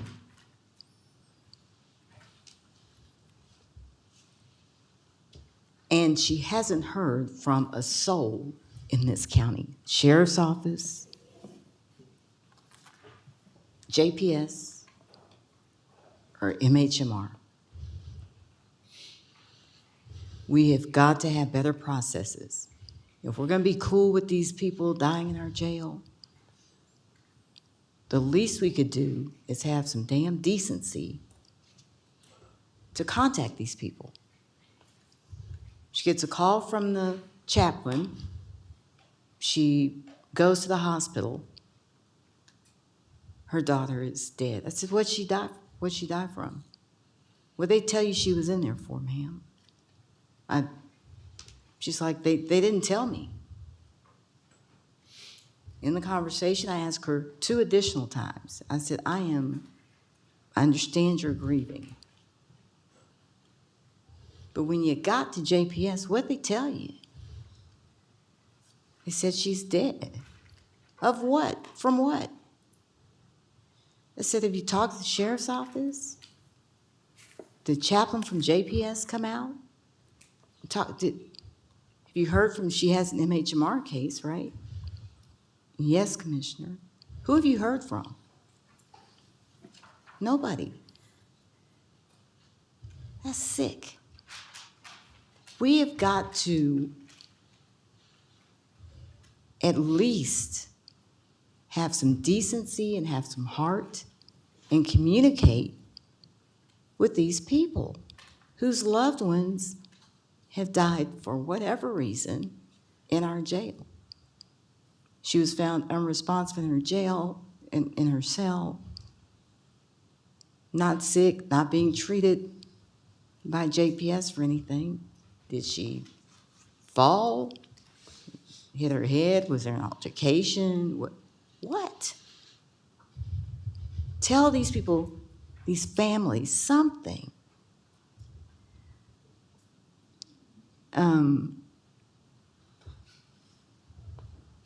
Her bail was set. She was arrested on complaint complaint of robbery out of Arlington.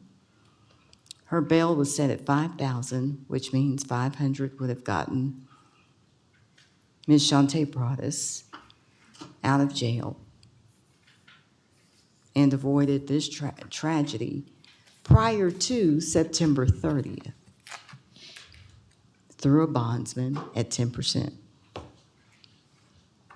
But during her stay on August 14th, 2025, the defense attorney requested competency evaluation. On August 15th, the request was denied.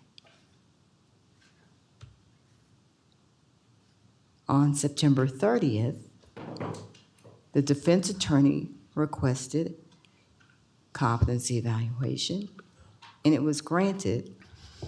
But then Shantae Broaddus was held without bond. On December 2nd, Ms. Broaddus was admitted into the jail-based competency restoration program.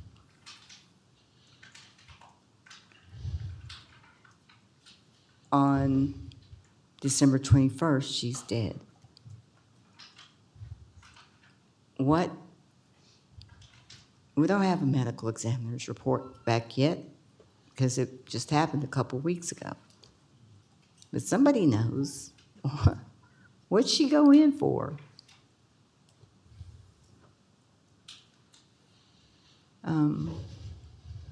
And was any of that, anything determined during the bookend process? And why do we hold people in our county jail with no bond after being found incompetent? Is that a good practice, or can it be revisited? Just lots of questions, lots of poor practices, lots of heartless practices. We've got to do better. We owe the family of Ms. Broaddus and all the others, the Johnsons, we owe these people some answers. I wanted these briefed because we need updates as a court. The public needs update, and the families damn sure need to know what's going on or what happened or the status. So I'll continue to brief these deaths, and there's some past ones that need to be briefed. Where's the 3 minutes of missing video from Chastity Bonner's case? What in the world?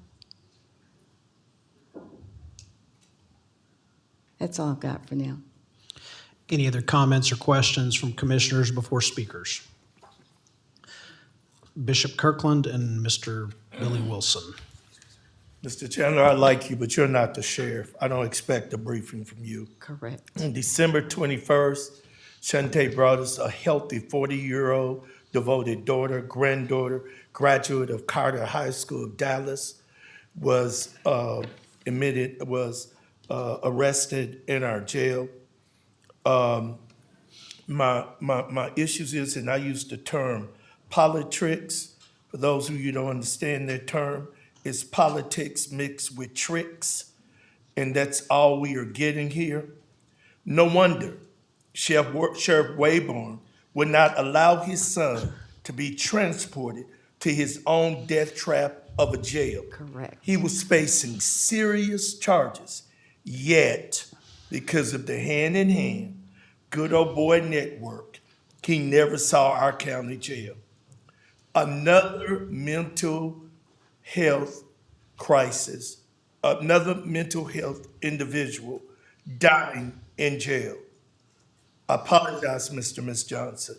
Like your son, she never belonged in that jail. We're calling these people inmates. but other people call them mommy, daddy, uncle, auntie, nephew, niece, brother, sister, son. We cannot continue to trust. We cannot continue to carry on as business as usual when we're talking about Mr. Kukowski, Mr. Whitley, Miss Brothers. Say their names. They were living, breathing people. I've seen dogs in this room treated better than you treat people. We went on and on about how Piff is pimping us. We spent over an hour talking about it. Yet, we spend very little time talking about the Miss Broaduses of our county. I have a problem with our sheriff. He's derelict. He's inattentive. Let's quit getting the people at the bottom and hold the people at the top of the chain, the people who are making the money, who won't even come in this room. Let's begin to hold them accountable. And it is not until then, Mr. Ramirez, you could brag about how great our jail is. I could give a flying fat pig how many awards we got. Following Mr. Wilson, Lon Burnham, I don't see him here, then Miss Terry. Shantae Broadus, the 75th of the jail deaths under this current administration. This is 3 times the national average per the request by the Texas A&M Law School of the Department of Justice to investigate. According to the lawsuit filed in July 24 by the civil rights lawyer Ben Crump, there have been 145 deaths under the current administration. This means that deaths are several times the national average, perhaps as much as 7 times more. This is due in part to the overcrowding because of people being left in jail that should never have been there in the first place, low-level, non-level violent offenses who were maximum sentences of fine that should have been diverted, and allow people to languish in jail twice the length of the time of the sentence on average. Many cases involve abuse, neglect. One was even designated by the medical examiner to be a homicide. Then let us read their names. Billy Ray Freeland, 2027. Robert Thomas Renfro, December 22nd, 2018. Clinton Don Simpson, November 17, 2018, a homicide. Jennifer Lynn Espinoza, January 17, 2019. The family said, was told she died of aneurysm. We believe it was heroin overdose. Derek Lynn Wynn, April 5th, 2019, accident. Sathani Kinsamandath, I hope I didn't say your name correctly, July 26, 2019. Robert Miller, July 23rd, 2019, pepper spray death because it was listed as a sickle cell, but he didn't even have sickle cell. Jackson Lee Murphy, August 31st, 2019. Ricky Farmers, February 26, 2020. Willie Good, March 4th, 2020. Dean Ray Stewart, of April 26, 2020. Suicide lawsuit, settled that for $400,000. Jose Manuel Rivera, May 23rd, 2020. Javante Myers, June 19, 2020. The medical neglect and lawsuit settled that one for $1 million. Jason Glendon Martin, June 24, 2020. Abdullah Muhammad, 625, died of dehydration. Delana Price, September 9th, 2020. Andre Wilson, September 14th, 2020. Dale Garland Thompson, September 28th, 2020. Rory Johnson, November 9th, 2020. Kenny Leroy Craven, November 10th, 2020. Nancy Lynn Nielsen, December 7th, 2020.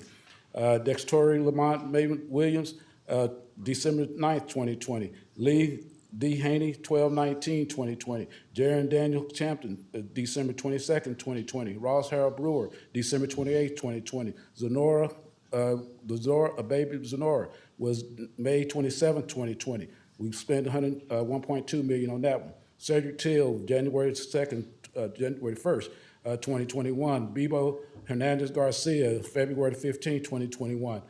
Timothy Marshall, we'll continue on. But lastly, thank you, sir. Shantae is Nan on Terry, December 31st. and then Elizabeth Miller.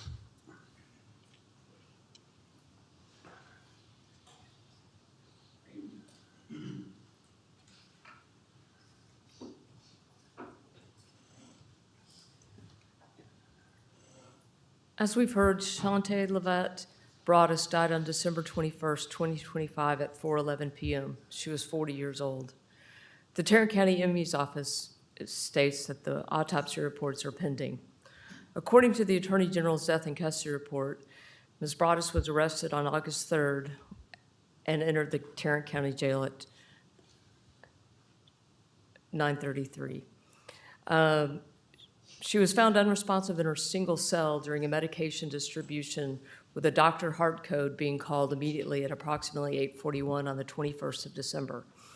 Medical staff responded and administered life-saving measures. Acadian EMS responded and assessed the inmate's condition and continued life-saving measures. Acadian EMS transported her to John Peter Smith Hospital Emergency Department via ambulance, where she was later pronounced deceased at 4:11 on the 21st of December. It appears from the Tarrant County District Clerk's online docket that Ms. Broaddus was a participant in the jail-based competency program and had an upcoming hearing in April with a charge of robbery.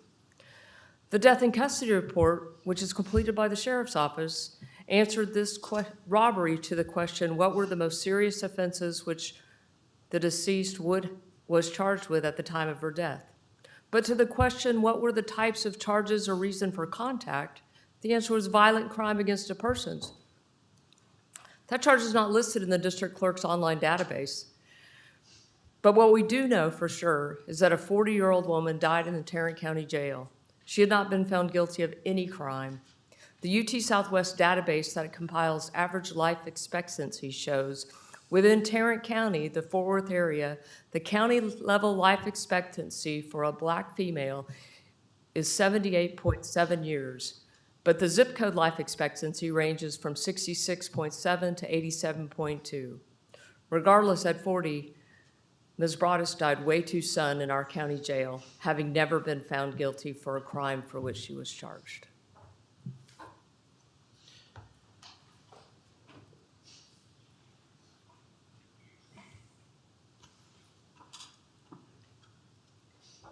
I didn't want to sneak up on you. You hadn't said my name, so I don't want to violate those rules. I wanted to point out on the jail deaths, I expressed concern about the jail deaths to someone affiliated to this court once, and they said, well, the jail deaths aren't a problem. And my position is that all of the jail deaths are a problem that we need to understand. I want to make sure the court and the public understands that a lot of us are concerned, not because we assume that the county or its employees have done something wrong every time somebody dies. I mean, a lot of us die all the time. That doesn't mean the county caused it. Right.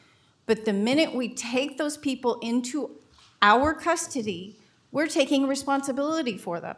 We should only be taking those people in when we determine that what we think they have done wrong is worth taking on that responsibility. And so when they die, we need to understand why, whether that's because of the same chronic illness all the rest of us have or whatever, we have to respond to whatever it is. So all the deaths, respectfully, are a problem we need to understand and anticipate. And I would also like to just point out that these items, I mean, we're concerned because they're people who are gone from this planet. That's the most, that's the biggest problem, right? But we should understand that that issue doesn't go away. They show up on our way too long agendas because somebody has died, but they will show up again as approving lawyers' fees and settlements, and y'all will be discussing them in executive session. And then the public is shielded, in my opinion, from the real costs of all this, right? Because y'all are talking, I'm not complaining about you, I want you to discuss your legal advice in the executive session, but we aren't in the middle of all that, right? So we're kind of protected from some of the costs of all this. So that is why we're concerned, not because we assume everybody's done things wrong, but because it's our moral, ethical, and fiscal responsibility. Yes. Thank you. Mr. Montalvo.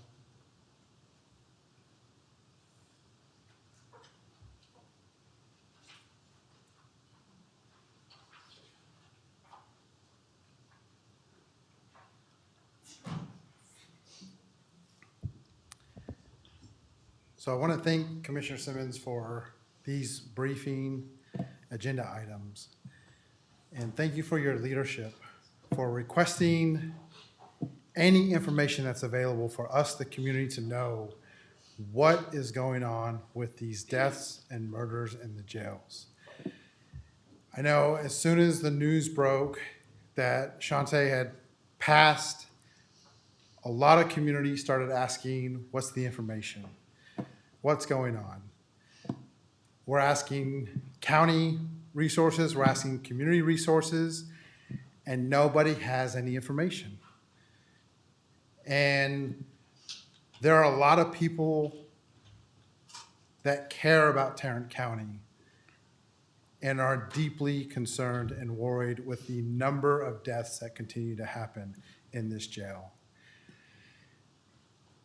But you seem to be the one leading in terms of amplifying that care the community has, and I just want to thank you for that. And this Commissioner's Court continues to do very little outside of you to actually try to solve what is going on, to try to get to the bottom of this. No questions from Tim, Matt, or Manny? Well, missing Manny as of right now. This is something we need to solve because anyone in Tarrant County that is going to get detained and put into this jail for whatever reason has very legitimate concerns about their life once they enter those doors. And we are not doing nearly enough to address those fears and concerns. We're not improving our practices. We're detaining people that we shouldn't be, that we can utilize other resources. There's people that need health care versus detainment. And the silence from you, Tim, Matt, and missing Manny is deplorable to the families that have to suffer that these deaths keep happening. And it's years that they're having to wait to get any answers, to get any resolution, to get any justice. What are y'all actually willing to do about this stuff? Whose name is it going to be next that we're going to be talking about in this court? And what plans do you have to try to prevent any of it from happening? Because to us, it looks like absolute zero. All right, any other questions or comments on this matter from the court members? All right, seeing none, it is 2:56. We are going to recess until 3:09. We are now in recess.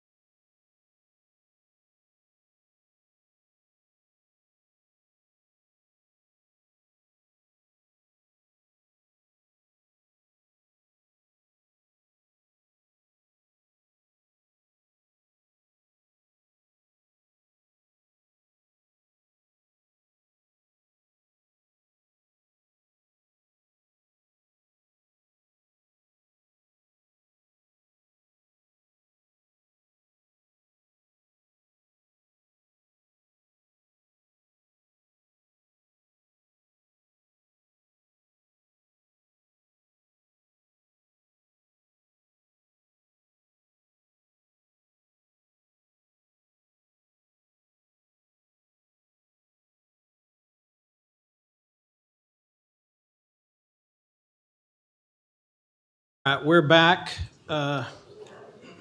Next item, briefing regarding briefing regarding CJ Grisham lawsuit. Judge, a comment on both of these, Yeah. the next two. These were requests to be briefed by the district attorney's office. Due to the fact that both of these items have pending or contemplated litigation, the DA's office has respectfully declined to comment on both of these items. Right. All right, anybody have anything from the court before we have speakers? No, believe it or not.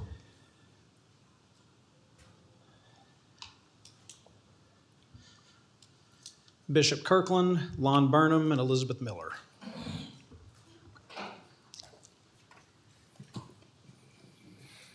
Attorney C.J. Grissom came to this courthouse because his friend, Mr. Yancey, was murdered in the Tarrant County Jail.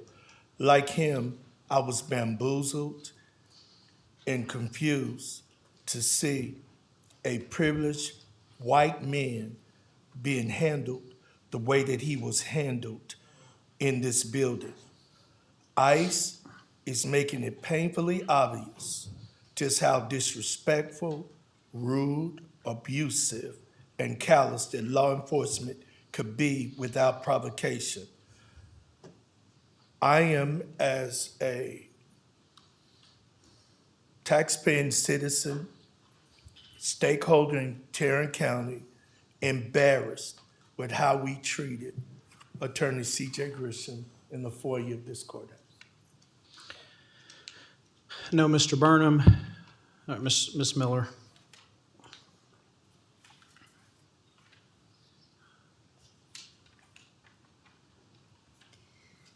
Mr. Burnham had a family issue come up and won't be able to make it back, sends his regards. I was here that day when the C.J. Grisham incident occurred.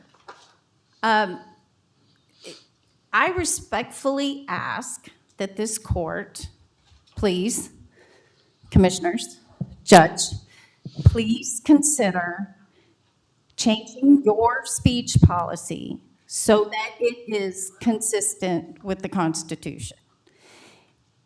Respectfully, Commissioner, it's not right now, and you approved it, but you can fix that. It's not only, I mean, who cares what I think? Although I did take constitutional law from this state's greatest football coach, Charles Allen Wright, but our greatest football coach. And a lot of other people who are constitutional lawyers agree with me. I've discussed this with some of them. It's not just the policy per se, it is how it has been implemented. For example, there have been content restrictions enforced by the way this policy is. Oh, but it has, Judge, you have. You've violated our speech in the way you've enforced this policy. Because people, commissioners, may I have your attention, because this is costing us a lot of money. A lot of money. We're paying money for lawsuits. We're paying C.J. Grisham. I love C.J., but we're paying C.J. Grisham money because we violated his speech. Another option is we could just respect his speech and mine and all of ours. Commissioner, that policy and the way we are enforcing it violates speech. And then we have to come in here and you use my money to pay C.J. Grisham and other people. Now, right now, in this last minute, I could say one of the words that the Supreme Court of this country has said I can say, and then you know what's going to happen? Judge O'Hare's going to say, get her and carry her out of here. And then what's going to happen? I'm going to sue you. And then you're going to write a check with my money, with all y'all's money to pay me off. That's absurd. Another option, Commissioner, Judge, Commissioner, is to just fix the policy so it's consistent with the Constitution and stop enforcing it in a way that violates our rights and drains our bank account. It's so simple. Please consider it respectfully. All right, that's that item, unless there's any comments or questions from court members? All right, seeing none, the next one is briefing regarding Kirkland versus Tarrant County. It's the same item on this one, Judge. Due to So the you've fact- already spoken to it? Yes, sir. Any members of the court have anything to add before speakers? Are we moved there? Are we on this? All right, read bills, and Joe Palmer.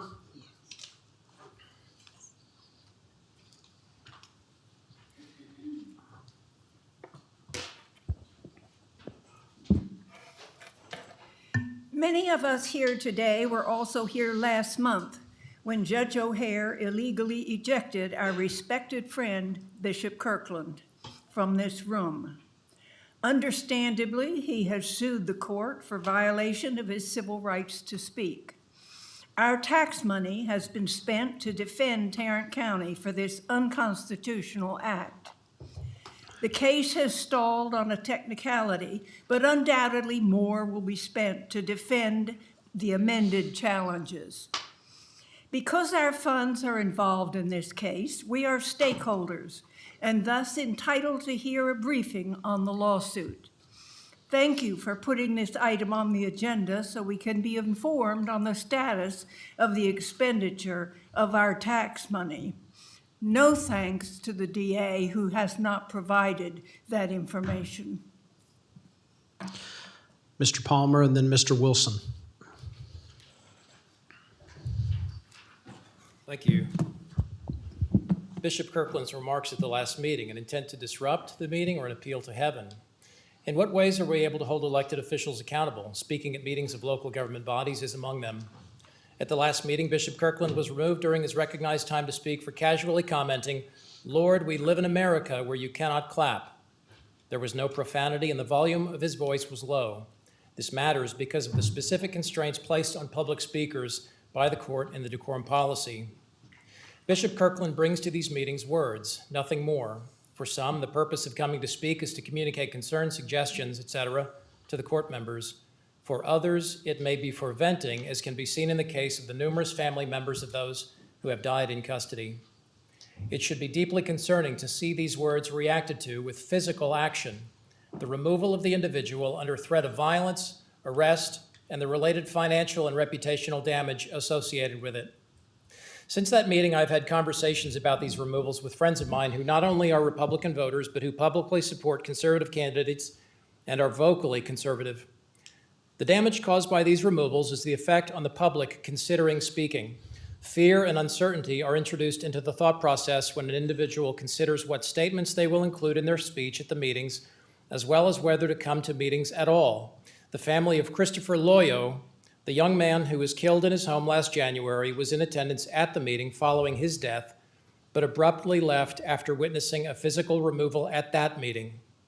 Their voices were not heard, and any calls for accountability, any semblance of a public memorial of that man's life, was quickly shrouded and displaced by proclamations of county employees, along with other declarations, celebrations, and votes to replace file cabinets. I guess I bring all of this to you here today in an attempt to ask the question, how can we magnify this scenario together to the extent that you will consider seriously our concerns? Thomas Jefferson is quoted as saying, "The two enemies of the people are criminals and government, so let us tie the second down with the chains of the Constitution so the second will not become the legalized version of the first." They would seem to agree they are with us that a reliance on office holders to self-regulate in terms of their actions as it relates to the rights of the individual in the setting of a public meeting and in all other cases is not adequate. This is perhaps the most expensive lesson we as a human race have ever had to learn, and evidently we have not learned it. Anthony Johnson Jr.'s sister and father, both physical removal, amounts to a compounding of the hardship of these families dealing with the deaths of their loved ones. I'd like you to make a motion, second, vote on either abolishing the decorum policy or severely modifying it to the, after adequate input from the entire court. Mr. Wilson, and then Mr. Burnham, then it'll be Dr. Harrell. I used to say, I hate weeds.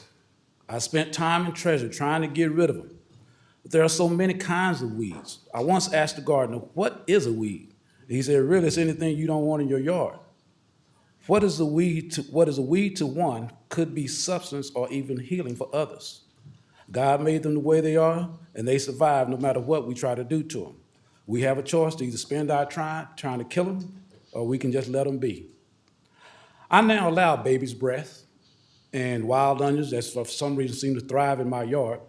But instead of killing them, I use them to beautify my home and flavor my food. I'm coming to the I'm even realizing that there are benefits to dandelions, which I used to kill all the time. We seem to be weeds in your yard. And you may try to rid yourself of us, but we will be and do what God created us to be and to do. That's what Frank Moss would want us to be. Dr. Harrell, and then Elizabeth Miller.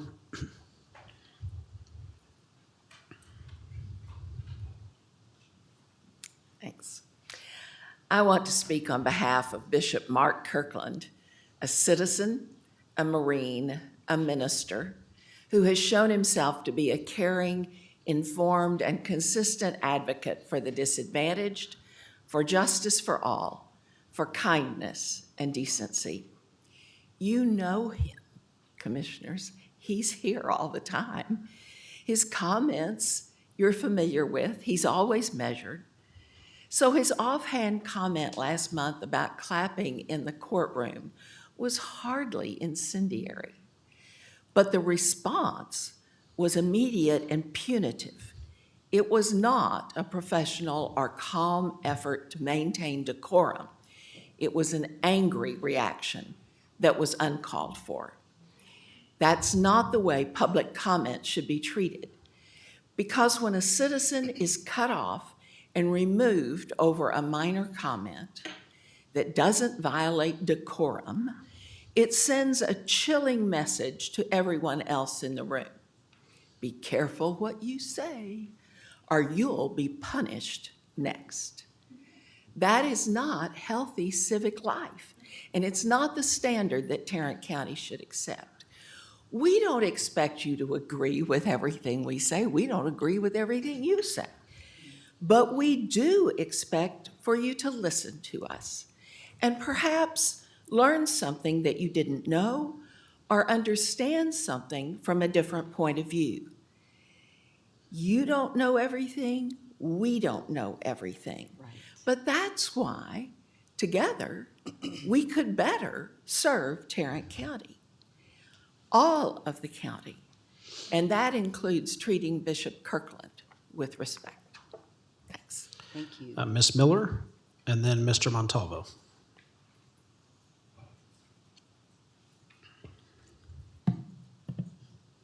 To the extent that my county used county resources to violate the rights of Bishop Kirkland, I apologize.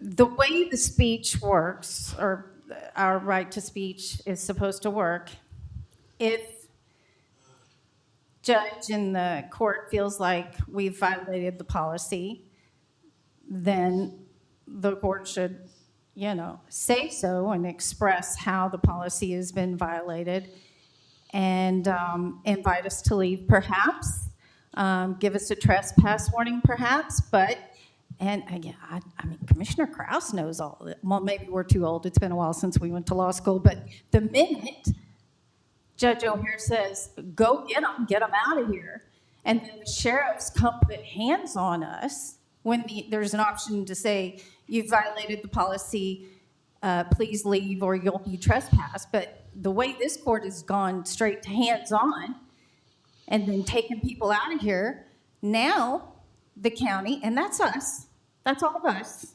We pay the bill, that's on us.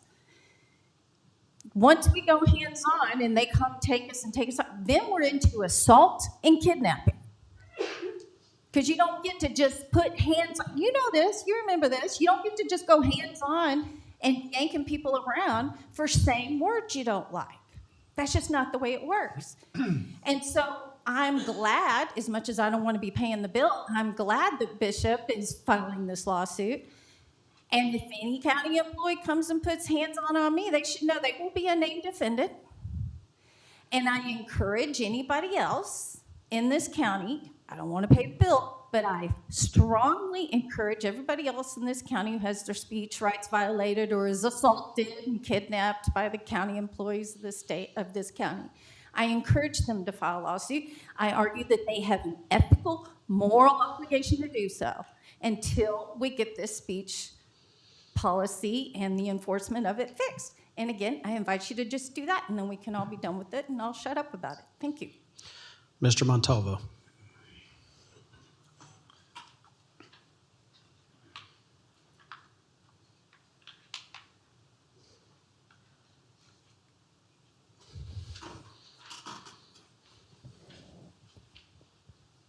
I think it's time for some clarity around what is deemed breaking decorum, because it feels like it's based on your feelings, Tim, without any actual, confirmation within the language that's there. And there's this whole thing about the First Amendment and freedom of speech that decorum can't override. So if we're basing in this commissioner's court what can and can't be said based on your sensitivity and based on your feelings and what an emotional state you're in on any given day, I don't think that we're going to be able to accurately be able to assess as community what can or can't be said within this court. One of the things, and I'm paraphrasing because it was so nonsensical in what you said, that you're not here to comment on how we do things in this court when you were pushing Kirkland off the mic. It seems one of the most uneducated, I think maybe even ignorant things you've said, because that's exactly why we're here. We're here to comment on what you're doing as a commissioner's court. So in your emotional outburst to express your dissatisfaction over what Bishop Kirkland said, you said a completely nonsensical, deeply uneducated, and ignorant thing.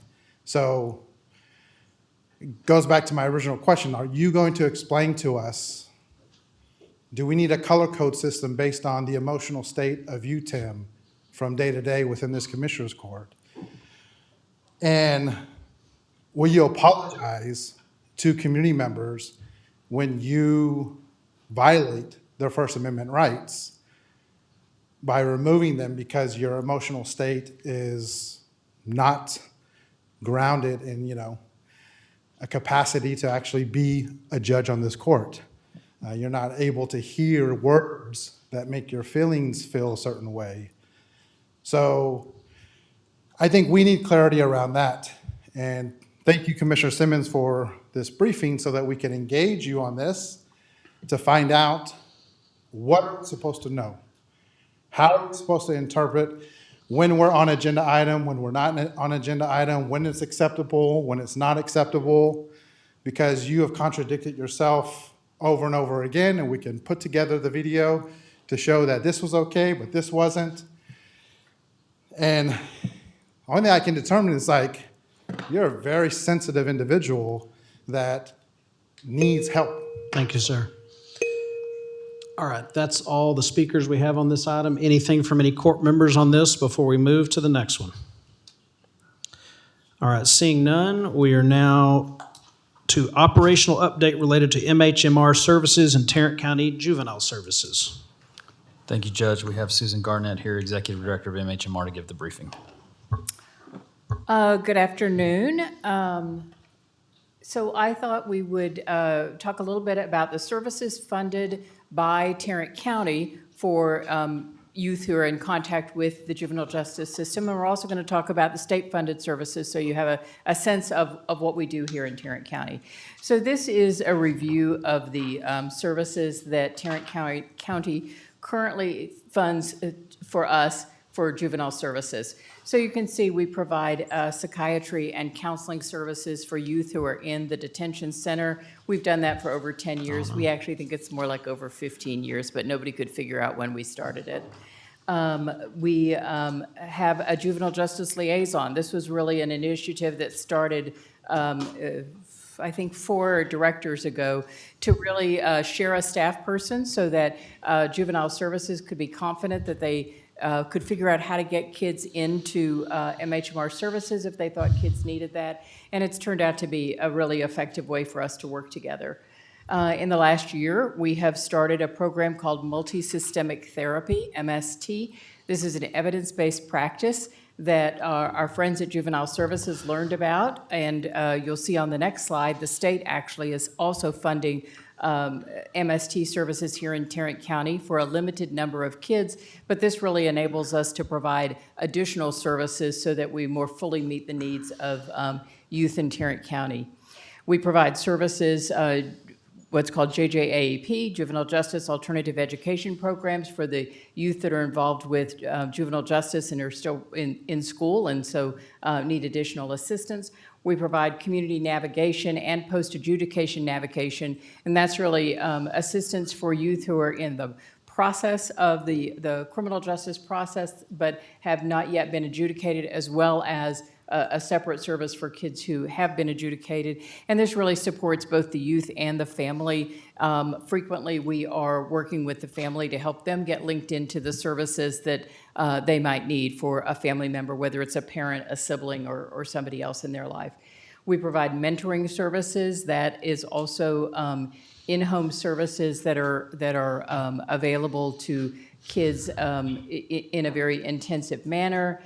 And then for many years, we've worked together to enhance the services that are available for substance use involved youth who are in primarily our residential campus, but also some that are in our outpatient services. And then we're able to couple that by the availability of the services that we have here in Tarrant County that are funded through the state. Most of these services are funded through the Health and Human Service Commission, although there are some services that are funded through TCOME, the Texas Correctional Office on Offenders with Medical and Mental Impairments. But just to review, the youth services that we provide are, many people know us through the psychiatric services that we provide in clinic settings. We have 4 clinic settings for youth around the county, geographically distributed around the county.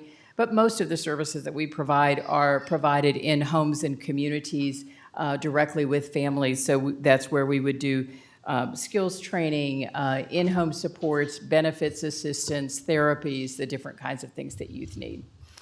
We also provide a new resource that the state funded in the last several years called Youth Crisis Outreach Team, YCOT.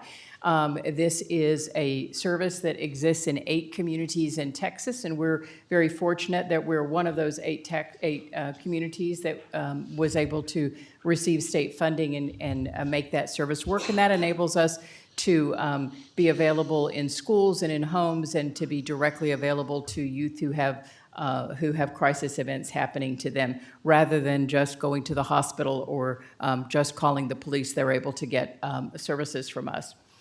We have specialized services that reach people, like the Yes Waiver program, or again, MST. So here's where the state funds this wonderful evidence-based practice, multisystemic therapy, and the state provides some funding for that. And we in Tarrant County, when Juvenile Services wanted a very focused juvenile services resource, we're able to build on the infrastructure that the state has made available to us. We have an adolescent crisis respite unit that we're the only one in Texas that has this particular funding, and we work in collaboration with ACH Family Services. The unit is located on their campus, and we work very closely with ACH, but we work also with Juvenile Services and with the general public who might need that service. It's not a residential service. It's really about temporary support for a youth and family who need to be separated from one another, need some extra assistance for the youth, and then can reunify the family. We provide youth and family partner services through state funding. We provide residential and outpatient substance use disorder services through HHSC funding. We provide supports for youth with intellectual disabilities. So we use autism, but there are many other diagnoses that fit in that category. But autism is probably the diagnosis we hear about the most. And this is really a category of kids that has grown really dramatically over a number of years, over the last several years, that the kids have come in contact with law enforcement and are more likely to be detained by juvenile detention and under their supervision. And so we work closely together to try and find the right supports for those kids. And then we also provide we have a specialized program that's funded by Takumi for youth who are involved. Sometimes it's youth who've been in out-of-home placements and returning to the community, but Takumi has some special obligations that they have for youth in communities. And then we provide a variety of supports for families. It's not at all uncommon that a family who is in, has youth who are struggling themselves have challenges. And so we're able to, one of the nice things about it, the way we work together, is that we're able to assist families if the Juvenile Services identifies families needing extra assistance, and so we're able to do that. One of the nice things about the way we work together is that we're also able to, we don't act just as a vendor to Juvenile Services. We act as a partner to Juvenile Services. So we always look for opportunities where we can identify the right funding stream for a youth to be in to receive the right services. We don't simply deliver a service to a kid. We say, oh, does this kid really need some other kinds of things that we offer? We're able to get that. And if we can link a child to state-funded services, it really just makes more county funds available to serve additional kids. So that's a great thing for everybody. So let's think about the contract oversight we have. And we would tell you that we have a lot of contract oversight from the state of Texas for Takumi contracts, for mental health contracts, and for the substance use disorder contracts. We have about 50 contract oversight visits that take place annually, and that's scheduled as well as unscheduled visits that the state of Texas does to assure that the funds are being spent in the way that they intend them to be and in compliance with the state contract requirements. We also have contract oversight through Tarrant County for the services funded through Tarrant County.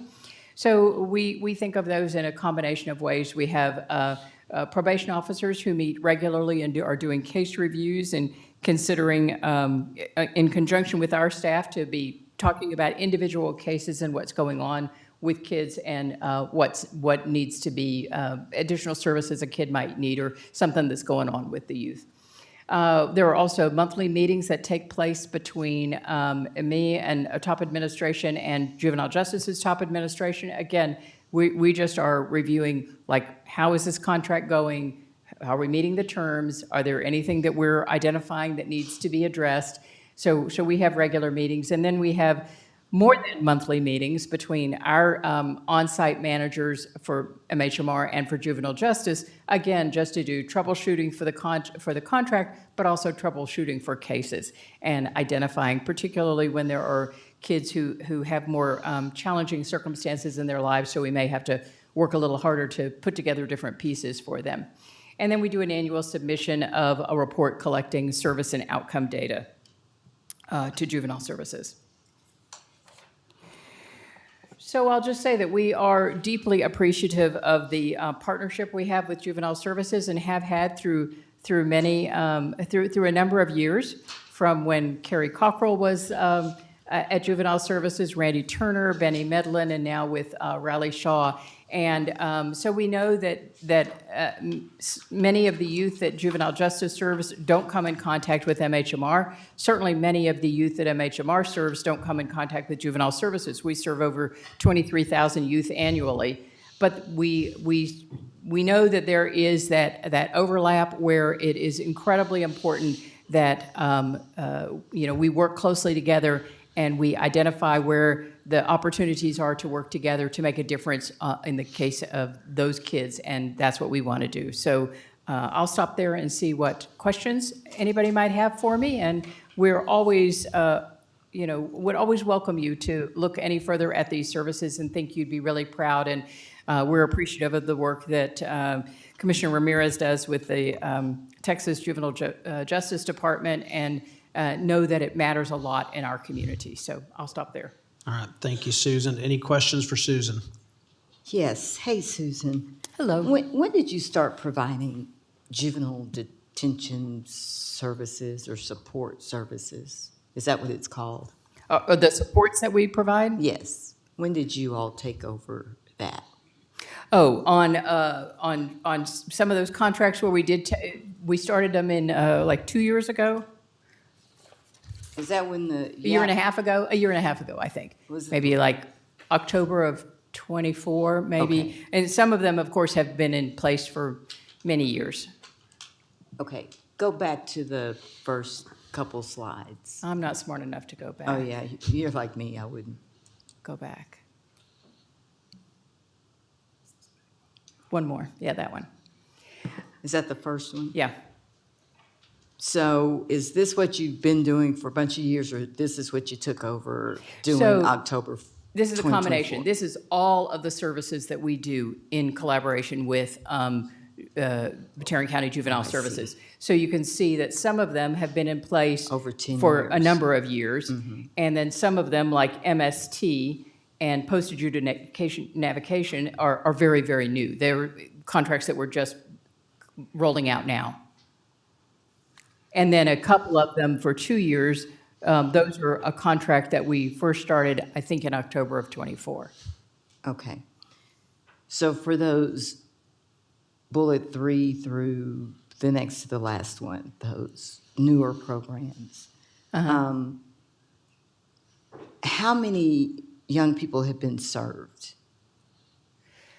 I'm not sure that I know off the top of my head, but I will get it for you, the exact number. But I know, it seems to me the total, this may be the total in all of the services, because I asked yesterday how many kids do we serve from juvenile services, but I think it was the total they were giving me from everybody, and that's around 400. And you know, the numbers sound dramatically different, right? Because through our state funding, we serve over 23,000 youth, but these are very intensive services that take place here. You know, so that when we look at services like MST, that's a licensed professional who may have a caseload of 6 people, 7 people on that caseload, because they're going to provide 24/7 supports for that youth and family for the time that they're in services with them. Okay. So some have big caseloads, some have much smaller caseloads. All right, so right now you can't break it down. So up under the new contracted services, you can't tell me how many. I can get you the numbers for each of these services. I will get you those numbers. Okay.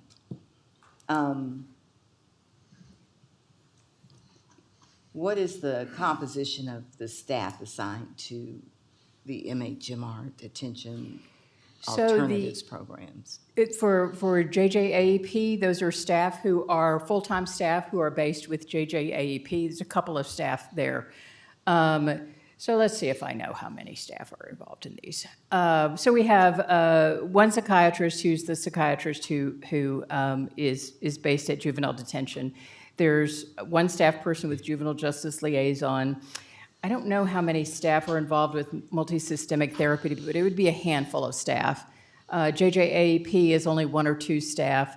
The navigation staff is only going to be several staff. Those are going to be, all of these are going to be full-time staff. Mentoring services is the contract where we're going to have part-time staff involved. They might be our full-time employees in one area, but working part-time on this contract. And that's largely because that contract requires that we see kids in basically non-school hours, so it'd be after school, evenings, weekends, and so we can't put enough of a job together it works better to have people who can do that part-time. Okay. So you do have enough staff, or you don't have enough staff? Oh, we do have enough staff. We're in the process, because of mentoring services uses part-time staff, and requires specific kinds of training for those staff. So we are continually adding those staff. That's one of the things that we review in our regular meetings with juvenile justice. Riley and I sat together last month, reviewing how many staff are there, where are they in training, what date is their training, what day are they going to be getting a caseload. That's the level of review that we do. Since being awarded the contract, have you had to outsource any of the work? No, we have over 2,000 staff. And so, when we put out a call to who would like to do some part-time work, generally we have somebody who's interested in doing that. So I'm trying to think if there's anything. These are all services that we directly provide ourselves. Okay.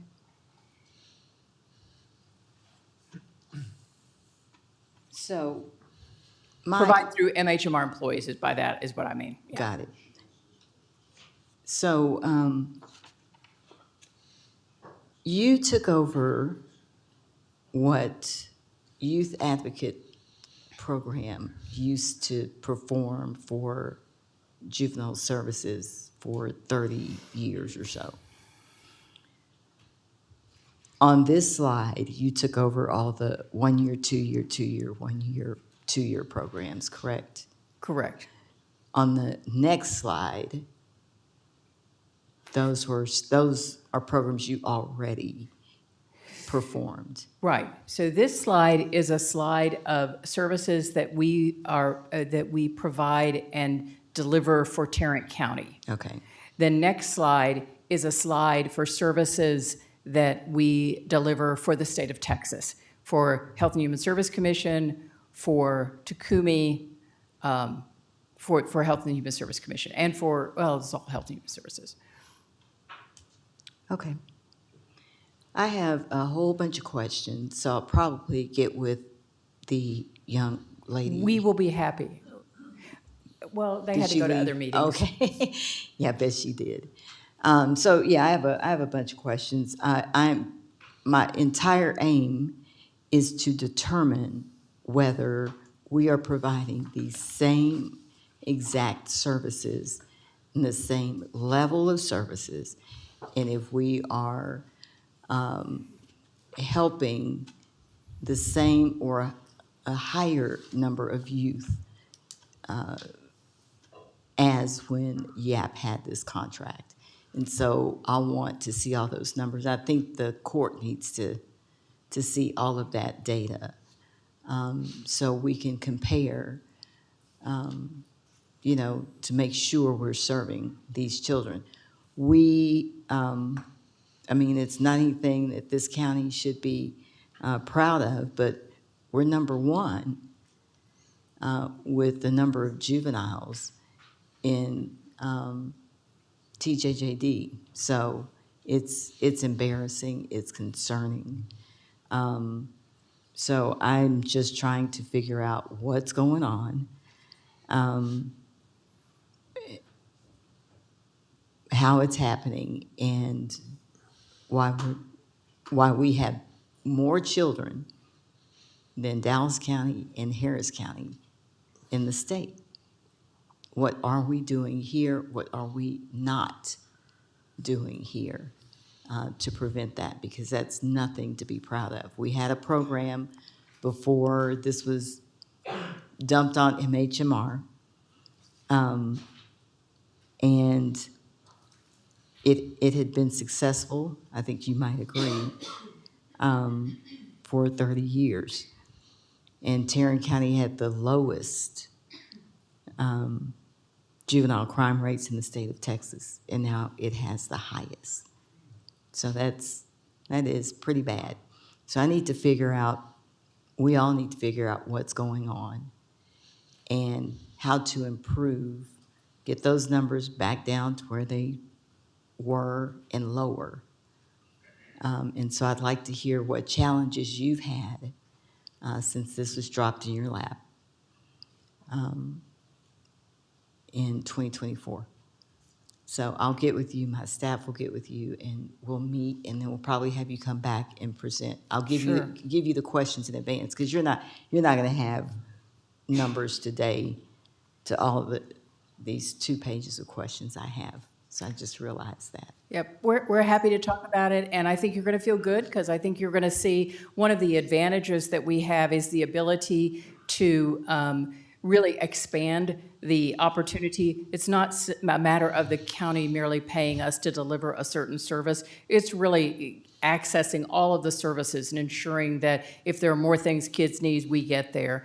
And the other thing that I would say, because I have been around for 30 years, so I have the benefit of a long view of all this, is that back when some of these contracts began with Tarrant County, many of the state-funded services that are here today didn't exist. So we are fortunate that there has been the actions of folks who were in the legislature who, made more of these services available in our communities.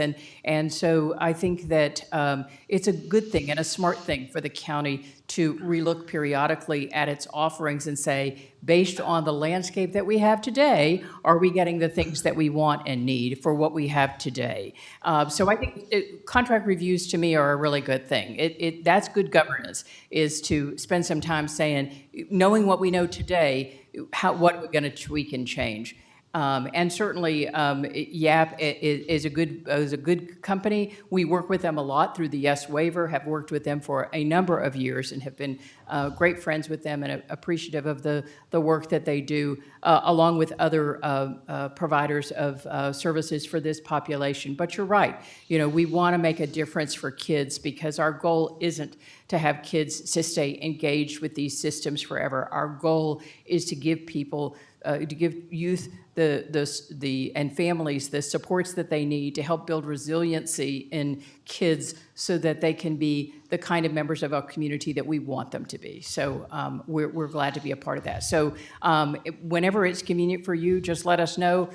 I will have some people there who have very granular knowledge, and we'll sit down and we'll talk about these services. And I'm going to hope that you feel really good when you hear about the services that are provided and the difference it's making for youth. Thank you.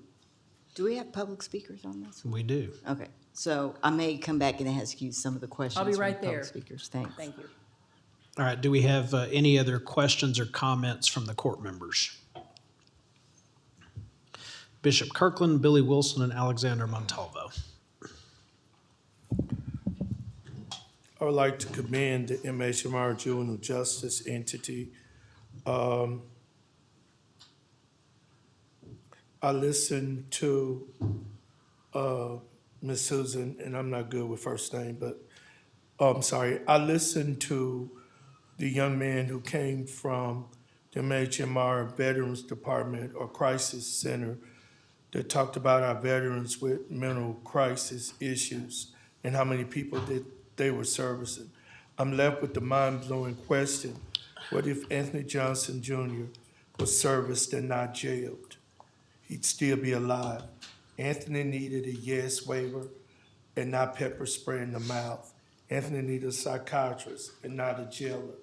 What if both he and his families had partners like this? Thank God for Tarrant County Youth Services. We have other programs. Now we need to make sure that we're matching people with those programs. I love your presentation, Ms. Susan. I love the oversight aspect. It's what we need on the adult side of the spectrum. I was really worried when YAP was disbanded and your department took over. It appears that this is a great partnership. My only challenge to you is to get those numbers down to where they were when YAP provided some of these services for our MHMR juvenile. Mr. Wilson.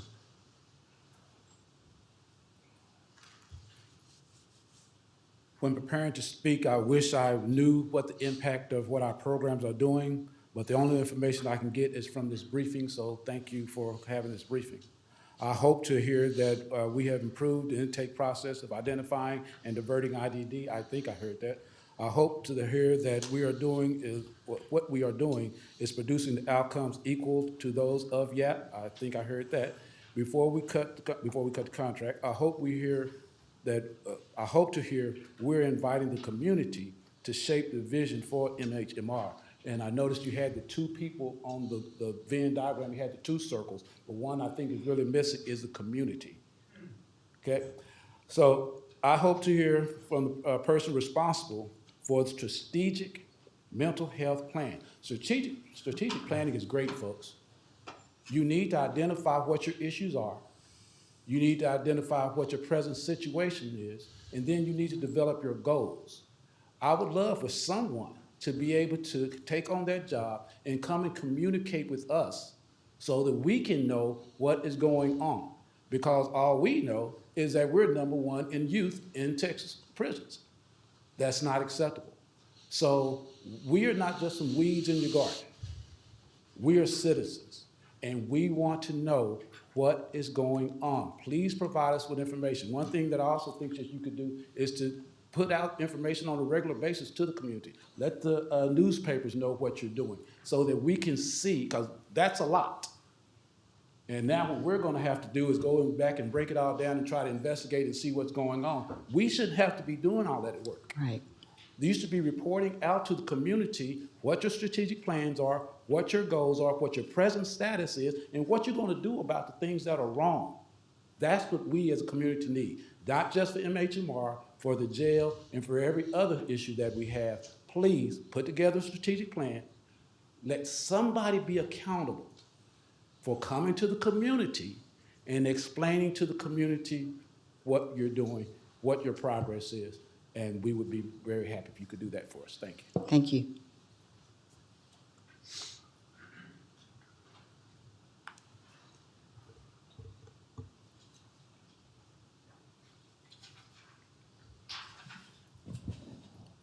So this is what a briefing is supposed to look like.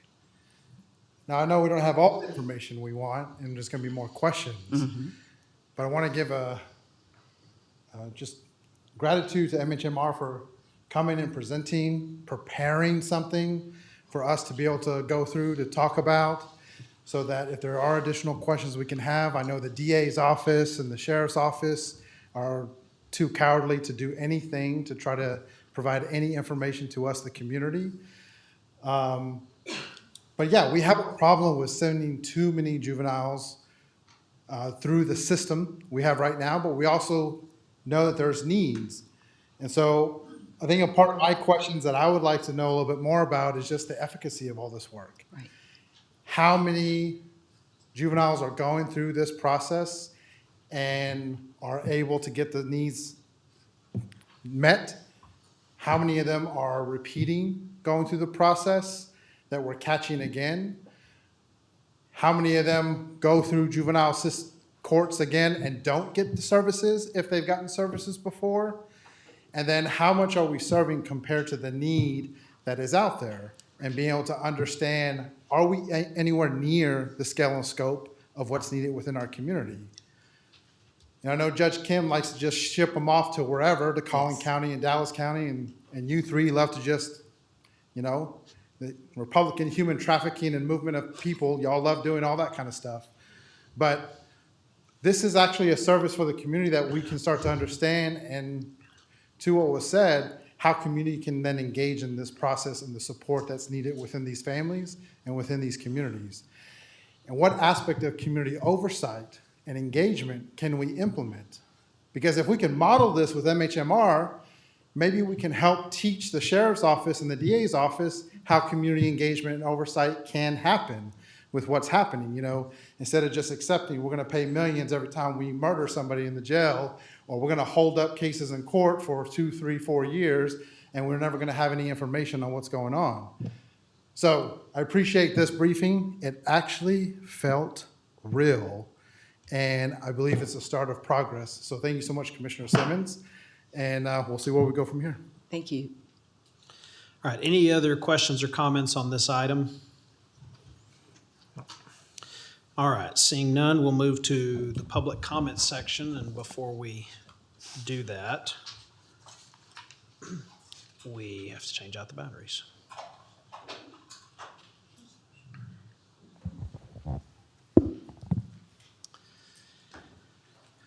Okay.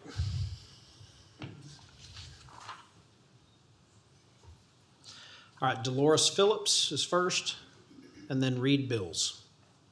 Are you Miss Phillips? Okay.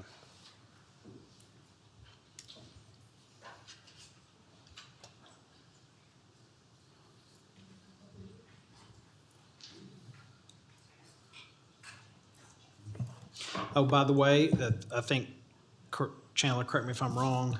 Sir. Does this go to 2 minutes? It does, sir. Is this what happens? Yes, Okay. sir. All right, so it's 2 minutes. Dolores Phillips, I do appreciate you allowing me to speak. Honorable Judge O'Hare, this is deprivation of rights under color of law.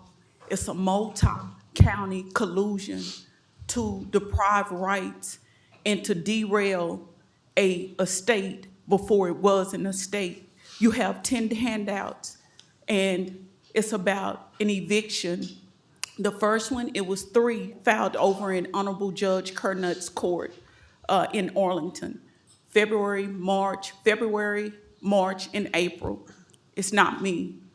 In this retaliatory eviction that took place September 24th, 2025, this writ of possession, you have pictures that I emailed you. And I want y'all to say these handouts because I'll be back to explain them.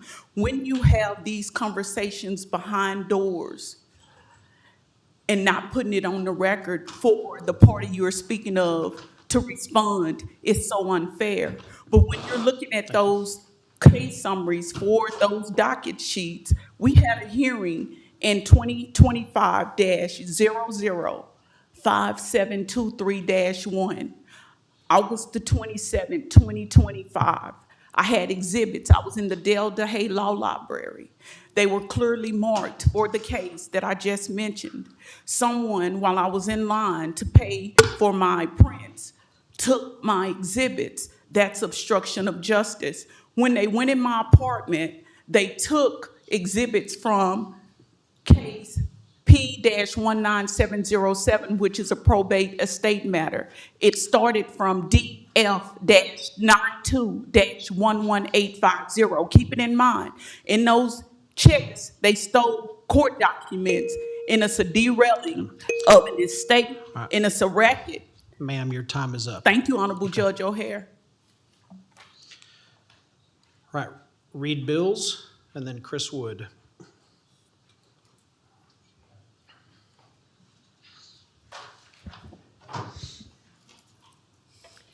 I'm adding my voice to those who have rightfully objected to the reduction of Commissioners' Court meetings to 1 per month. The only way the court can get through the business that accumulates between meetings is to dump up to 1,500 pages of decisions into the consent agenda. This means there is no discussion on these matters, many of which deserve public scrutiny or thoughtful deliberation by commissioners. The consequence is that you are not performing the role you were elected to fill and are paid to execute. Cities within the county meet once a week and are paid considerably less, some even nothing. City taxpayers are getting their money's worth from the efforts of these public servants. County taxpayers are not. Chris Wood, and then George Childs. If you know you're next, you are welcome to come up. I don't need to call you after I've said your name. It was my clapping at the December 9th meeting that ended up getting Bishop Kirkland ejected. I feel guilty for starting this unfortunate incident, and I also feel that the situation could have been handled better by everyone. It is important to note that the voice we use to speak to others is the same voice we use to talk to ourselves. For example, there's a member of my family that's verbally abusive. One day I heard her saying, "Stupid, stupid, stupid." I went to the room and found her all alone. She was calling herself stupid. Our external communication habits, particularly tone, compassion, and positivity, mirror our internal dialogue. I urge everyone, challenge the harsh words used to communicate with others and with yourselves. Treat others and yourselves as friends that need guidance, not severe retribution. To be more balanced, replace extreme statements with even-keeled ones. For instance, instead of saying, I should have known better, I'm a failure, you can say, I did the best I could with the information I had. Now I have information to use in the future. Furthermore, in difficult circumstances, take a deep breath, pause, be objective, not judgmental. After something negative unexpectedly happens, ask yourself, what's one small step I can take to fix this? Find humor in challenging situations. For example, if you mess up using technology in a virtual meeting, you can say, still figuring out how to do this. I've only been doing it for 5 years. Be kinder, more patient, more fair to others and yourselves. Thank you. Thank you. George Charles. And then Mindy Tackett.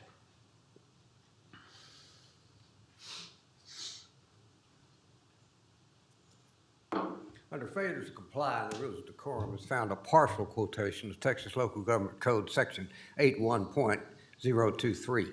The provision ignores, reads, quote, a person fined under this section may be confined until the fine is paid, unquote. I suggest that this omission was intended to diminish the chances that someone would become interested enough in the statute to examine its citational history. For I found this perusal to be very helpful in trying to find what Fifth Circuit case law says about Texas Commissioners Courts. This federal decisional law might also explain why under failure to comply is found, quote, under the Constitution and laws of the state of Texas, unquote, while no mention whatsoever is made of the United States Constitution.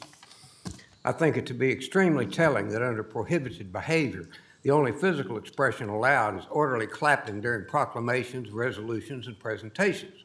Thus, unless Tarrant County is willing to claim that clapping can be taken as a sign of disapproval, the only physical action allowed is a sign of approval of these events. Since only Commissioners Court can cause PR&Ps, approval of any of these is also approval of an action by Commissioners Court, a version of freedom of speech right out of the Kim Jong-un playbook. There's also the extra added attraction of PR&Ps being prime examples of photo op fodder. And there are also these words under guidelines for speakers, quote, are for any other matter at the discretion of the county judge, unquote, and under failure to comply is, quote, may result in sanctions including but not limited to, unquote. This is what the rule of law means in police states. Undefined offenses and unbounded power have no place in a system of liberty, or excuse me, of ordered liberty. Thank you. Following Ms. Tackett, Mr. Palmer. So I want to start by saying that this body should be meeting more than once a month. We clearly have a lot to say, and y'all clearly have mounds of things that you need to be discussing. In addition to that, the Commissioners Court has a responsibility to use its authority to press for the public release of the video documenting the death of Anthony Johnson, Jr. As has been discussed here many times, this case is not an isolated incident. More than 70 people have died while in custody of the Tarrant County Jail since Sheriff Wayborn took office. That number alone establishes a clear and ongoing pattern of failure. It's not bad luck, not individual error, but a systemic breakdown in accountability, oversight, and care. When deaths occur repeatedly inside a secure facility, responsibility does not stop at the jail door or with individual officers. It rests with leadership. Wayborn and Phil Sorrells have a duty to the Johnson family, to families of every person who has died in the Tarrant County Jail, and to the public to provide full transparency. In addition to that, I just want everybody, all of us, to look at jail death, jail death, jail death, lawsuit, lawsuit. These two commissioners are clearly outraged. The three of you clearly do not care. And I want the public to understand that this is what we get when white Christian nationalism is elected. And lucky for us, we have the chance to rectify that very soon. Mr. Palmer, and then Bob Willoughby. Well, I appreciate all your time today, listening. A lot of people don't know who Edward Deming is. Edward Deming was an American economist who, in the 40s, developed what's called TQM, or Total Quality Management. He went to all of the major U.S. auto manufacturers with a system that he said would improve efficiency and save them money. And they all ignored him because they were making tons of money in the late 40s and the 50s. And so he went to Japan and went to the Japanese automakers, and they took his processes. And so ironically, a lot of people don't know this, it's an American why the Japanese auto industry basically defeated us. Some of those cars are made in Hiroshima. So in the spirit of that, I would like for my commissioner, I'm not going to pick on you, you've been picked on enough today. So I would like to be invited by you or anybody to go to the Sallyport on a Friday evening or a Saturday evening till as late in the morning as possible. And I want to see the booking process. I want to see what these individuals are going through when they're booked. I want to see what these deputies are going through. I want to see what they're enduring in their job. I would like for myself to be invited along with 2 or 3 other people. They don't have to be my people, but I want to see. I want to take a look, because at some points I feel like I'm up here speaking and I don't know everything about what's going on, don't know what I'm talking about. I don't want that to be part of my participation in these meetings. So I'm willing to go up there and I'm willing to go in the Sallyport and watch all that stuff until 3 or 4 in the morning, whatever it is. I'm sincerely asking for that invitation. You've got my phone number. Is Mr. Willoughby here? Following Mr. Willoughby, Bishop Kirkland. Well, I'm not about issues, I'm more about our system, because I believe if you don't fix our system right, then why would you listen to me about an issue? And here's the system. We had 2 meetings a month here, you cut us down to 1. That's not right. Look at it, 6 hours here, you cut down to 1 and took us down to 2 minutes. That's not right. Republicans are supposed to stand for free speech and the people, that's what they say. But I'm telling you right now, that's not what I see the action of Republicans across the board. I'm a Republican, but I'm not pleased when they go around saying how much they're for free speech and the people, and then you cut down our time and you take away. Suggestions. Move the people comment from the bottom of the agenda to the top, the same way it is at the Fort Worth ISD and all the surrounding cities except Fort Worth, because Mayor Parker took us off completely. Now, I was warned by George when I asked that of you. Before I asked you, I was warned, because when I told Mayor Parker to move our comment meeting from the bottom of the agenda to the top, she did. She moved to the top, to the roof, and right out of the freaking building. We don't even have a comment there, okay? Now, let's see. Replace the meeting that you took away, okay? You want to take it away? Then at least replace it with a Q&A. That would not be good. That would be outstanding, because nobody answered questions. Give us a big Q&A, and that would be good if you want to put that, or put the meeting back. One or the other. That's wrong, okay? Another thing is, now that I got that off my chest, it says here, what little time I got left, Phil Soares. I came to you, Tim, about Phil Soares, not for it's your job to. I asked you to ask Phil Soares because he is corrupt as can be. He's got paperwork over it, proves millions of dollars we're being ripped off. He will not answer us, but he will answer you. So I asked you to ask him, why will he not ask us? That's a mission of guilt when they don't answer. I would appreciate it. Or tell us what we do about a crooked DA. Or someone in this room tell us what to do about a crooked DA. Thank you, Tim. Appreciate it. Thank you, sir. Following Mr. Kirkland, we have Buff Kaiser. I prepared a speech, but I'm not going to even look at. First thing I want to say is thank you to the sheriff's deputy for treating me with dignity and respect. Thank you, Commissioner Simmons, who will not allow me to be thrown out of a building that, as a Marine, I took an oath to stand against all enemies, foreign and domestic, and I will fulfill that promise. Maybe my words are harsh at times. Maybe my passion comes across as insulting. But I will say this, because I'm a Marine and because I was raised by my parents, even when I don't like the person, I usually refer to them by commissioner or judge. But keep calling me just Kirkland, and I'm gonna go to Tim. I don't wanna do that because that's against who I am and what I stand for. I love Tarrant County. I love the city of Fort Worth. And if you being inconvenienced by having to hear my voice or hear my words, Tim, get another job. Do something else. because I'm not going anywhere. The blood of Malcolm, Martin, and Mecca will be on my hands if I go home and fold them and do nothing. I am so glad that ICE is giving privileged, lily white Americans an opportunity to see what bad law enforcement looks like, the disrespect of what it feels to be policed and not serviced. I ain't going nowhere, so keep my seat warm. Mr. Kaiser, and then Catherine Godby. Hello and Happy New Year. I'm Buff Kaiser, a resident of Fort Worth. And we welcome your interest and desire to pursue the mystery that we have of duplicate voter registrations in Tarrant County. But we know now this is also occurring across other counties in Texas and outside of Texas. So it's obviously bigger than us.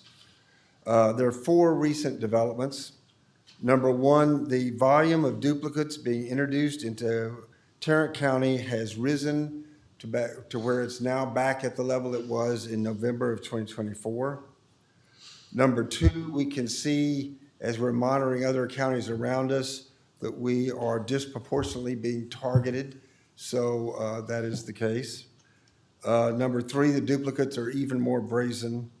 And number 4, a new book has come out that's been published that's sheds some light on the mystery of the duplicates. The book is titled Stolen Elections, The Takedown of Democracies Worldwide by Ralph Pizzullo.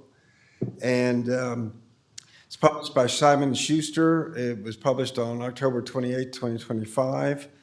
The book draws a connection between the Smartmatic voting machines' origins in Venezuela, the use of the operating system in our own Hart InterCivic machines, allegations of election manipulation, including claims of fraudulent or duplicate registrations. A major finding of the book is that any electronic voting machines can be hacked, so hand counting of hand-marked paper ballots is the way to go. The mysteries of our duplicates is occurring on your watch, and we welcome your commitment in trying to resolve this during our 250th anniversary of our country. Thank you. Thank you, Ms. Godby, and then Rich Diott.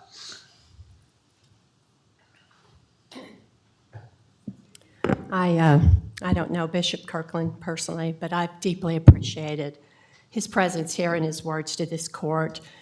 I respect how he speaks of his village and how he conveys how the majority votes on this body negatively impact his village. He's talked about his service to his country as a Marine and about how much he respects law enforcement and the tough job they have. As I recall, his remarks have always been very straightforward and respectful. Last month, we witnessed our county judge use the power of his office to order Bishop Kirkland out of this space. I found that to be outrageous behavior, really. It did not appear to be the behavior of a secure and confident leader. It appears to be the behavior of a grown man who's mad, who's maybe threatened, and he's acting out by abusing the power that's available to him. When elected officials silence citizens, it strikes at the core of America. In a democracy, officials derive their legitimacy from the people. When you suppress our voices, you undermine the foundations of your own authority. It's our job as citizens to hold you accountable. That's all we're doing. Silencing the voices of the people nearly always harms marginalized, vulnerable groups first and foremost. If Jesus had favorites, marginalized, vulnerable groups would be his favorites. I have no doubt about that. So I'm not sure that Jesus is really smiling at you three right now. I am sure that he's smiling broadly, maybe even clapping for Bishop Kirkland. All right, following Mr. Diott is Charles Bills. sometime in the future, because this court in the past has to make decisions regarding the unborn. Recently, a candidate for high political office stated that there is no biblical support for a pro-life opinion. And I was startled by that because he's training for ministry.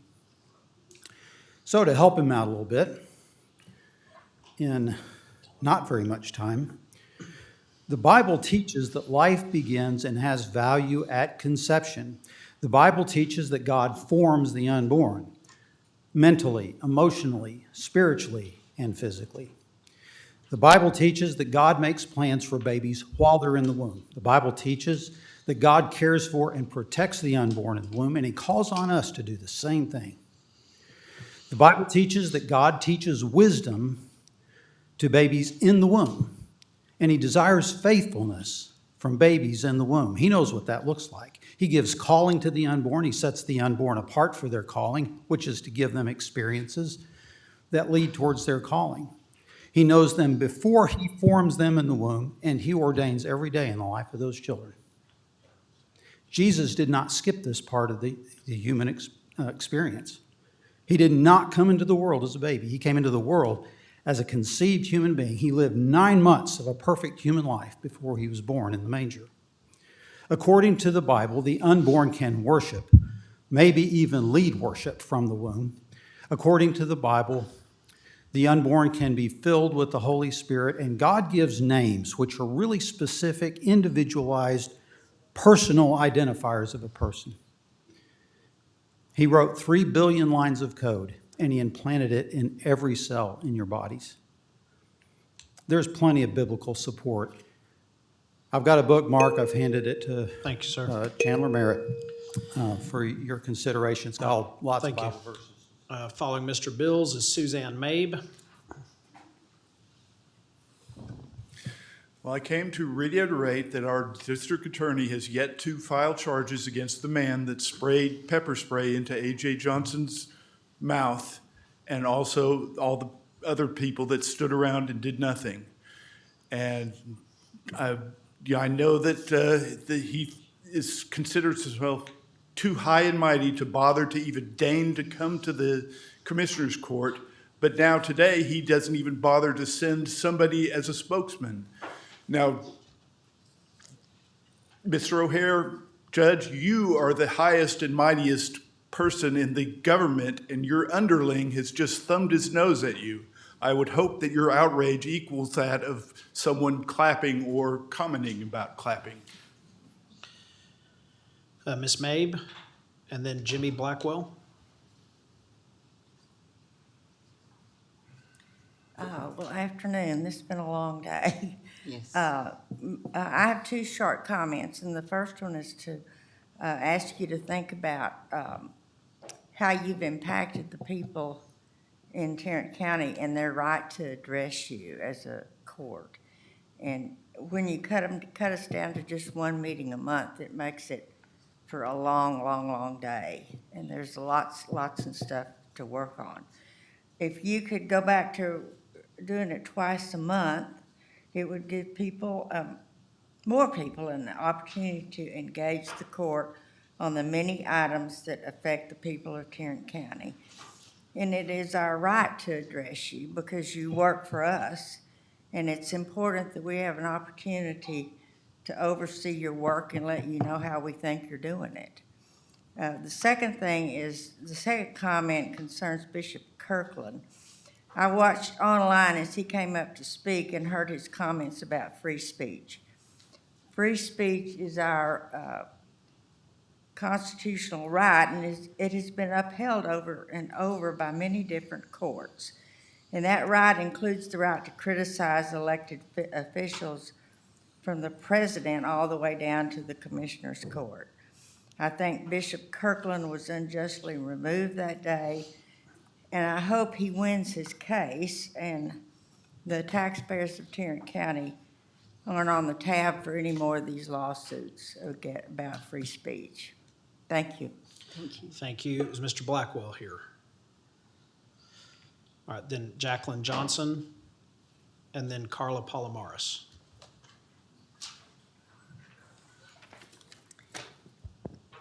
Public corruption used to be something governments confronted immediately. It used to be prosecuted, exposed, and rooted out.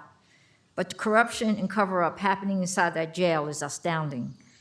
And this court is allowing it to continue. Judge O'Hara, you are leading the culture of protection and denial. My son's murder in that jail will mark a turning point in this county. And to every commissioner sitting here today, I ask you directly, which side of history will you be on? Because as death toll climbs, what I see from most of you is complacency, silence, and a willingness to look away. Over the past years, I've seen negative comments and attacks aimed at Commissioner Simmons. And I have one question: why? Why attack the one person who constantly shows humanity? Why go after the one person who's trying to help the people of this county while others seem focused only on protecting their political interests? This county is at a crossroads. The corruption in that jail is not an accident. The cover-ups are not accidents. The deaths are not accidents. They are the result of choices. Choices made by people in power who think no one will hold them accountable. My son's death will not be buried. It will never be forgotten. And every person on this court will have to answer sooner or later for what they did or refused to do when confronted with the truth. Had that video been released, there might be some people still alive. Is Ms. Palomares present? All right, still no Lon Burnham. Dr. Harrell, and then Charles Wiedemeyer.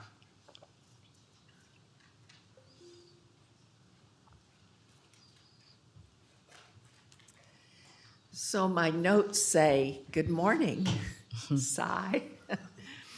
I'm here to urge you again to reverse the decision to reduce Commissioners Court meetings to just once a month. First of all, the agenda size is out of control. Last month's agenda was 1,564 pages. This month is 1,414. And you get the agenda 3 work days before the meeting. So I'm asking, how do you justify this as responsible governing? How can court staff and the public be expected to review over 1,000 pages in 3 work days, and you still claim this process is thoughtful, deliberate, and accountable? Because from where Citizens sits, it looks like the county's strategy is just pile everything into one meeting and hide what you're doing with huge consent agendas. On this one, 7 pages of consent items. 1 meeting a month reduces careful review, increases risk, and forces rushed decisions. Citizens have a legal and practical right to review the material and provide input before decisions are made. But this calendar signals the opposite, that the public is being managed, not engaged. Bottom line, you're asking for public trust while reducing public access. The court is making the work harder, the decisions riskier, and the public's role smaller. So I invite everybody to the People's Commissioners Court on January 27th at 6 o'clock, where there will be a chance to explore issues. We encourage everyone to attend. Thank you. Following Mr. Wiedemeyer, we have Nan Terry. Are you going?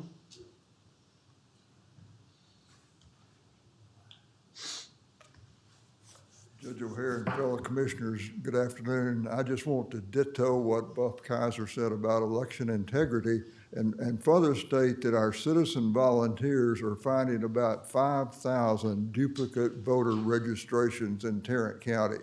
5,000. Now, that number goes up and down. It goes up when you get close to elections. It goes down at other times. But it needs to be 0.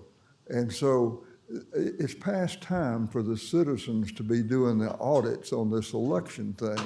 We need some help from the paid staff to do this and ask questions. You know, why do we still have duplicate registrations for voters? It's illegal. It's not lawful. And there's a process for eliminating them. So anyway, let's do something about it. Let's audit ourselves. Thank you. Thank you. Following Ms. Terry is Elizabeth Miller. I'd like to join in the chorus requesting a return to 2 meetings a month. I'd like to ask, is this effort worth it? Who likes it? I'm not sure staff does. I haven't met anyone in the public that likes it. Please reconsider. How late will you be here tonight? You're going to vote after closed. I'm not going to be here, but how many of you actually read the 1,400 pages in this month's meeting? How many did you read the 1,500 pages last month? Also, I thank Alyssa Simmons for requesting a briefing on MHMR's programs for youth, and I thank the MHMR and their staff for the ongoing work they do to help our youth. Regarding the PILF contract, in addition to you not understanding the definition of not to exceed, I was concerned about another issue. It appears that no one on staff actually reviewed and confirmed that actions billed were actually performed. If I heard correctly, budget said they pay the invoice. If I heard correctly, DA's office say they don't review the invoices. That's not good. Hopefully this is a one-off because nobody wants to touch that contract. Lastly, please release the entire video of the Anthony Johnson's murder. Why hasn't the jailer been charged with chemical asphyxiation as mentioned as a cause of death on Anthony Johnson's autopsy? Thank you. Following Ms. Miller is Robert Vann.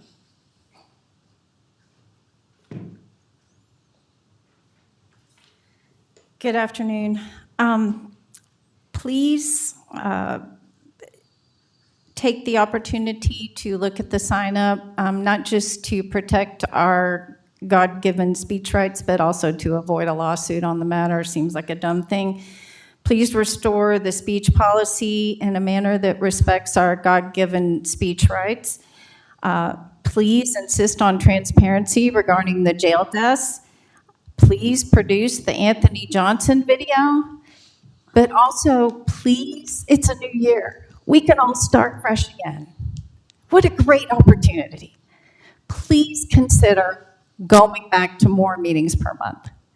I don't think anybody on the dais or in this county can look me in the eye and honestly argue they did this so we could have more transparency or better government or spend less money. 1,500 pages? There's no way. There's no way. Do you have any idea how often Joe Palmer could be up here saying things that make you go, Joe's got a good point? Constantly. He could be saving you money, but you can't even argue with me on that point, can you? You've all said it. So please consider this fresh opportunity for us all to step back and go back to a policy that will give us good government, that will restore faith, Judge. Just think of how much goodwill you could generate in this county during an election year by taking this opportunity to do that. Please consider doing so. Thank you. Following Mr. Vann is E.J. Carrion. Is Mr. Vann still present? All right. How about Mr. Carrion? Following Mr. Carrion, Janet Mattern. All right, so I want to tell you a story about a kid similar to my age. His name is Wael, W-A-E-L. He was born in JPS Hospital. He's a Fort Worthian. He's an American citizen. He also has Pompe disease, which is a rare inherited genetic disorder where the body can't break down glycogens, causing harmful buildup in cells, especially muscles and in the heart. He takes 100% care from his family and his caregiver. His caregiver is his father, Maher Tadabishi. Maher Tadabishi, on October 28th, was taken from ICE when he was doing his annual checkup at the immigration center that he has done for decades. Maher Tadabishi is an engineer. He is someone who has actively been legally here. And Wael, an American citizen, is now have been in the hospital for 19 days and had surgery today. And so this is a Tarrant County kid, a kid who can't have his voice spoken here today. We saw what happened to Renee Good on January 7th that created 1,300 people here in Fort Worth protesting for the life and what she stood for and why she shouldn't have been killed by ICE. But right here in Tarrant County, We are dealing with a possible slow death of a 30-something-year-old Wael Tadabishi. So I'm bringing this to this dais because you all have power to do something about this. You can contact U.S. State Representative Roger Williams, which is in their that's their rep. Figure out how to help this family. We're talking life or death. You saw what happened with millions of Americans across this country wanting to abolish ICE, and now you do not want someone in Tarrant County to go and see what happens to this community if you guys don't do something about this. Janet Mattern, and then Adrian Smith.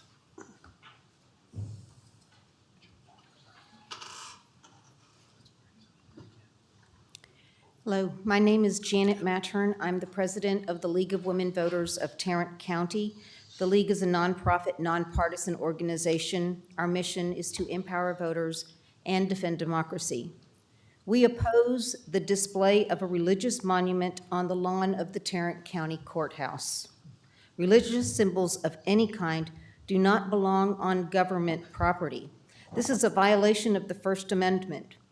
The framers of our Constitution were wise to establish a secular government to ensure freedom of and from religion. The act of erecting a religious monument is totally antithetical to a functioning democratic republic. As leaders, you should represent all the people and not impose your idea of morality onto the people you represent. I want to call this out for what this is, a harbinger to Christian nationalism, an act of the few to display power over the many, to subvert democracy and divide the people. This is what our founding fathers fought against. Tarrant County can do better. We deserve leaders who unite the people, promote love and acceptance for all your neighbors, regardless of their beliefs, and to protect all of our civil rights. I'm calling for Tarrant County voters to stop the rise of Christian nationalism. And the best way to do this is to be informed voters and vote. Following Mr. Smith, we have Anthony Johnson.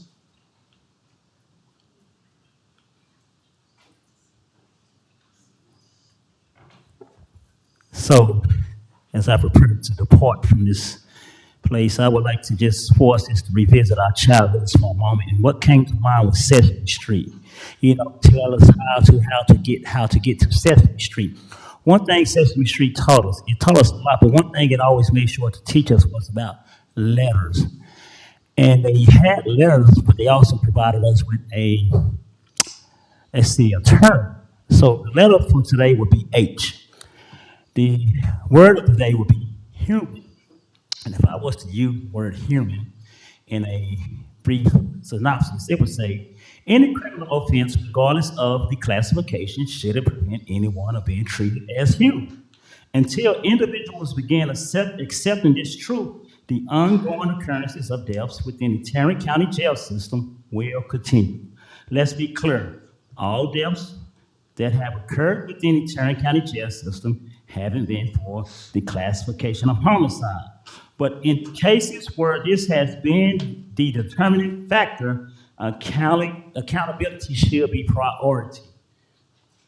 The county's lack of transparency only feeds into the monster of divisiveness that keeps the people and those we have elected at odds for what's best. So we got to get back to treating people as humans, okay? In closing, the sheriff's press release, he can send press releases to this particular court to dehumanize people who are in its custody, but he can't send anyone here to speak on record to the people as to who, what, when, where, and how. Again, thank you. It is an election season. Following Mr. Johnson, we have Alexander Montalvo. Representative Al Green said something this court would do well to remember. The Constitution is above personal belief.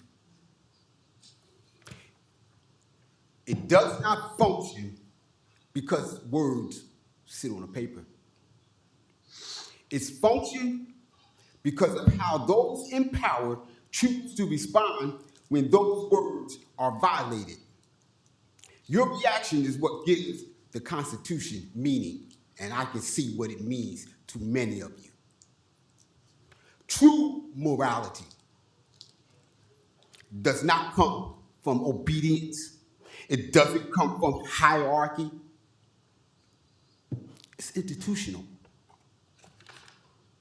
It comes from empathy. Simple as that. Empathy.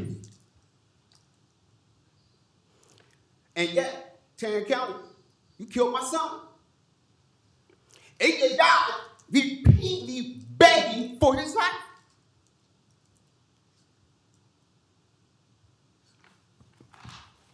You people have children. You tell me which one of your children, if you hurt someone, one of them beg, that you can still sit there. Change positions with me, because you got time. You got time. You don't even want to see O'Hare. Wayborn. Oh, that's right, because he is O'Hare. I told you when I left, I know this culture. What you don't know is me. What these jailers are going to find out, who AJ really was. Tarrant County will find out who the Johnsons are. I don't thank you for any of this. Following Mr. Montalvo, we have the last speaker, which this is a speaker that signed up under the Brandon Walker matter that is enclosed. I can't pull up the name at the moment, but if you signed up for that, you'll be last. All right, final 2 minutes for today. Long meeting. I'm going to echo what everyone else has been saying. We should not be having just one meeting. I mean, man, you couldn't even make it through this meeting. I don't know if you took a break, took a nap, what happened, but you were missing for a couple of hours. We should have our representation here. We should be able to have the public engage. Y'all should be able to help provide information to the community. And this is not working, having it once a month. So I want to have a weekly Commissioners Court meeting, but I'll settle for 2 a month. So make the decision in 2026 to alter this. We're about to spend some time at Forest City Council because they're going to finally make a decision, because they're waking up that the public needs to be heard and they cannot keep suppressing the people's voice.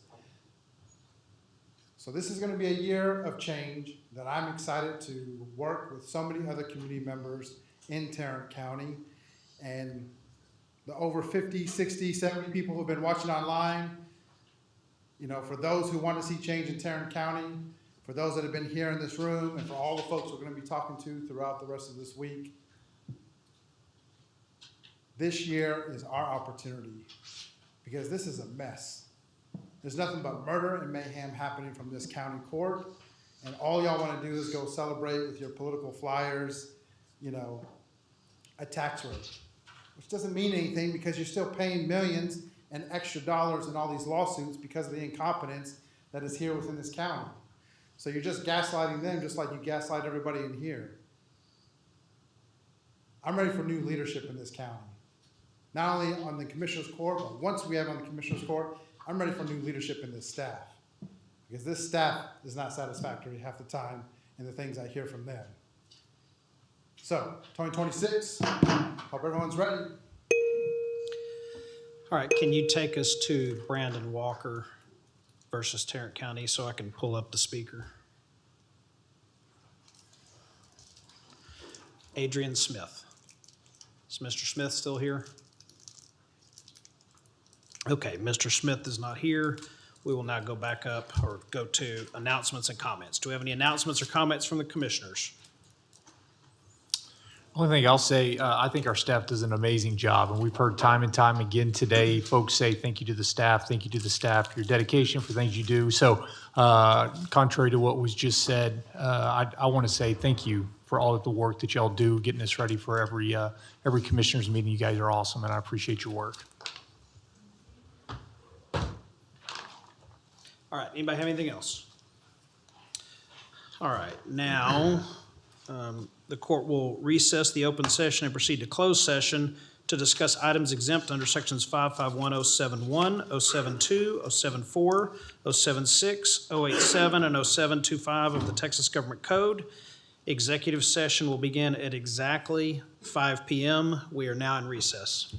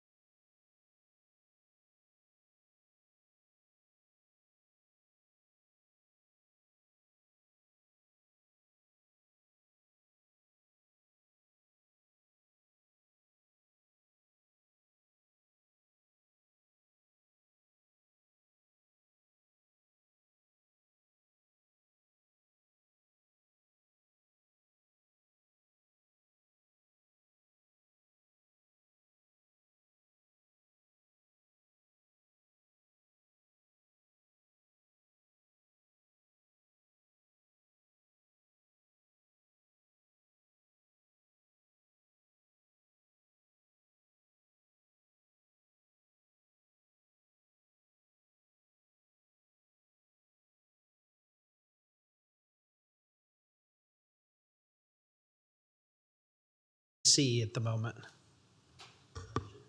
Oh, he's there. There he is. Are you a yes or a no?